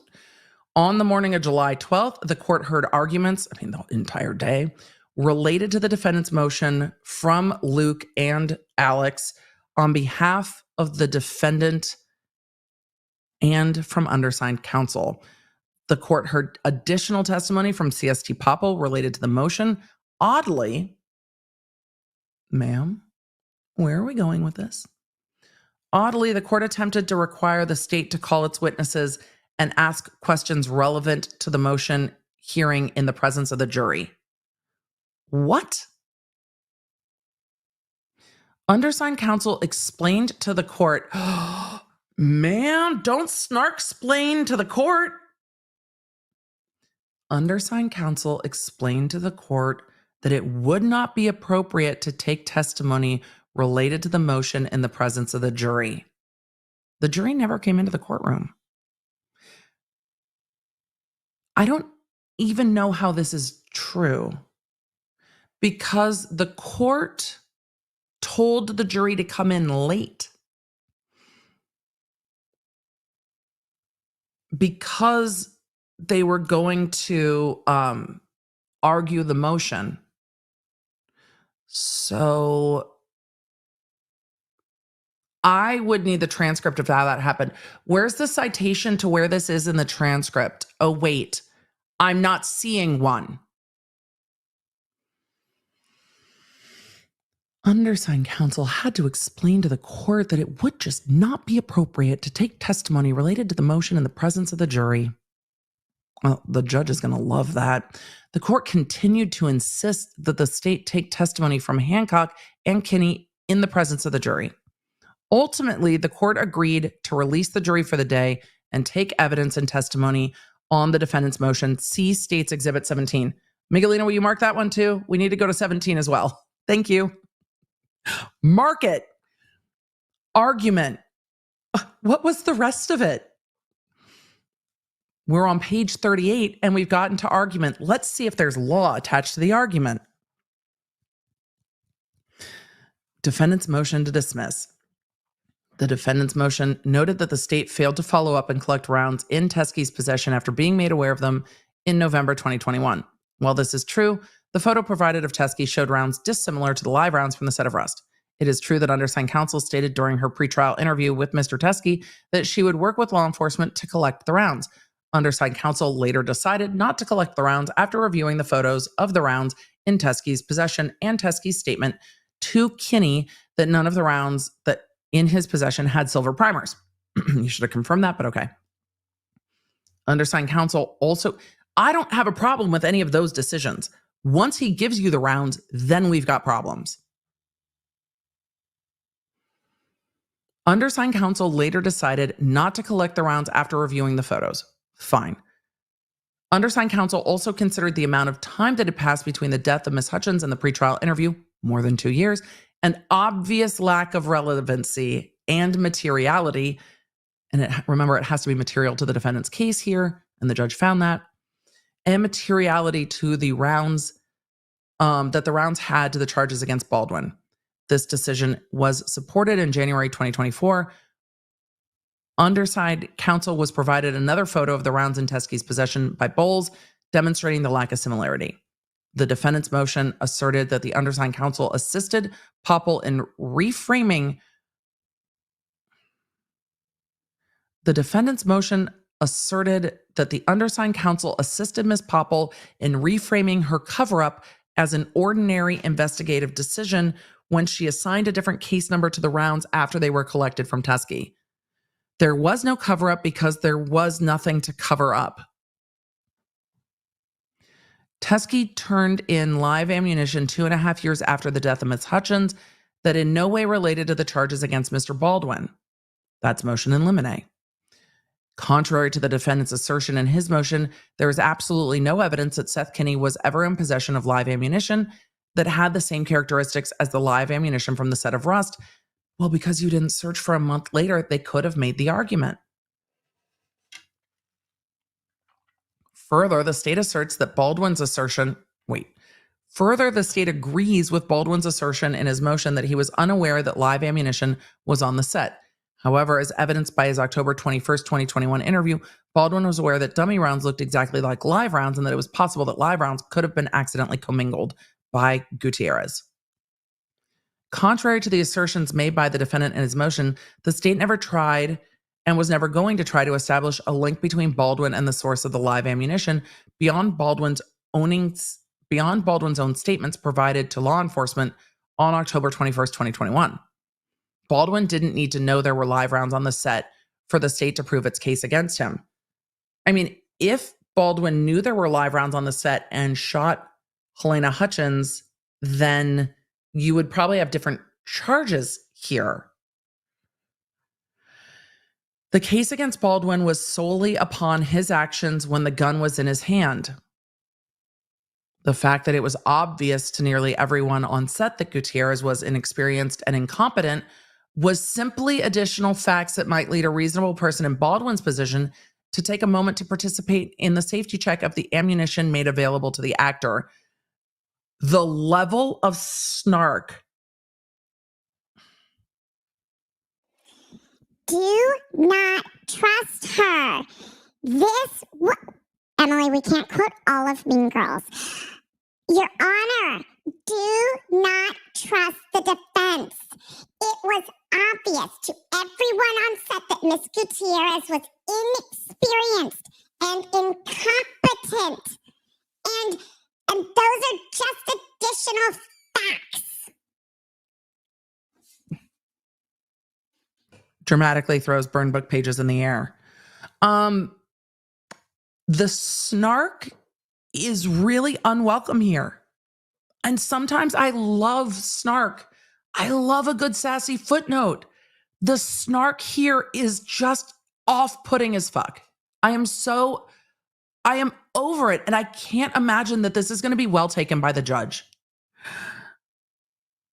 I would love to be a fly on the wall for the research attorney for Judge Summer reading this and then I worked as a research attorney, and then going into Judge Summer's chambers and sitting down or flopping into a chair and being like, oh my God, Your Honor, you are never going to believe what's in this motion. First, she admits that there's a Brady violation. Second, she says that there's not her fault because she didn't know, and that she was sandbagged by the defense, and that their failure to turn over evidence was somehow the defense's fault. And then she said that you wanted to bring the jury out during this. And then she said it was just obvious to everyone that Gutierrez was inexperienced and incompetent, because what is emotion without taking more shots at Hannah Gutierrez, who is already in prison? Your Honor, what is happening here? Oh, the conversations that must be happening. These additional facts would lead a reasonable person in Baldwin's position. I mean, not Baldwin, but a reasonable person. Ma'am, a reasonable person that's in the prosecutor's position would ask law enforcement if they had all the reports after dude showed up in court with live ammunition. Maybe. A reasonable person in a prosecutor's position wouldn't withhold evidence. It's worth noting that 2 other actors on the set of Rust always check the dummy rounds. Your Honor, also Baldwin sucks. That the other actors, they checked their rounds. Jensen would never, Your Honor. Oh my God. 2 other actors on the set of Rust always check the dummy rounds loaded into their real prop guns by Miss Gutierrez to ensure they were inert. This has nothing to do with live rounds. A blank round accidentally placed in Baldwin's gun could have resulted in serious injury to anyone in its path. Obviously. As stated above, there is no evidence that Kinney... Why are we talking about Kinney again? Why are we obsessed with what Seth Kinney did or didn't do?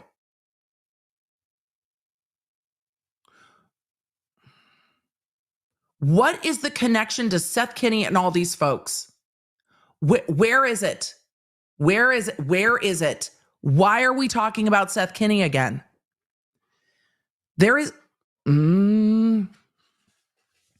As stated above, there is no evidence that Kinney provided live rounds to the set of Rust, and the state never intended to bury anything. I mean, the intentions don't really matter. It never occurred to the state that Teskey rounds were relevant to the case against Mr. Baldwin, and they are not.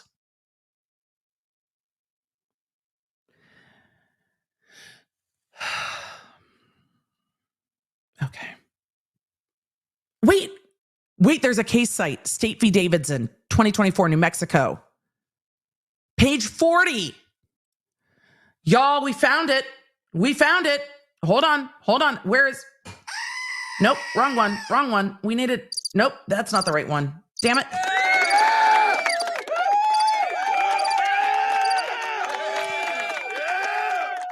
Page 40. We are 40 pages in before there is law. Okay, I see a case site. The defendant's motion is full of rank speculation that the court cannot rely upon when dismissing a case with prejudice.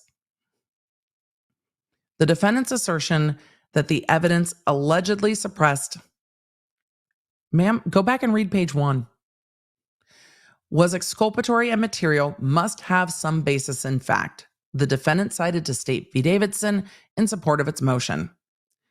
Ma'am,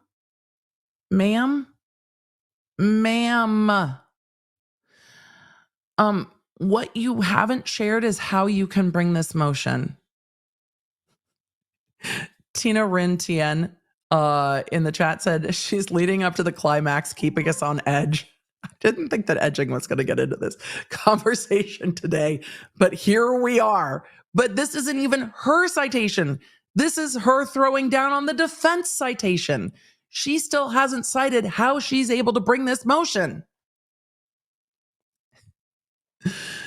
Davidson is easily distinguishable from the instant case, as Davidson dealt with the actual destruction of unquestionably exculpatory evidence in the form of a high-quality video of the killing that was the basis for the charges against the defendant that was obtained by law enforcement.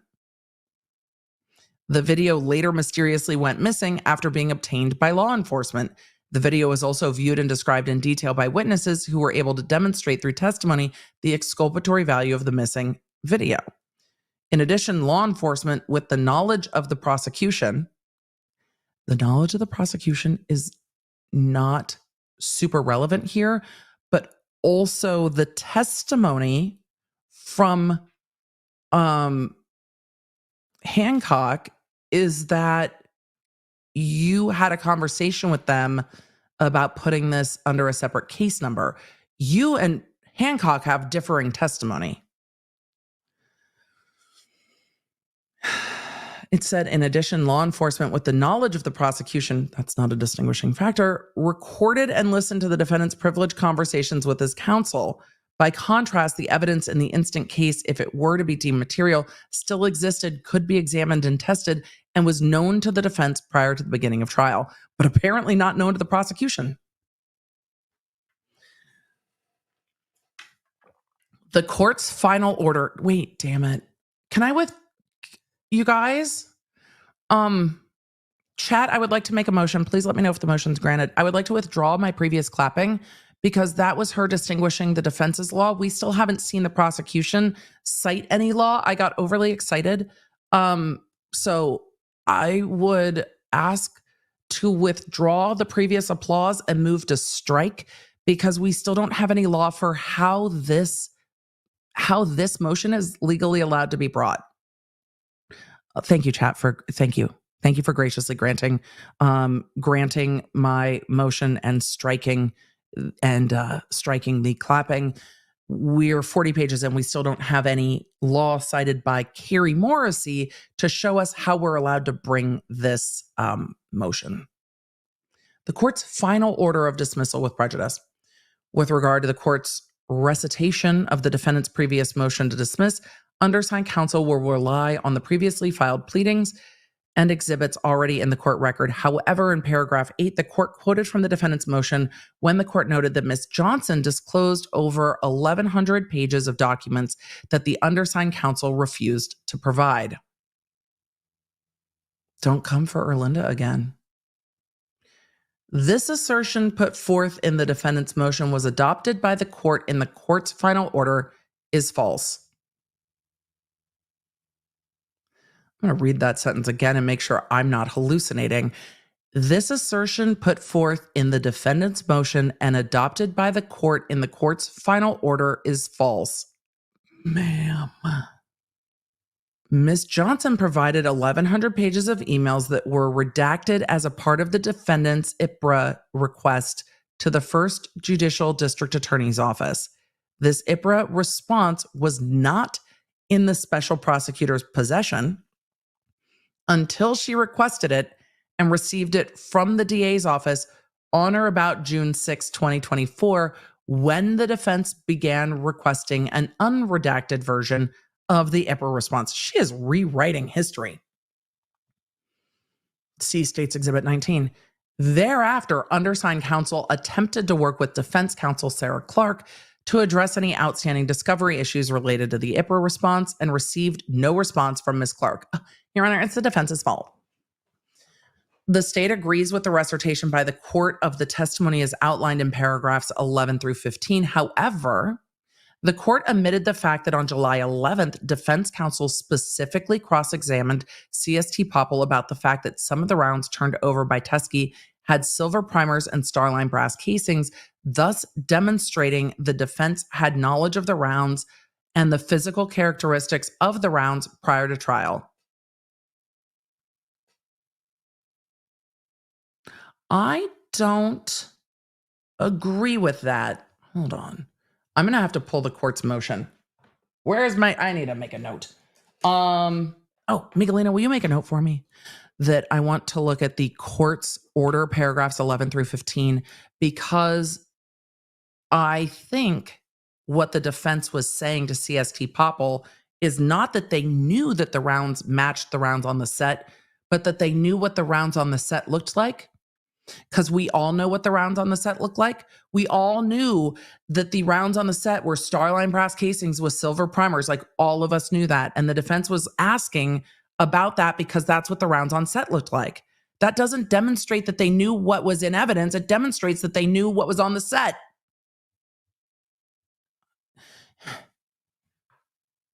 Specifically in paragraph 15, the court noted that the defense established that the defense, quote, was not given an opportunity to inspect the newly collected ammo when defendant inspected ammunition inventoried under the Rust investigation case number. However, the defendant was clearly aware that the ammunition was in the possession of the sheriff's department and was also aware that some of the rounds possessed the same characteristics as the live rounds from Rust and could have requested to inspect them at any time but failed to do so. That's not how that works. Also, that's facts, not in evidence. There's nothing that shows, and if I missed it, someone will tell me in the comments. So if I missed it, I will go back and look. But I have not seen anything that shows that the defense knew what was in evidence, other than the defense knew that Teskey gave rounds to Santa Fe sheriffs and that the rounds at the set of Rust had the, starline brass with the nickel primers. I have not seen anything that shows that the defense knew what was in evidence, that they had the report from evidence that indicated that, or that they had seen the evidence. I think that that is all, to quote Carrie, rank speculation. And I think that speculation is based off of a failure to appreciate why the defense was asking those questions. So I don't think the defendant was clearly aware. Moreover, the defense could have requested undersigned counsel send the rounds to the FBI for chemical and ballistics testing, but never made such a request. The other defense attorney made the request and you didn't do it. So what leads anyone to believe that you would have done it this time? They didn't know what was in evidence because they never saw it and you didn't turn over the report. So it's not the defense's job to make sure that you don't violate Brady. Like, Brady exists to check the prosecution and the police against bad behavior, because the defendant can't know what they don't know. So the defense did not make these requests because it would have ruined the nature and surprise of the motion to dismiss that it laid in wait to file until trial had already begun. And it would have limited the defense's ability to quickly and efficiently manipulate the facts before the court. That is a very bold allegation of impropriety on the part of the defense. I don't think the defense is going to take kindly to that at all. I wouldn't if I was the defense attorney. That would piss me off. Ma'am,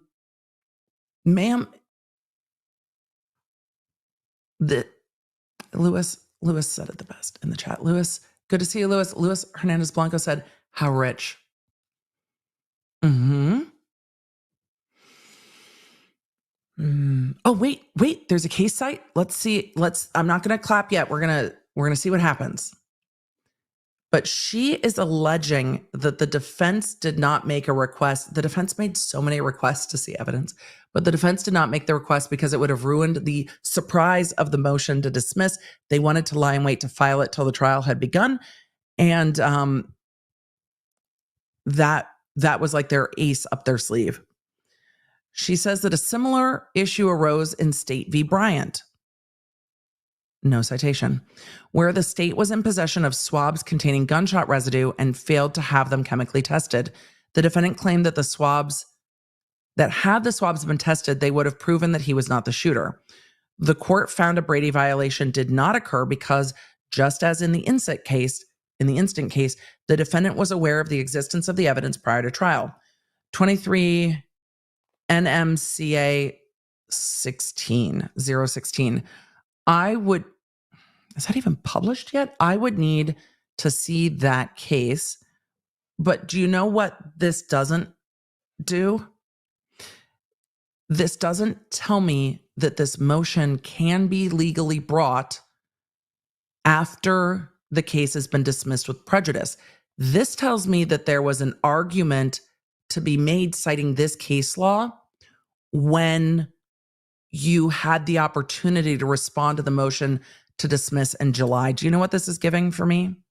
This is giving, I had an argument and then I had like a month to sit on it. And then I was like, you know what I should have said? I should have said this, and I should have said that, and I should have said this, and I should have said that. And so Carrie wanted to bring a motion to be like, I could have responded better. The time to respond is done. The time to raise the case law is done. The time to cite that case was in your motion. The court said that she was surprised that the prosecution did not respond to the motion to dismiss in writing. Carrie did not cite this case law during her response. That was the time.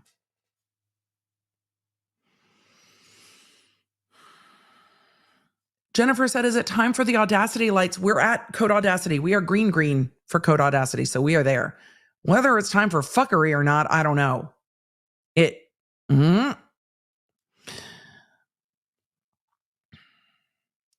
But in that case, the court found that there was no Brady violation because the defense was aware. Here's what I wonder. Just a little, I have not read this case law, but just a little food for thought on this. If the prosecution made the defense aware and then failed to test it, it's different. Here, the prosecution did not make the defense aware that Troy Teske turned anything in and that there was any report about it. The prosecution did not tell anyone that this existed. Arguendo, in this case, if the swabs for the gunshot residue, let's see. Defendant claim had the swabs been tested, they would have proven he was not the shooter. If these swabs in this case, and I don't know if these are the facts of the case or not, if the swabs in the case were taken off the defendant's person, the defendant was present when they were being taken, and the defendant can say to his defense attorney, they swabbed me, where are those? Because the defendant is aware and the defense is aware based on the behavior of the state and government actors. But in this case, the state did not disclose anything. And the state did not say there's a report here, this is an evidence. The defense being made aware by another defense attorney is not the same as a defendant being aware because he was physically present when the thing happened. Those are different facts. Also, this was not argued on the motion at the time, and the time to argue this was then, not now. There is still no case law cited that a motion to dismiss, not a motion to dismiss. There is no case law cited yet to show that when a court dismisses a case with prejudice based on a Brady violation, that can be undone. So we still don't, this is case law for her objection to the defense motion, but this doesn't say that the court can even take up this motion. And there's a part of me that wants the judge to just fucking throw the hammer down, just dismiss the motion for being improper. And there's a part of me that does not want the court to do that because I want to see the defense's response. Badly. It goes on to say, moreover, what page are we on? 42.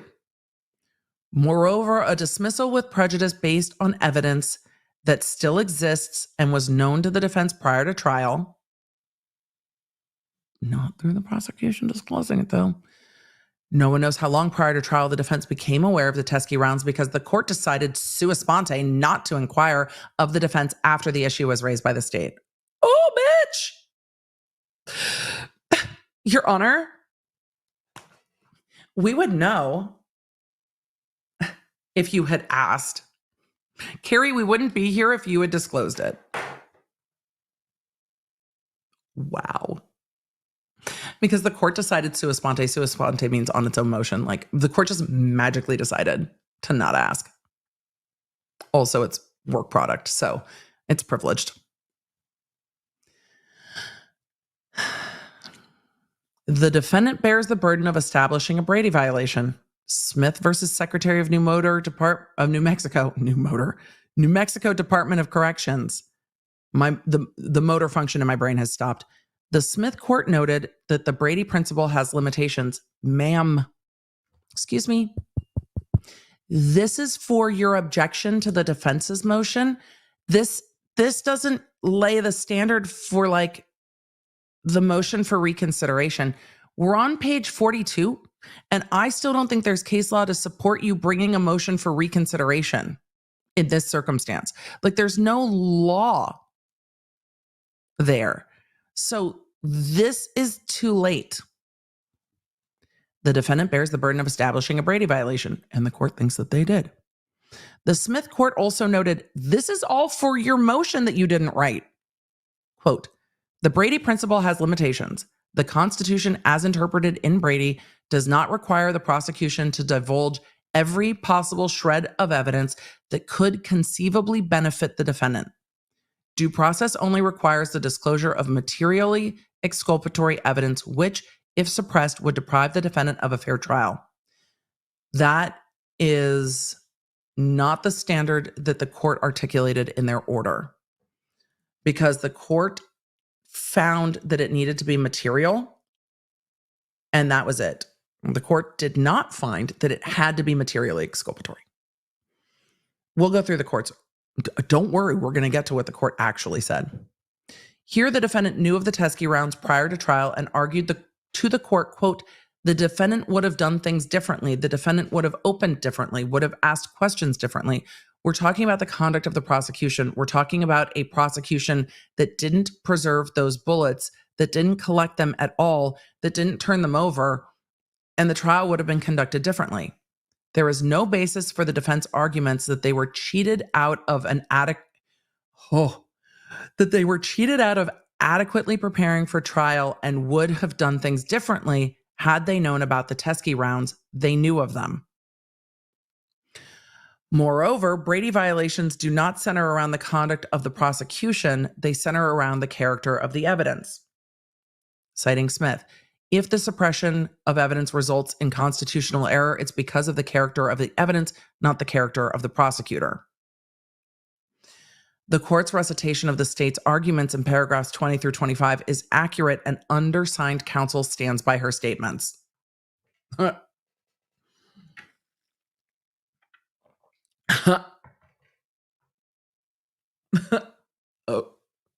okay. Okay. Darth Reven asked in the court if I am a practicing attorney. I have been a licensed attorney for almost 20 years now. I currently only do consulting, but yes, I am still licensed to practice. I do not actively practice as much as I can avoid it. I do consultation. I do not do in-court work, but yes, I am still licensed to practice law. And most of the time I do this. And all the lawyers in the chat, I feel like this is a full fucking CLE course on Brady. Let's continue. There is nothing exculpatory, relevant, or material about the rounds in Mr. Teskey's possession as they relate to the charges against Mr. Baldwin. All of that should have been disclosed. All of that should have been argued in your response to the motion to dismiss. You don't get a do-over. In paragraphs 29 and 30, the court recited facts related to Mr. Kinney's testimony, but the court failed to take into consideration that none of the ammunition in the possession of Mr. Teskey was ever in the possession of Mr. Kinney, seen by Mr. Kinney, or known to Mr. Kinney. You've said that like 3 times. The court seems to establish a nexus between the ammunition possessed by Teskey and the ammunition possessed by Kinney after the 1883 training in Texas that simply does not exist.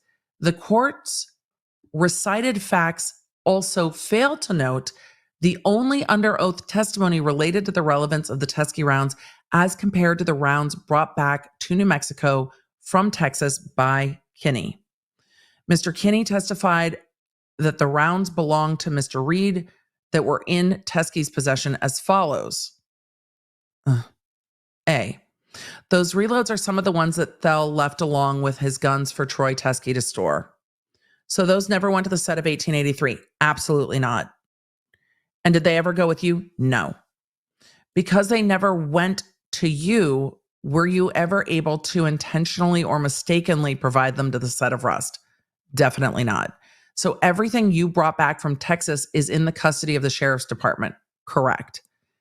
Did you at any point in time did you ever exchange ammunition with Thel Reed or Troy Teskey after the death of Helena Hutchins? No.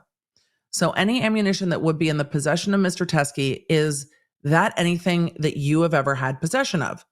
No. I only once received 45 Colt live ammunition from someone, and that was Thel, and that was on our way headed to Texas. And again, I hadn't opened the can until we got to Texas. But then you brought it back from Texas. And Thel could have received it from Teskey. Mr. Kinney's under oath testimony demonstrated that Kinney was never in possession of any rounds with the same or similar characteristics of the live rounds from Rust, because all the rounds he brought back from New Mexico, from Texas, are in the custody of the sheriff's department. So the defense still could have cross-examined him about what happened in the month between the shooting and the search warrant, though. But she goes on to say this is consistent with the photos and statements of Teskey from November 2021, November 2023, and January 2024. This could have been argued in your written motion. Just because the live rounds that went to Texas and New Mexico with Kinney belonged to Thel Reed and the rounds in Teskey's possession also belonged to Thel does not mean the ammunition was the same or even similar.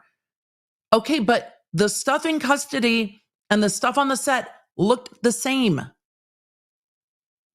And Kinney can be cross-examined about that. And, oh my God. Okay. Conversely, the defense provided absolutely no testimony to support its speculative theory that Mr. Kinney was in possession of rounds with the similar characteristics of the live rounds from Rust and planted them on the set of Rust to somehow discredit Ms. Gutierrez.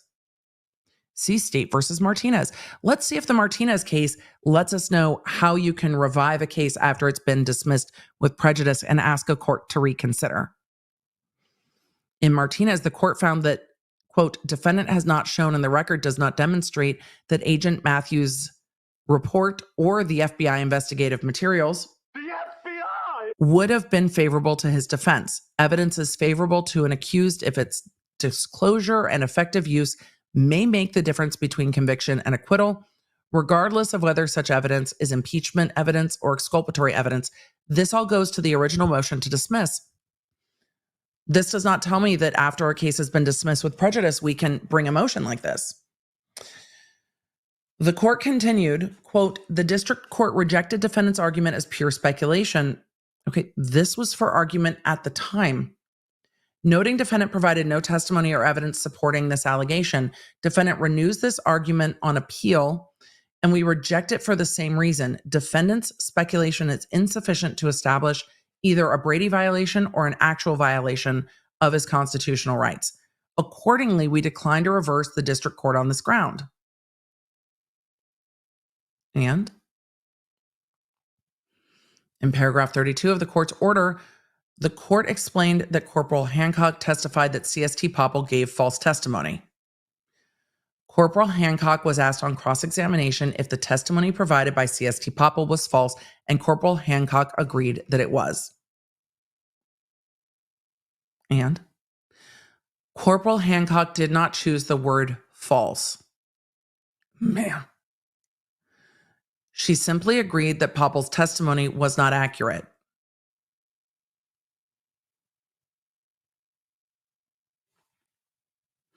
I think we can use not accurate and false synonymously in this situation.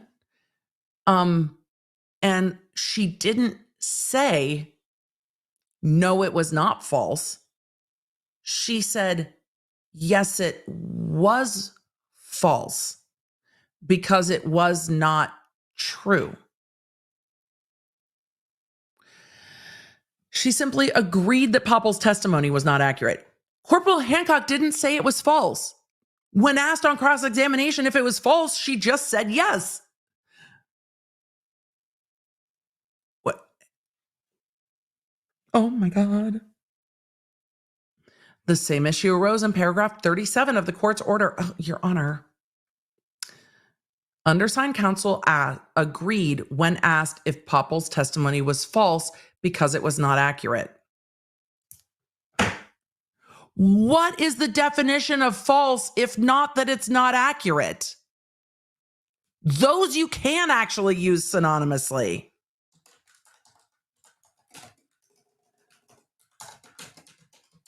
First, we have to explain that stealing money is not a glitch, it's theft. And now we have to explain the word false. Let's go to the dictionary. What does the word false mean? False.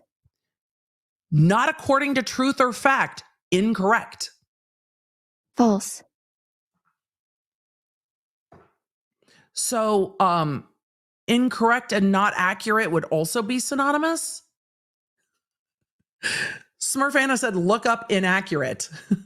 Look up incorrect. Incorrect. Incorrect is not in accordance with fact or wrong, which can also mean false. Incorrect.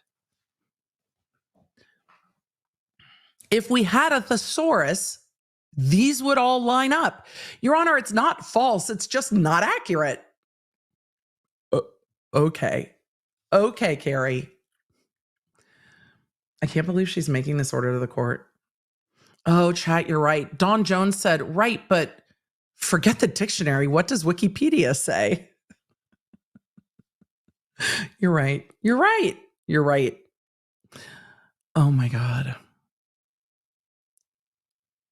Undersigned counsel agreed when asked if Poppel's testimony was false because it was not accurate. Meaning it was false. Neither Corporal Hancock nor undersigned counsel stated or believed that CST Poppel intentionally lied or misled the court. It doesn't make the statement true. The circular arguing is so frustrating. Neither Corporal Hancock nor undersigned counsel stated or believed that Poppel intentionally lied or misled the court. She provided mistaken and inaccurate testimony because people occasionally make mistakes. Bowles is going to quote this motion and be like, right, people occasionally makes mistakes, and you sent Hannah to prison for it.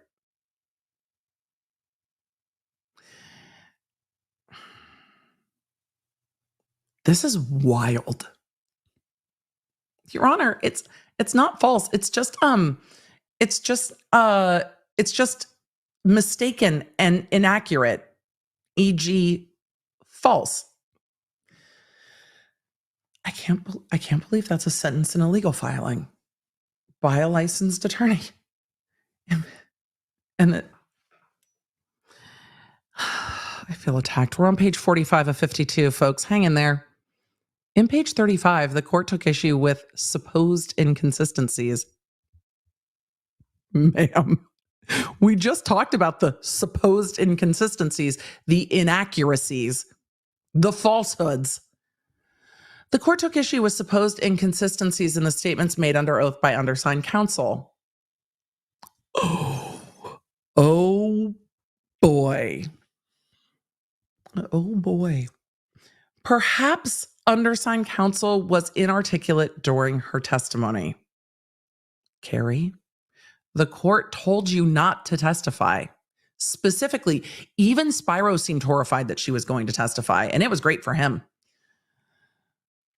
Perhaps undersigned counsel was inarticulate during her testimony.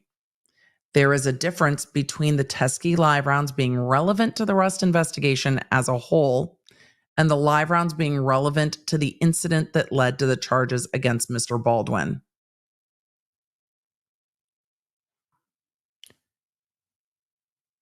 How? Because Baldwin's arguing that the investigation didn't investigate and just like zeroed in on him. So they are relevant to the investigation as a whole.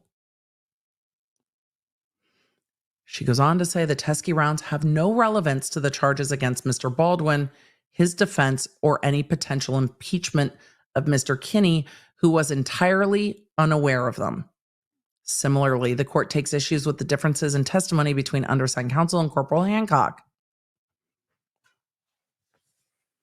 It is not unusual that two people have slightly different recollections of a telephone conversation that lasted less than 5 minutes and took place more than 4 months earlier. Now, I got the sense that the conversation with Hancock and Carrie and Hancock's supervisor all like happened together.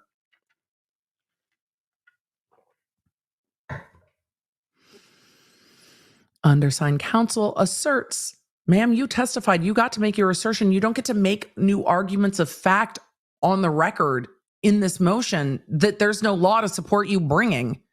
I still haven't seen, there's been law cited. but it's law that goes towards the motion to dismiss. It's not law that goes to why the court can reconsider this.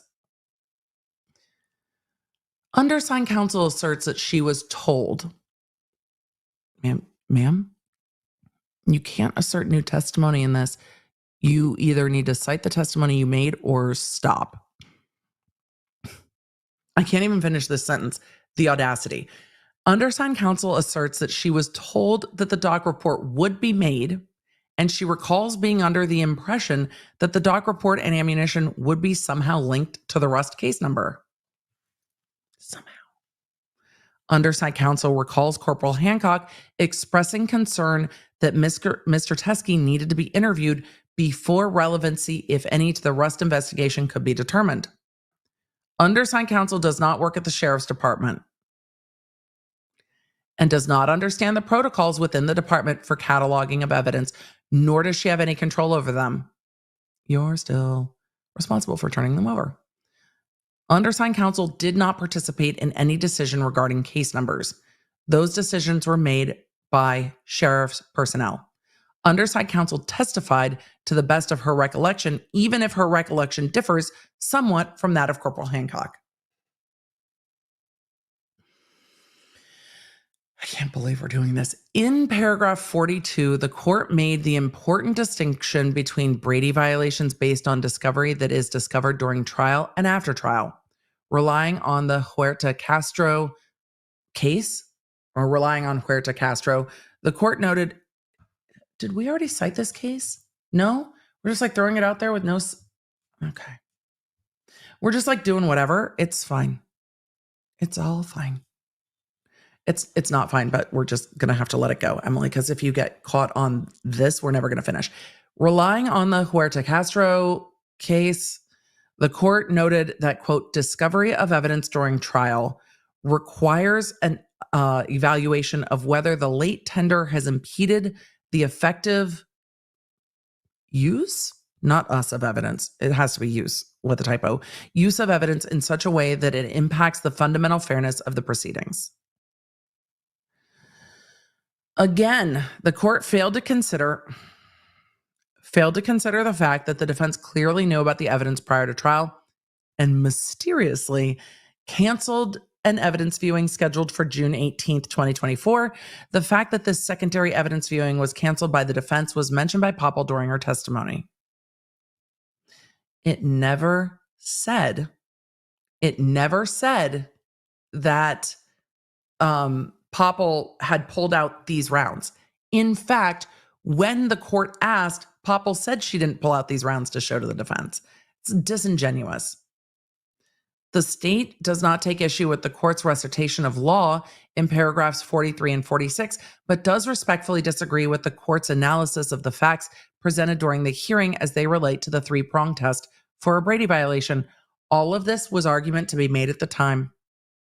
The state agrees that the Teskey supplemental report describing the rounds and Lieutenant Brandl's lapel video were not provided to the defendant. While undersigned counsel was not in possession of the supplemental report and was unaware that the lapel video existed, she agrees that knowledge possessed by members of law enforcement is presumed to be known to the prosecution. Oh, good. So you know the law. You know the law. That's the law.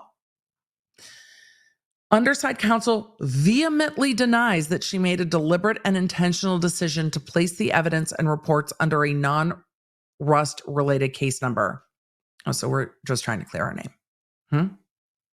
Because she has no control over the manner in which the sheriff's department categorizes the evidence. How many times has she said this in the last 2 pages?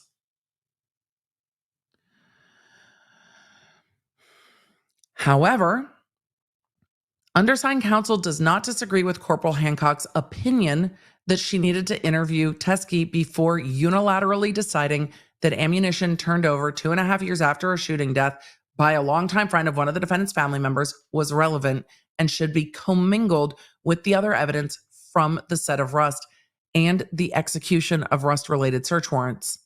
Well, that's why it gets a separate evidence number. It can have, like, they don't just throw it all in a bag and shake it up. It's under a separate evidence number, so it's actually kept separate, but then you just put it under the same case number so everybody knows about it. Underside counsel would again point out, we've pointed out again and again and again and again, would again point out that the ammunition was tagged in evidence and attempts were made by Hancock to interview Teskey to no avail, and the defense became aware of the existence of the ammunition prior to trial and took no steps to inspect the ammunition or to have the ammunition tested. Why would the defendant fail to inspect the ammunition and request the ammunition be tested if it was so highly exculpatory and critical to their case? Because this was all a ruse. Oh, shit. That's not how Brady works. Chat, I've seen you all ask for code red. I can't believe that she is now shifting her responsibility. If it was so exculpatory, why would the defense just sit on it? Because this was all a ruse. Even if the ammunition was inspected and tested, it had no exculpatory value to Mr. Baldwin or his defense and was entirely immaterial to the charges. Well, the court disagrees. And we have now reached from code audacity to code red on page 47. For those of you new in the chat, hi, hello.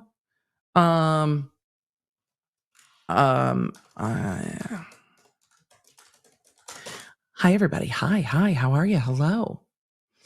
I'm going to grant the motion for code red. Anyone new here, code red is flashy until the music stops. So when the music stops, it will stop flashing. So if you are flash sensitive, this bumper is flashy until the music stops.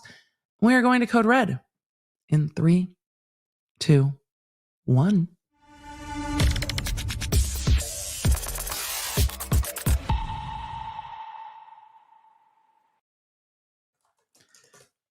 Thank you, Miguelina, for reminding me that I do have a hard stop today. We're working on it. We're working hard to get through this, all of this. But we have been streaming for 3.5 hours. How the time has flown. I did not expect us to be here this long today. It's like, it's Thursday. We've got a few things to do. Nope. We got a lot to do. In paragraph 48, the court determined that the evidence was exculpatory and noted that it was used to impeach CST Poppel. This is correct.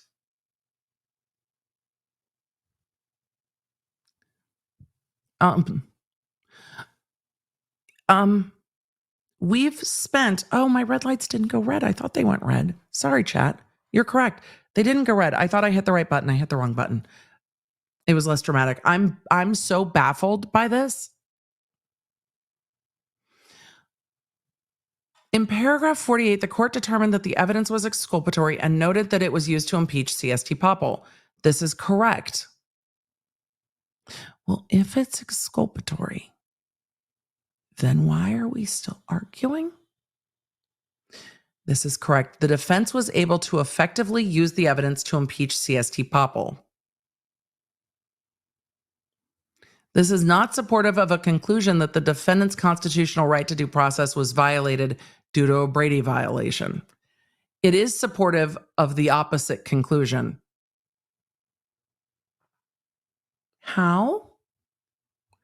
The court concluded that evidence regarding the source of the live round that killed Ms. Hutchins and additional information concerning how the live round arrived on set likely affects the jury's calculus of proximate cause and negligence by third person, right? Because there's intervening causes and there's a jury instruction about intervening causes.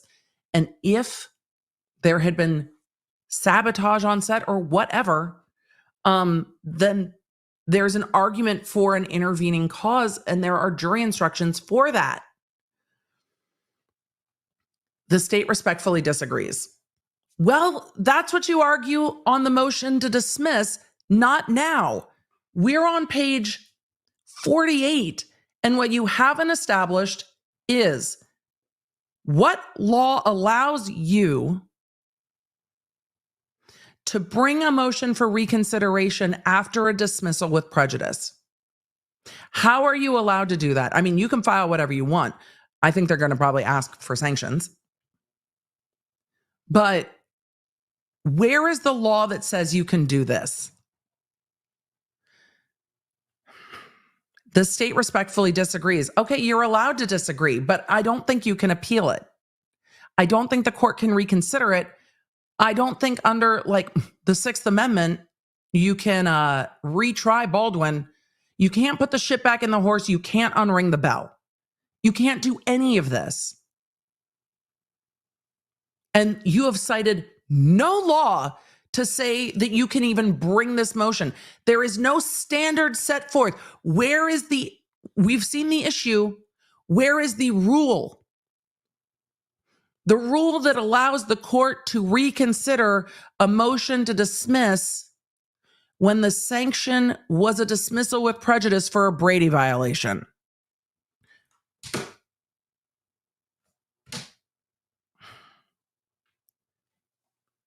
She goes on to say, the existence of live rounds on the movie set did not result in the death of Miss Hutchins.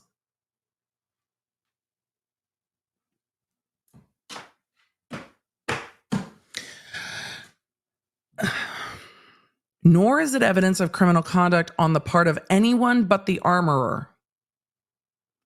Bullets don't kill people by themselves, ma'am. There are approximate cause and intervening cause instructions for this charge. If the gun that Baldwin was holding didn't have a live round in it, then no one's getting shot with a live round no matter what he does with the gun. And if it just had dummies in it, nothing's happening. I can't believe that sentence exists. Ms. Hutchins died because a live round was loaded into a real prop gun by Ms. Gutierrez by her own admission, and that gun was pointed at Ms. Hutchins and discharged by Mr. Baldwin. The state concedes that Baldwin would be entitled to the inclusion of UG 14-251 and 14-252. That is the uniform jury instructions that allows Baldwin to argue someone else's intervening cause, meaning someone else's action, cuts off his liability. Like, Baldwin could argue that the armorer did her job so badly that it's not his responsibility and it's not his fault that this happened because he did his job properly. She did her job wrong, and therefore it is really her fault, and that cuts off his negligence.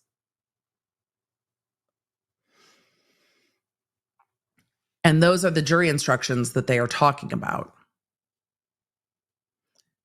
The state conceded Baldwin would be entitled to those jury instructions as there is evidence that his actions may not have been the only significant cause of Miss Hutchins' death as a result of Gutierrez's loading a live round into a prop gun without Baldwin's knowledge. However, the presence of live rounds on a movie set itself could never be a significant cause of death for Miss Hutchins. Because bullets don't kill people, they must be fired from a gun in order to be fatal, and the gun must be pointed at a person. What is happening?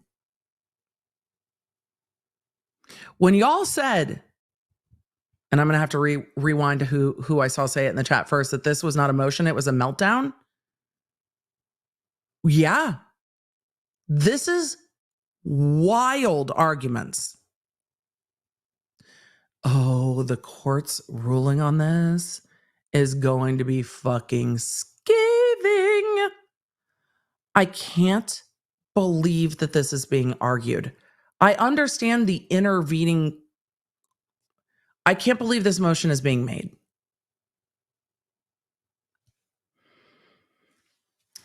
She goes on to say, it's common knowledge in the film industry and well within Baldwin's knowledge that dummy rounds look exactly like live rounds, and therefore there is always a risk that they could unintentionally be commingled. And the film industry unions have promulgated guidelines for the use of live ammunition on movie sets. Live ammunition is permitted on movie sets and is occasionally present on movie sets.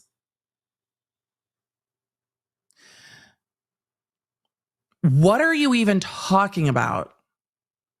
The Uniform Jury Instruction 14-251 states in part that the state must prove that the defendant's act was a significant cause of death and defines this to mean, now we're arguing jury instructions.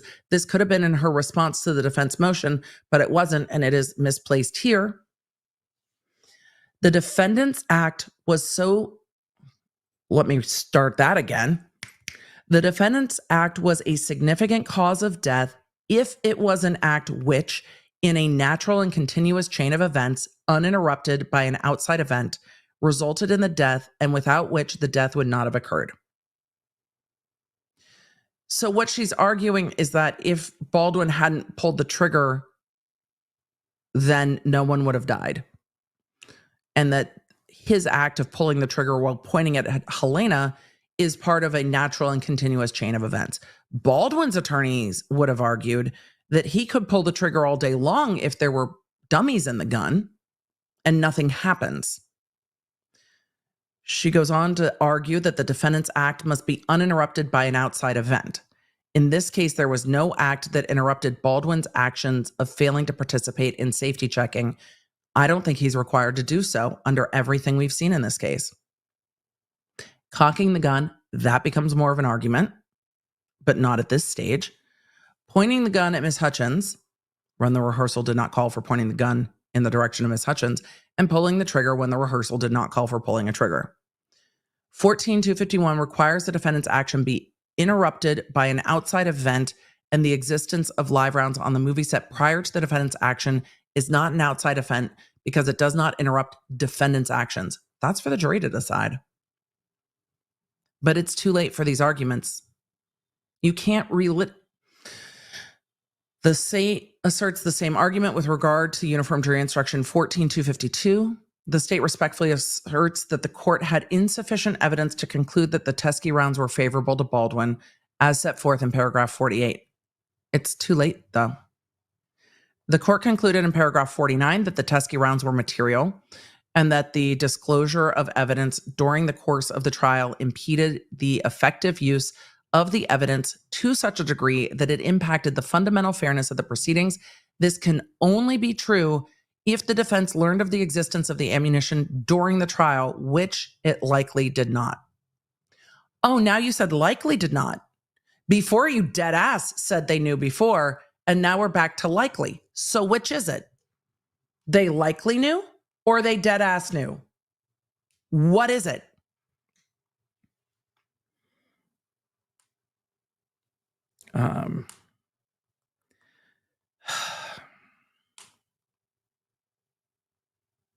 Wild, which it likely did not. The court further concluded that, quote, had defendant had access to the Teskey supplied ammunition before the third day of the jury trial, defendant would have altered his approach his preparation for the trial itself. The court made this conclusion without taking any evidence or testimony concerning how and when the defendant became aware of the evidence of the rounds. Well, they saw them in court the same day everybody saw them. Everyone learned together. Moreover, even if the defense learned of the Teskey rounds and their physical characteristics during trial, there is no actual evidence that the rounds in Teskey's possession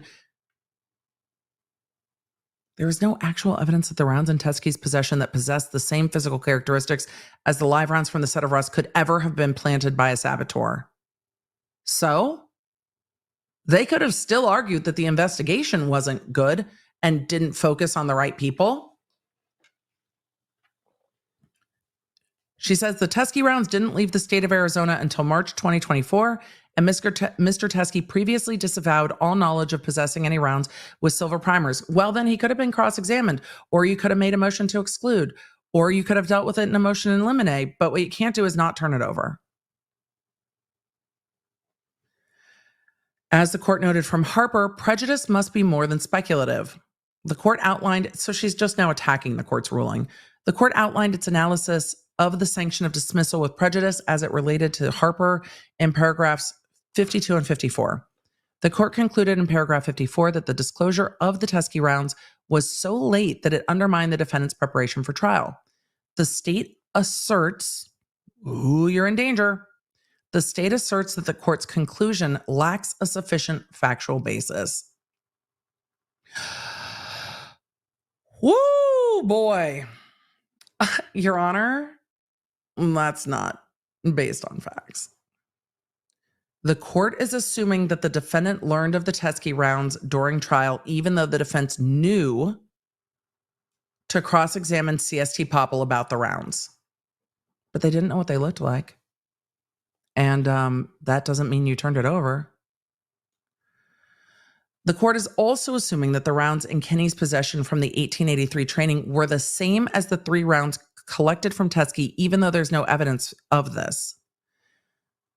The rounds belonging to Thel possessed a variety of different casings, primer, and projectiles. Yeah, and some of them matched. There is simply no evidence that Kenny was ever in possession of a .45 caliber live rounds with a Starline brass casing, silver primer, and lead bullet with a 6mm cone. However, the defense could have argued that because they were arguing that the investigation was insufficient. The court in Harper noted, quote, extreme sanctions such as dismissal are only to be used in exceptional cases. And the court said that this was an exceptional case. The trial court should seek to apply sanctions that affect the evidence at trial and the merits of the case as little as possible. The court in Harper further held that the focus in determining prejudice is whether the missing evidence is important and critical to the case. The potential for prejudice, the court just had to find materiality. The potential for prejudice is manifest when, and she's conflating the standards. The potential for prejudice is manifest when, for example, material evidence is withheld altogether or where the state withholds evidence until the 11th hour and then springs it on the defendant. However, when discovery is merely delayed in reaching the defendant or the defendant has knowledge of the contents of the unproduced evidence, determination of prejudice is more elusive. The court found that prejudice did not need to be determined here, by the way. This is not this is not the standard that the court applied. But the court did say that this was an extreme case. Finally, the court opined, quote, like outright dismissal of a case, the exclusion of witnesses should not be imposed except in extreme cases and only after an adequate hearing to determine the reasons for the violation. There was a full day of a hearing. In the instant case, the evidence still exists and can be subject to cross-examination and testing, just as it was when the defense likely learned of its existence and the defendant knew the contents of the unproduced evidence and very effectively cross-examined CST Poppel. Okay. In paragraph 57, the court conducted an analysis relevant to its conclusion that the state should be barred from retrying Baldwin. The controlling case with regard to this analysis is State v. Barrett, which was published 12 years after Miser, and established a framework for the analysis of retrial. I'm waiting to see if this law applies to this issue, because so far she has not stated the rule that allows the court to actually reconsider this. The controlling case with regard to this analysis is State v. Barrett. The Barrett court held, quote, we therefore adopt the following test. When a defendant moves for a mistrial, retrial, or reversal because of prosecutorial misconduct, retrial is barred under Article 2, Section 15 of the New Mexico Constitution. When improper official conduct is so unfairly prejudicial to the defendant that it cannot be cured by means short of a mistrial or motion for new trial, and if the official knows that the conduct is improper and prejudicial, and if the official either intends to provoke a mistrial or acts in willful disregard of the resulting mistrial, retrial, or reversal. The court continued, quote, willful disregard is a more precise term, emphasizing that the prosecutor is actually aware or is presumed to be aware. Do you remember like 10 pages ago when you said you understood that you're presumed to be aware if law enforcement has it in their possession? Same. Is presumed to be aware of the potential consequences of his or her actions. You've already had Brady violations in this case. The term connotes a conscious and purposeful decision by the prosecutor to dismiss any concern that his or her conduct may lead to a mistrial or reversal. In this case, any misconduct on the part of the state could have been cured by a short mistrial, giving the defense an opportunity to inspect the rounds. Yeah, the court chose not to do that because there had already been Brady issues. So she's saying the court should have granted a mistrial and given the defense an opportunity to inspect the Teskey rounds and or request to have them tested by the FBI. The FBI! Which it seems that Bowles requested and they didn't do, but okay. Or a jury instruction that the jury should assume that if the live rounds were turned in by Teskey and tested by the FBI, it would have been determined that the powder was consistent. None of these solutions were offered in Carrie's argument against the motion to dismiss. None of these things were offered. Carrie argued none of this. You don't get to argue it now. It is too late for all of these arguments. And in 51 pages, Carrie Morrissey has not brought forth any law that shows that this is a motion that is legally sound. There is not a single statement of what the standard for review is here. This is just a I should have said this. That's not how this works. It's been dismissed with prejudice, jeopardy attached. What law allows for any result here? The state asserts that it never intended to provoke a mistrial and did not act with willful disregard of a possible mistrial because the Teskey ammunition is not material to the case against Baldwin for all the reasons outlined above. Yeah, 51 pages of reasons. Finally, Harper requires that the court consider less severe sanctions. They did. The court considered less severe sanctions and said, I'm not going to do that. And the court laid out their reasoning for not considering less severe sanctions, including the prior Brady violation on the expert report that wasn't turned over in a timely fashion. And then the fact that the prosecution certified that all the evidence was turned over, and then it was found again that that was not true. So the court did consider less severe sanctions. Harper requires the court consider less severe sanctions, and the court failed to consider less severe sanctions that were available. No, the court considered it and said, nah. More importantly, the ammo still exists and can be examined.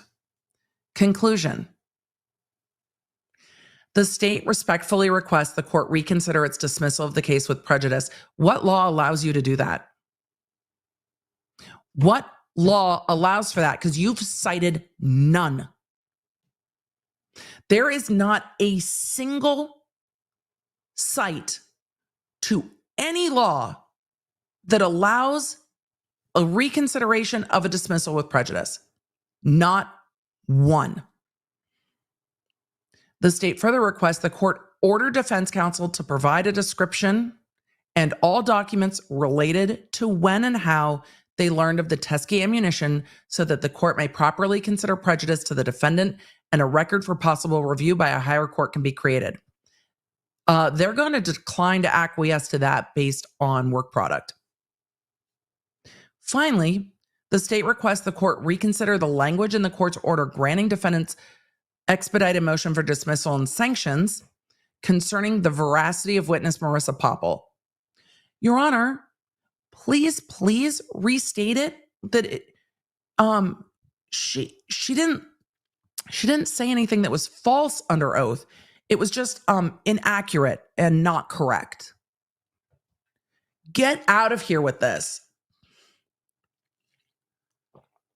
52 pages and not a single citation to any law or standard that allows the court to review this motion.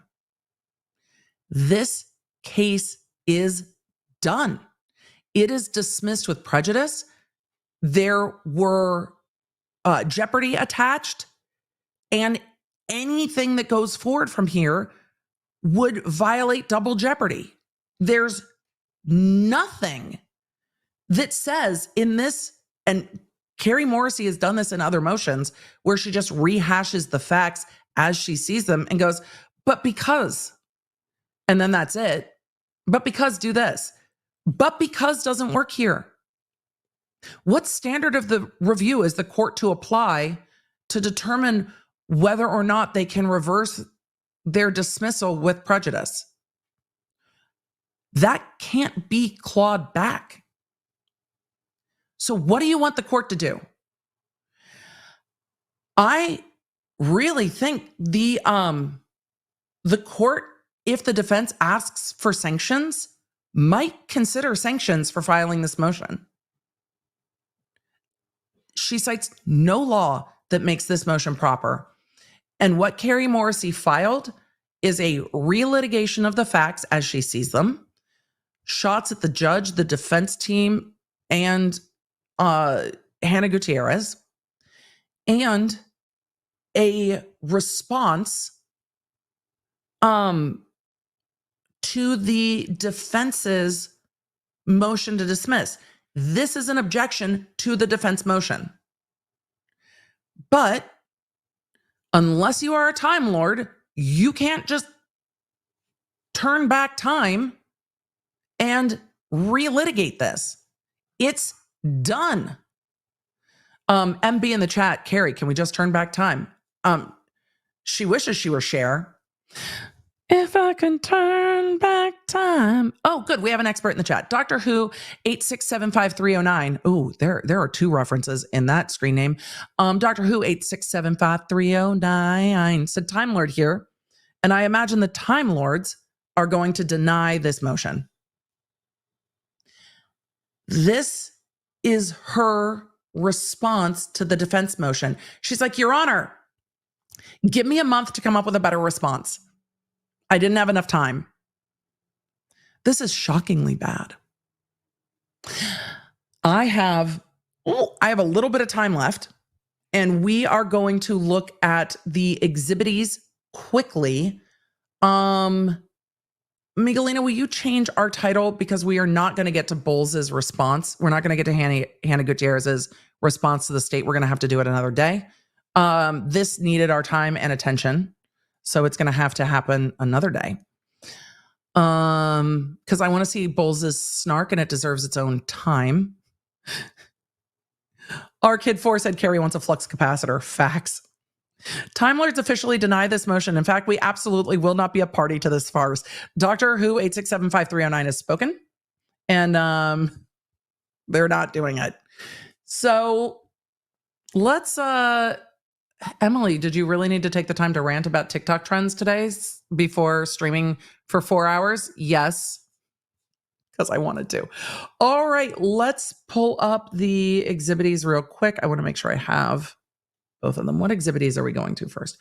We need to go to 14 and 17 in the exhibits, but I'm going to show you what's in the other ones too. And then I wanted to look at the court's order real quick if we have time. If we don't have time, I apologize because I have kiddo stuff today because it's that time of year and kiddo stuff is ever present. And the juggling of parental time is substantial and significant this time of year. All right, let's pull both of these up. Where did it go? States exhibits. These are 1 through 4. This is 279 pages of exhibits. Gino in the chat said, will the judge or defense reply?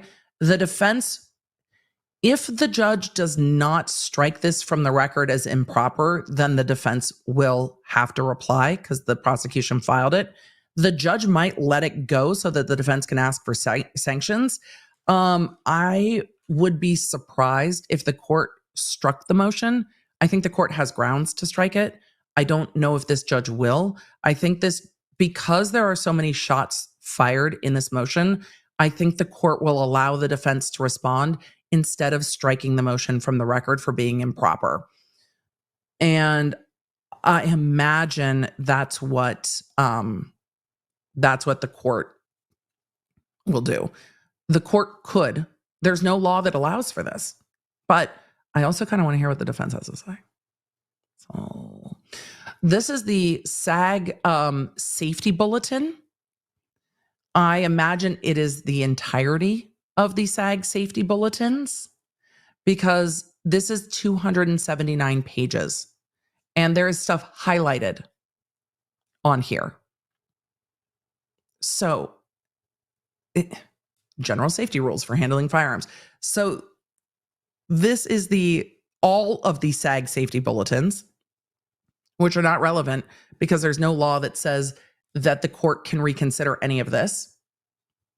Let's see. Ooh, but there's a transcript. Hold on. Let's see. The transcript was exported November 11th, 2023. Detective Hancock, I thought he was coming with you. So yes, Baldwin and Audible. Hancock, I'm Alex. I'm the detective on the case. So this is Baldwin's entire interview? Okay. So that's Baldwin's entire interview. And how does that support that the law allows? Oh, and this, by the way, this was not a manual. This was transcribed by rev.com. So I imagine they had a transcript done of the video. I've used Rev. That's funny. All right. That's highlighted of the transcript. We're not going to go through all of Baldwin's transcript. That is most of what this 200 pages is comprised of because it's over an hour plus of interview. And so his entire interview transcript is in there, but that entire interview is on the internet already. So the exhibits I wanted to take a look at were not in this set of exhibits. Where is it? Why is it being difficult? Nope. There we go. The state labeled these as exhibits 1 through 4 both times, even though we're looking for exhibit, what am I looking for? 14A. So we are looking for exhibit 14A. This is another transcript of Carrie Morrissey talking to Troy Teskey. This is their interview, but that's exhibit 5. So we need to find 14. I'm not going to make you sit here while I scroll through to 14 because this document is 110 pages long. So we're going to, and there's no table of contents. So we don't know what page exhibit 14 actually starts on because they're all just kind of thrown in here. Let's see. Exhibit 14A. Oh, I found 12. We're almost there, chat. We're almost there. And Emily, why aren't you control effing? Well, because every time this prosecution team uploads these, they cannot be control F searched, which is incredibly frustrating. But you cannot just control F search them. It's got to be the way they upload the PDFs. There's a name for it. I don't remember. It's OCR, whatever. They can't be searched. All right, there we go. Exhibit 13, exhibit 14 is like a page. Fantastic. It's the short one. So we wanted to look at exhibit 14 and we're going to do that real quick. This is in relation to her arguments. And I was like, I want to see what exactly was said. Let's see what exactly was said. All right. Let's see. This is a rough transcript from trial. Day 2 trial proceedings, July 11th. Question, but you didn't, he told you it had to do with the Rust shooting, correct? Answer, yes. Question, and he told you actually that he was a police officer in a neighboring county, right? I believe he said he was a retired police officer. This is Poppel and Morrissey, I believe. And he told you all had been duped by Seth Kinney, didn't he? No. In words and substance, didn't he? I don't recall that, no. Okay, and he actually said to you, I'm willing to fill out a witness statement, right? No, I don't recall that. Oh, this must be Spiro's questioning. This is Spiro's questioning. No, I don't recall that. He told you that the rounds came from a green ammo can, didn't he? Morrissey, Judge, I have to object to hearsay. Judge, sustained. Spyro, didn't you take the rounds that were provided to you? By the way, they were Starline Brass Nickel Live Primer, weren't they? I don't recall. That's a cross-examination. That doesn't mean that he knew that they were. It means he was trying to get that information. She is assuming a whole lot. And now we've jumped from page 533 to page 549. Answer, it was clearly marked as live ammunition in the box. Question, and let me ask you, Ms. Poppel, the ammunition that the Good Samaritan, Mr. Teskey, the close friend of Hannah Gutierrez's dad, compound, when he, also facts not in evidence, that ammunition that he brought to you after her conviction, you still have it? Yes. You can bring it in here and you can show it to the jury, right? Yes. And they can see for themselves that it does not match the live ammunition from the set of Rust, correct? Yes. And that is obvious just when you look at it. Is it not? Yes. That's actually worse than it was in her motion. It's obvious when you look at the ammo given by Troy Teskey that it is not the same as the ammo from the set of Rust. Yes.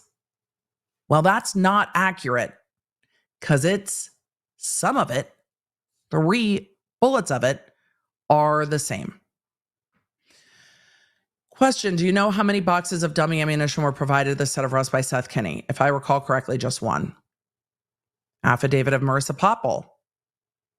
August 30th, 2024. Oh, what is this? This wasn't mentioned in the motion at all. Why are we discovering new things in the exhibits? Okay. On page 100. There is no table of contents stating what is in these exhibits. And now the affidavit is not mentioned in the motion. And now it is buried as State's Exhibit 15. Oh my goodness. Because I wanted to look at State's Exhibit 17, so I was just scrolling through. We were driving by at 5 miles an hour, so everybody sees you. Affidavit of Marissa Poppel. Marissa Poppel appeared in person before me today and stated under oath, I am Marissa Poppel and I am a crime scene technician with the Santa Fe County Sheriff's Department. I am above the age of 18 years old and I am fully competent to make this affidavit. The facts stated in this affidavit are within my personal knowledge. Ma'am, did you consult with counsel before doing this? On July 11th, I provided mistaken and inaccurate testimony when being questioned under oath. Why are we doing this?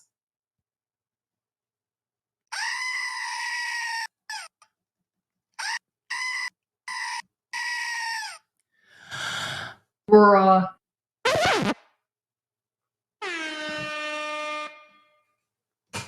Why? What?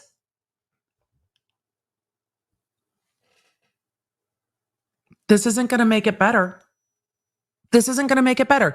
This exhibit is now in a motion. And if Marissa Poppel ever testifies again, this is going to be used as an exhibit to cross-examine her. What are you thinking? It's already laid out in the court's order. This isn't going to make it better. Where are the lawyers? Okay. On July 11th, I provided mistaken and inaccurate testimony when being questioned under oath concerning specific characteristics of 23 rounds of .45 caliber ammunition provided to Santa Fe County Sheriff's Department by Troy Teskey on March 6, 2024. Specifically, I mistakenly testified that all of the rounds of ammunition received by Mr. Teskey were visibly dissimilar to other live .45 caliber rounds located on the set of the movie Rust on October 21st, 2021. When testifying on July 11th, I did not intentionally provide false testimony. The intention doesn't matter, though.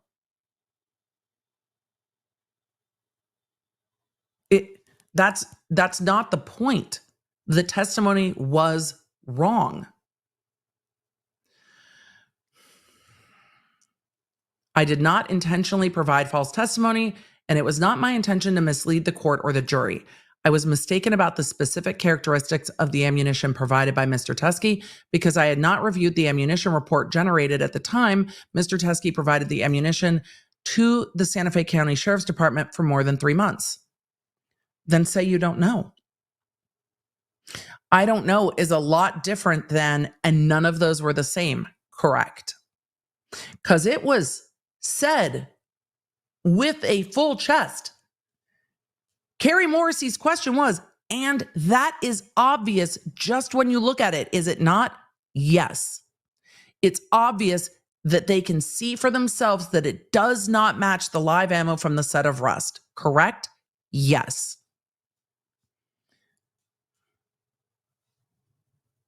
Not having reviewed the report doesn't absolve the issue.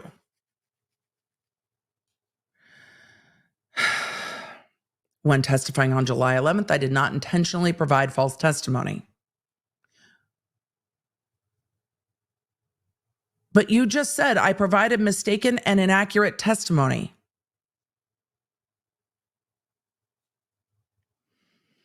I was mistaken about the specific characteristics of the ammunition because I had not reviewed the report. Your report. At the time Mr. Teskey provided the ammunition, I was the only crime scene technician for the entire sheriff's department. That's a bummer. I had previously collected 87 live 45 caliber rounds of ammunition, hundreds of rounds of dummy ammunition, and thousands of rounds of blank ammunition related to the investigation in the death of Helena Hutchins on the movie set of Rust. Sounds like you can explain that the next time you testify and get impeached for providing this testimony that is inaccurate. But do you know what stands out for me in this? At the time Teskey provided ammunition, I was the only crime scene technician for the entire sheriff's department. How many cases did she work that no other crime scene technician touched? All. So how many cases are impacted by this? All. But this isn't going to fix it. This has to be discussed on direct examination. In every case she ever testifies, every defense attorney is going to pull this, the court order, the transcript, and be like, and you provided false testimony previously. That's going to be the question on cross-examination, didn't you? And she's going to say, no, it was inaccurate testimony and I was mistaken. Well, how do we know you're not mistaken now?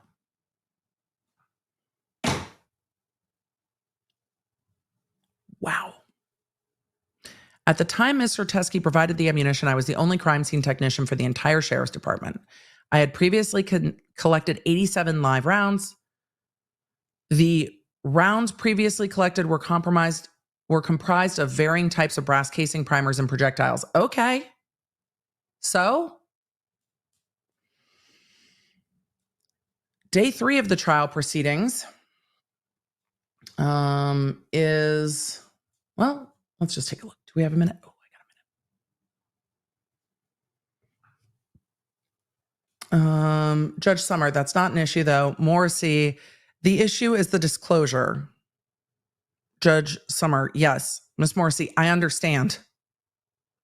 I don't know that you do. And so I want the court to understand what I need to know in order to make good decisions. Are the good decisions with us? I think this is at sidebar. Are the good decisions here? Where are the good decisions? My concern is that the defense probably got this information from Mr. Bowles and got it quite a long time ago. That's probably true. And I think that that's relevant to the court's analysis. If Mr. Bowles provided the information to the defense, if he provided photographs of those to the defense, Mr. Spiro. So can I be very direct on that? Mr. Bowles didn't provide the evidence to me. I'm surprised by that. Judge Summer, he did. Spiro did not. Summer, okay. Morrissey, can you tell us who did? Spyro, I don't think I have to do that. I think you're probably right. It could have been Teskey. Teskey could have called the defense up and be like, just so you know, I went to the sheriff's department. I dropped this off. I don't know if you know or don't know, but I'm assuming you don't know because you didn't call me. So don't you want to hear what I have to say? Teskey could have reached out directly to the defense. It's wild that Bowles said, no, it wasn't him. I don't think I have to do that. If the court wants to know in camera how we figured this out, I'm happy to tell the court. It's still probably worked product. Ms. Morrissey, okay. Ms. Spyro, but the answer to the question is I don't believe, and you can ask Mr. Bowles himself, I don't believe Mr. Bowles knows everything about what just happened, just so you know. Okay. Mr. Spyro, I don't think he knows about the supplement. I don't think he knows some issue with Teskey. He doesn't know this level of detail, I do not believe, right? Because Bowles knows what happens with Teskey up to Teskey leaving court the day Hannah's convicted. I don't think Bowles knows what happens next with the sheriff's department. He only knows what Teskey might or might not have told him. Morrissey said, okay. So my concern is that if the court thinks that this is a significant enough issue that you may be inclined to grant a motion to dismiss, I don't think it's appropriate that the trial continue. I think that we call the witnesses for the motion hearing and the court make a decision and then we go. I just feel that it's not fair to the defendant. Ma'am? What? Judge Summer said, no, I'm thinking about the jury, to be quite honest. Morrissey said, I can start out by playing these interviews of him, but Judge Summer said, I'm thinking about the jury is what I'm thinking about. Spyro said, I am too, Your Honor. But through all of this, and we appeared on Zoom for so long before the court, Mr. Baldwin has had his case brought and dismissed and brought back, and he's finally here in court in person. And there's also, and I know the court knows all of this, and I can tell how serious the court is taking this, but there's also a defendant here. I don't need him to, he's not in good health. Your Honor, well, he's not in good health, Your Honor. He's got to film a reality TV show. He's busy. Do we know anything about Baldwin's health? Judge Summer, all right. We're sending the jury home for the day. Morrissey, okay, I'll get my witnesses over here. Let's fully flush it out. The court can make a decision. Well, ma'am, you were a team player then, so what the fuck is this motion? Carrie, you wanted to flush it out. The court did. Flushed. There's no bringing it back. Judge Summer, what I'm concerned about, Miss Morrissey, is some of these witnesses you're calling to me. The issue is the disclosure. It's not whether Morrissey said, I guess my issue is, the judge said, actually, you're right, because the issue is, I suppose, the prejudice. So we'll hear about that too. Morrissey said, right. Judge said, all right, thank you. Spyro said, can I just make a response? The court indicated they didn't want me to before, but just so the court has another interpretation of this, I think it is completely exculpatory on this issue. I don't understand how. I mean, you could take anything, and since they're all ammunition, they could all come from the same place. The judge said, all right. Spyro said, I guess she can say and this jumps from page 717 to page 710. Oh, these are out of order. So we were missing a page earlier. So now we're getting to page 710.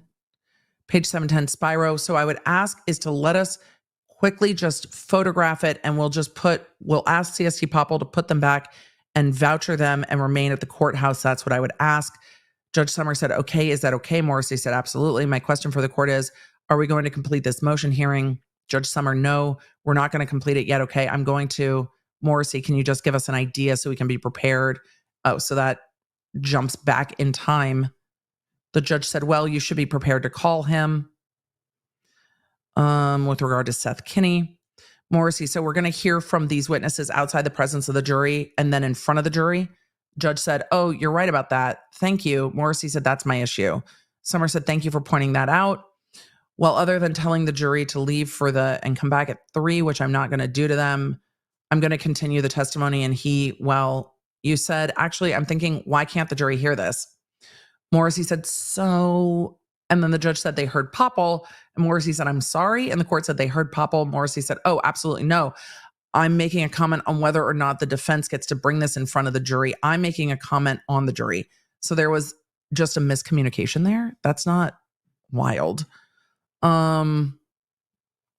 This is from May 21st, 2024, with regard to all of the disclosures, which we've already gone over in other motions. So wild, absolutely wild. I wanted to look finally at the court's order real quick because the court's order was so clear. And I'm going to have to highlight the court's order. And the next time we talk about this, I'm going to talk about it more. But I was looking for the court's order 11 through 15 because Carrie was like, let's see. The court articulated the standard really well. And this is what the court said the standard is. This matter came before the court on defendant Baldwin's motion for dismissal and sanctions under Brady and Rule 5-501. Having reviewed the briefing, entertaining oral argument, conducted an evidentiary hearing, and being otherwise fully advised, the court finds, concludes, and orders. And then does the procedural summary and the factual background. I'm going to cite how the case breaks down the court breaks down the standard real quick before we back up to what Morrissey took so much issue with. Analysis and ruling. Overview of law pertaining to Brady violations. And the court said, under New Mexico's application of Brady, when post-trial discovery of evidence under Brady requires a reasonable probability that the result of the proceeding would have been different, discovery of evidence during trial requires an evaluation of whether the late tender has impeded the effective use of evidence in such a way that it impacts fundamental fairness of the proceedings. And that is what the court was evaluating. Evidence is material under Brady only if there is a reasonable probability that had the evidence been disclosed to the defense, the result of the proceeding would have been different. Brady requires us to look at the entire trial to determine whether the defendant's conviction was obtained by violating due process. And the court is saying, however, when it's late and it's during trial, does it impact fundamental fairness? That's the standard that the court was applying. Does it impact the fundamental fairness of the trial? The court also said the first element requires proof the prosecution suppressed or withheld evidence, and that happened here. And the second element is whether the evidence was favorable to the accused, either as impeachment or exculpatory evidence. Was that evidence favorable as impeachment, that law enforcement didn't run down these leads, that law enforcement put it under a different case number? Is that impeachment towards the defense's argument that the investigation just focused on Baldwin? That was their opening statement. It all focused on Baldwin, shiny object on Baldwin. But does that allow you to impeach the witnesses if you have it? So that's the standard that the court was considering. And then the court went through the overview and went through the analysis. The prosecution had an issue with paragraphs 11 through 15.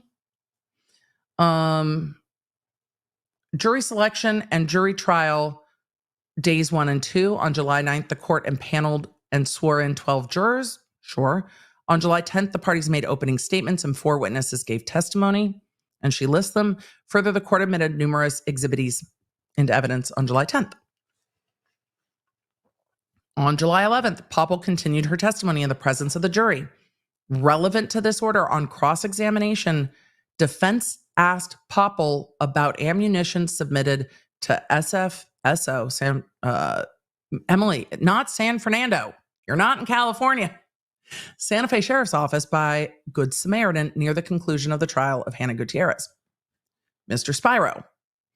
And a good Samaritan walked into the police station and gave you the lethal ammunition, didn't they? I mean, I think it's similar. I don't think it's the lethal ammunition, but I took objection with it then. I take objection with it now. Poppel said after the Hannah Gutierrez trial, there was an individual that came to the police station and stated they had ammunition, Spyro, and they turned in the ammunition. Poppel, yes. Spyro, and they gave it to you, right? Poppel, yes. Defense, questioning further intimated that these rounds were related to the Rust investigation. Spyro, and they told you that this was ammunition that ended up with Seth Kinney that killed Miss Hutchins, right? Poppel, I do not recall all of their statements.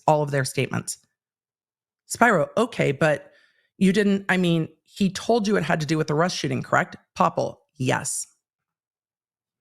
Defense cross-examination further elicited testimony that not San Francisco either, Emily.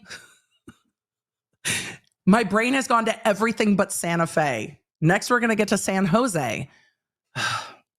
The sheriff's department inventoried the ammunition and a supplemental report concerning the circumstances of the collection of the ammunition in a non-Rust investigation case number, Spyro.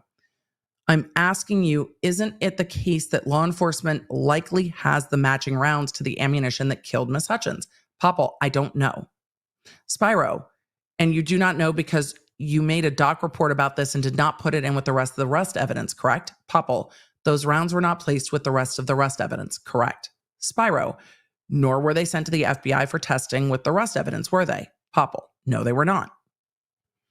Defense further elicited testimony from CST Poppel establishing that defendant was not given an opportunity to inspect the newly collected ammunition when defendant inspected ammunition inventoried under the Rust case number.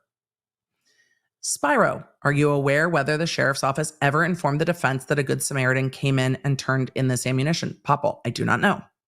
Spyro, when the defense came to view the Starline Brass Nickel Primer live ammunition with you, you didn't show them this, did you?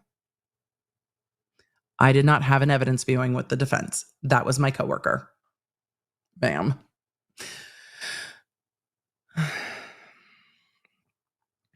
Spyro, your coworker didn't show this to the defense, correct? Poppel, I do not know. Spyro, do you have any reason to believe your coworker showed this to the defense given that it wasn't put in the same inventory as the Rust case? Poppel, no.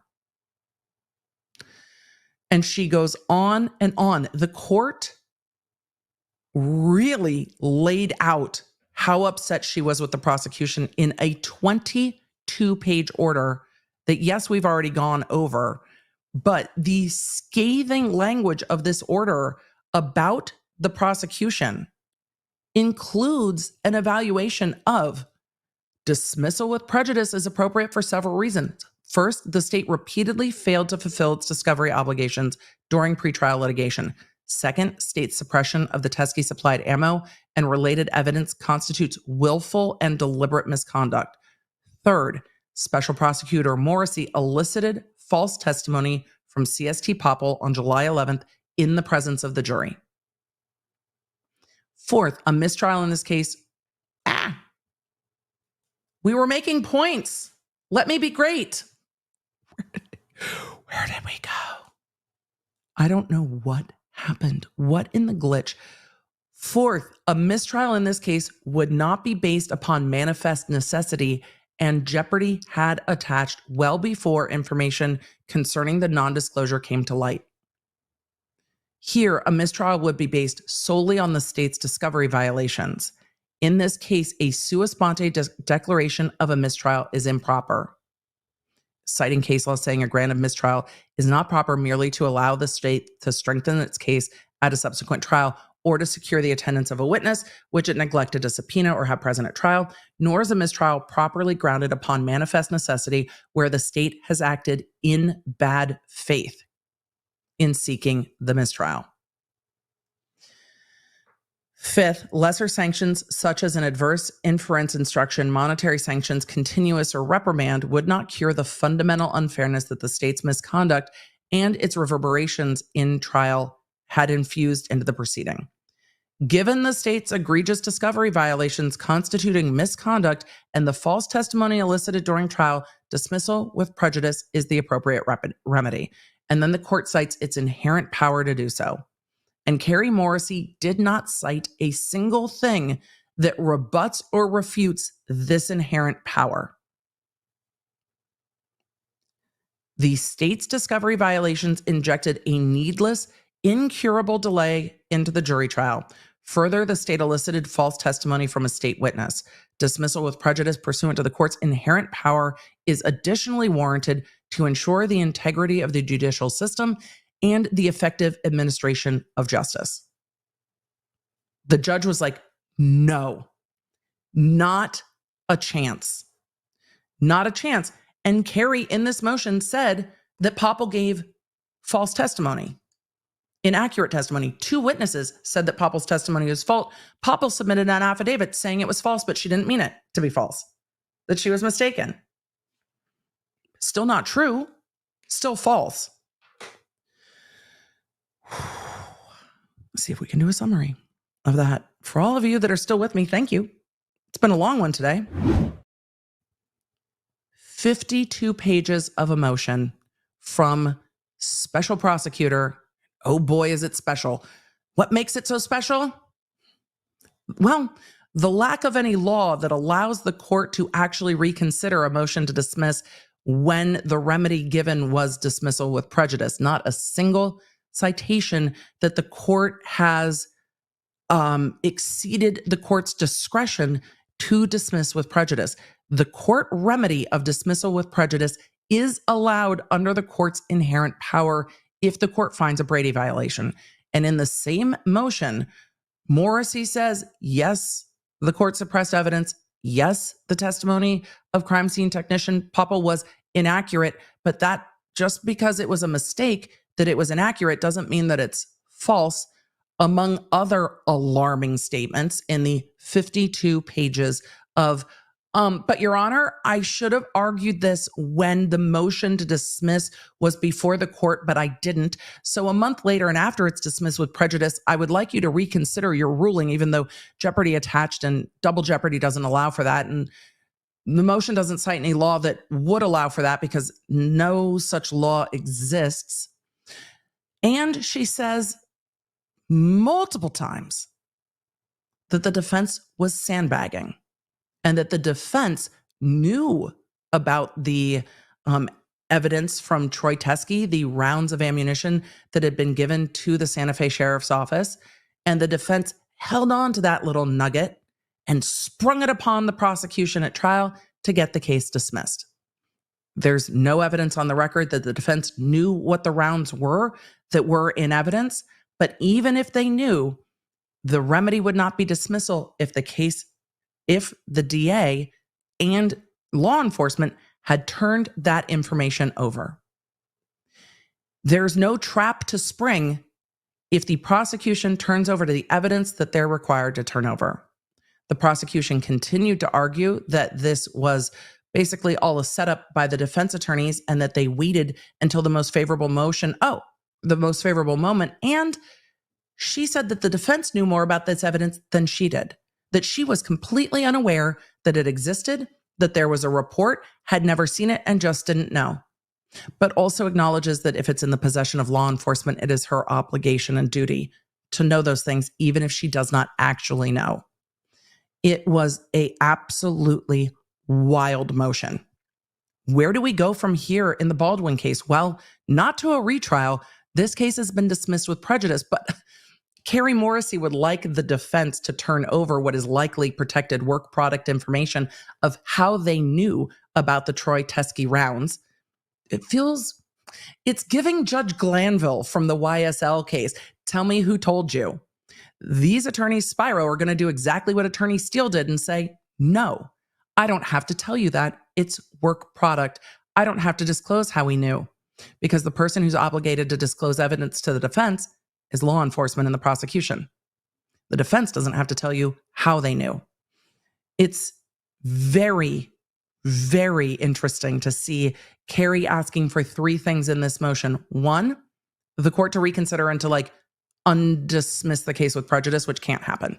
2, the court to force the defense to disclose how and when they knew about Troy Teske and this evidence, who told them, and any documentation connected to it so that they can more fully make a record for appeal. That's not going to go well. And 3, Carrie Morrissey wants the court to rewrite the court order to not state that CST Poppel gave false testimony under oath, and to not state that Carrie Morrissey elicited false testimony under oath. But there's also an affidavit by CST Poppel where she says that the statements were inaccurate and not correct, but it wasn't intentional. So it's also acknowledged in the same document that the evidence is false. So where do we go?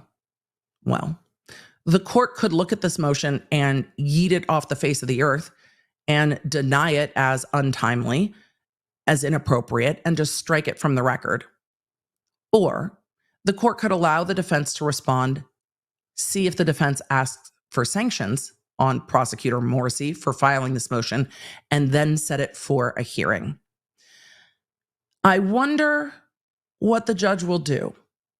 And I personally am interested to see what the defense response to this is, and if they ask for sanctions, and if the court allows them to do that.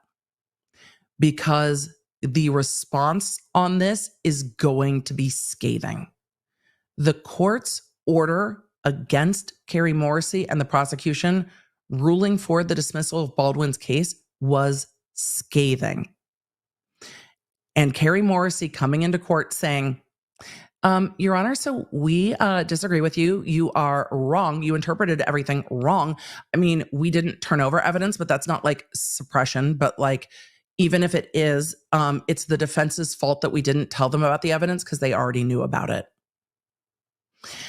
And the authority they cite seems to be because I said so. So we're not done with the Baldwin case, even though I thought we would be, because it's dismissed with prejudice, which means it's done. Wild.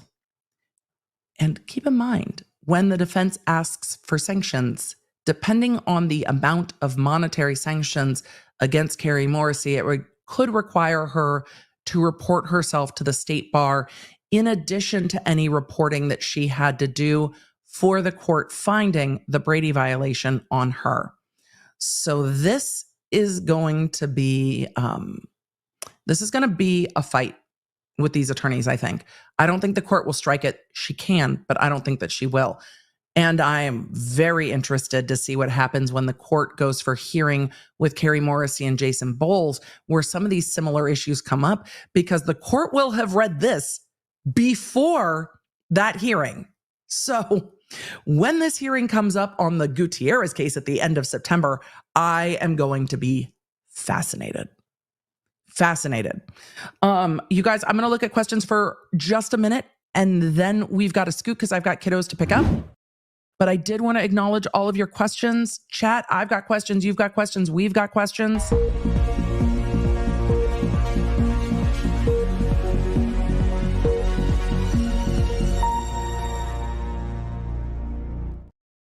So I apologize.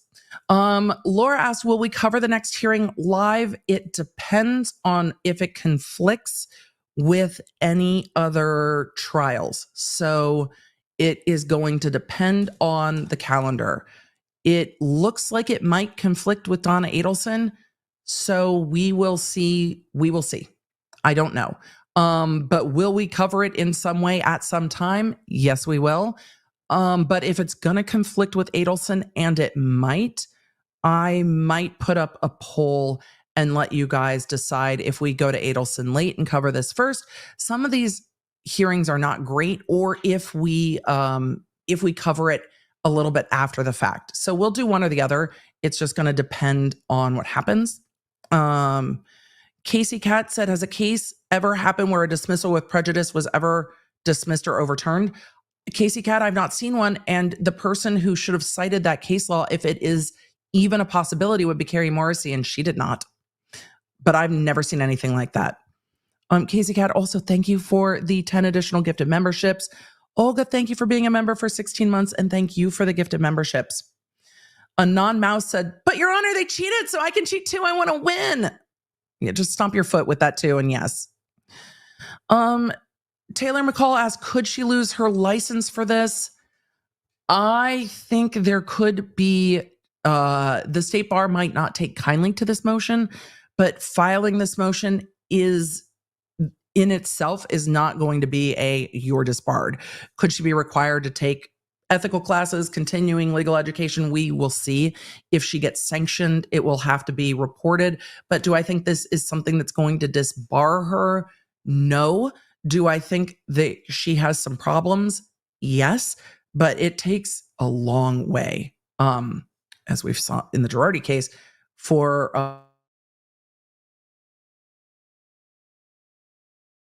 why is my internet buffering? It's not my internet. Just for the record, it wasn't me. It wasn't me. It was definitely a code red moment. Beats Kill Bean said, sounds like Carrie is very bitter and does not enjoy the damage a Brady violation is doing to her reputation. Well, that's unfortunate. So very, very, very unfortunate. Let's see. Kelly said, EDB, did you see in an NBC News article that Morrissey wanted a dismissal? I didn't see that. I will have to look for it. I will look for it. Miss Eve said, Iraq. Oh my God, what law school did she go to? Yeah. Issue, rule, and then either analysis or argument and conclusion. Regina Cecilia Rodriguez in the chat said, could she be Brady listed? She already has been Brady listed. NJ Kathy said, so is she billing the state of New Mexico for this rant? I'm sorry. Legal analysis. I don't know what she's doing. I think she might have gotten paid a flat rate, but I'm not 100% sure. So she is still on these cases. I can't imagine that she asked anybody, and this does not seem like a good idea. Just Because said, I worked as a runner in an indie movie almost 15 years ago in New York before I was permitted by the Armory Company to transport a prop gun each time I needed a background check. Seth Kinney needs some fallout, but yeah, Kinney is wild, just wild. And I think there's room for all of this. And room for it to be evaluated. Ty K said, today is my son's birthday. He is 8 years old. Ty, happy birthday to your son. I hope you guys have a great celebration. Chat, I hate to have to chat for 4 hours and run with not enough questions. We're at almost 4.5 or 4 hours and 45 minutes. This was a very long motion, but I unfortunately have a hard stop and I am sorry. We have lots more to cover next week. Thank you for understanding that I felt terrible on Tuesday. We are feeling much better now. And next week, we've got lots and lots to talk about. There is a new Emily Show podcast up for you. Don't forget, on Monday, there is always a new Quick Bits. And I have been adding in shorter stories that I'm not covering on streams into Quick Bits on Monday. So if you don't have the app or you're not tuned in to Monday's episode of Quick Bits, those are new episodes. I summarize what we covered in the week, but also add in shorter bits of stories that we're covering that I haven't covered on stream.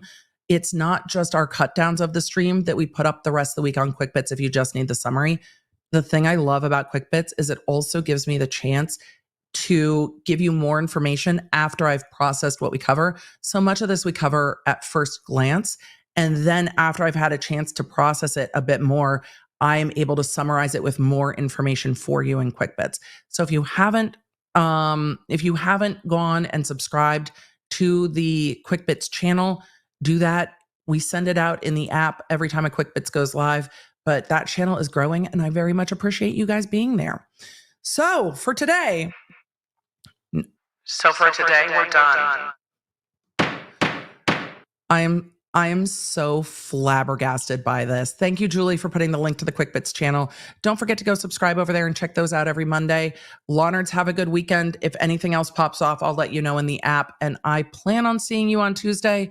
If crazy stuff happens, you never know. It might be before. And if it is, well, that's why we have the Law Nerd app, so we can let you know.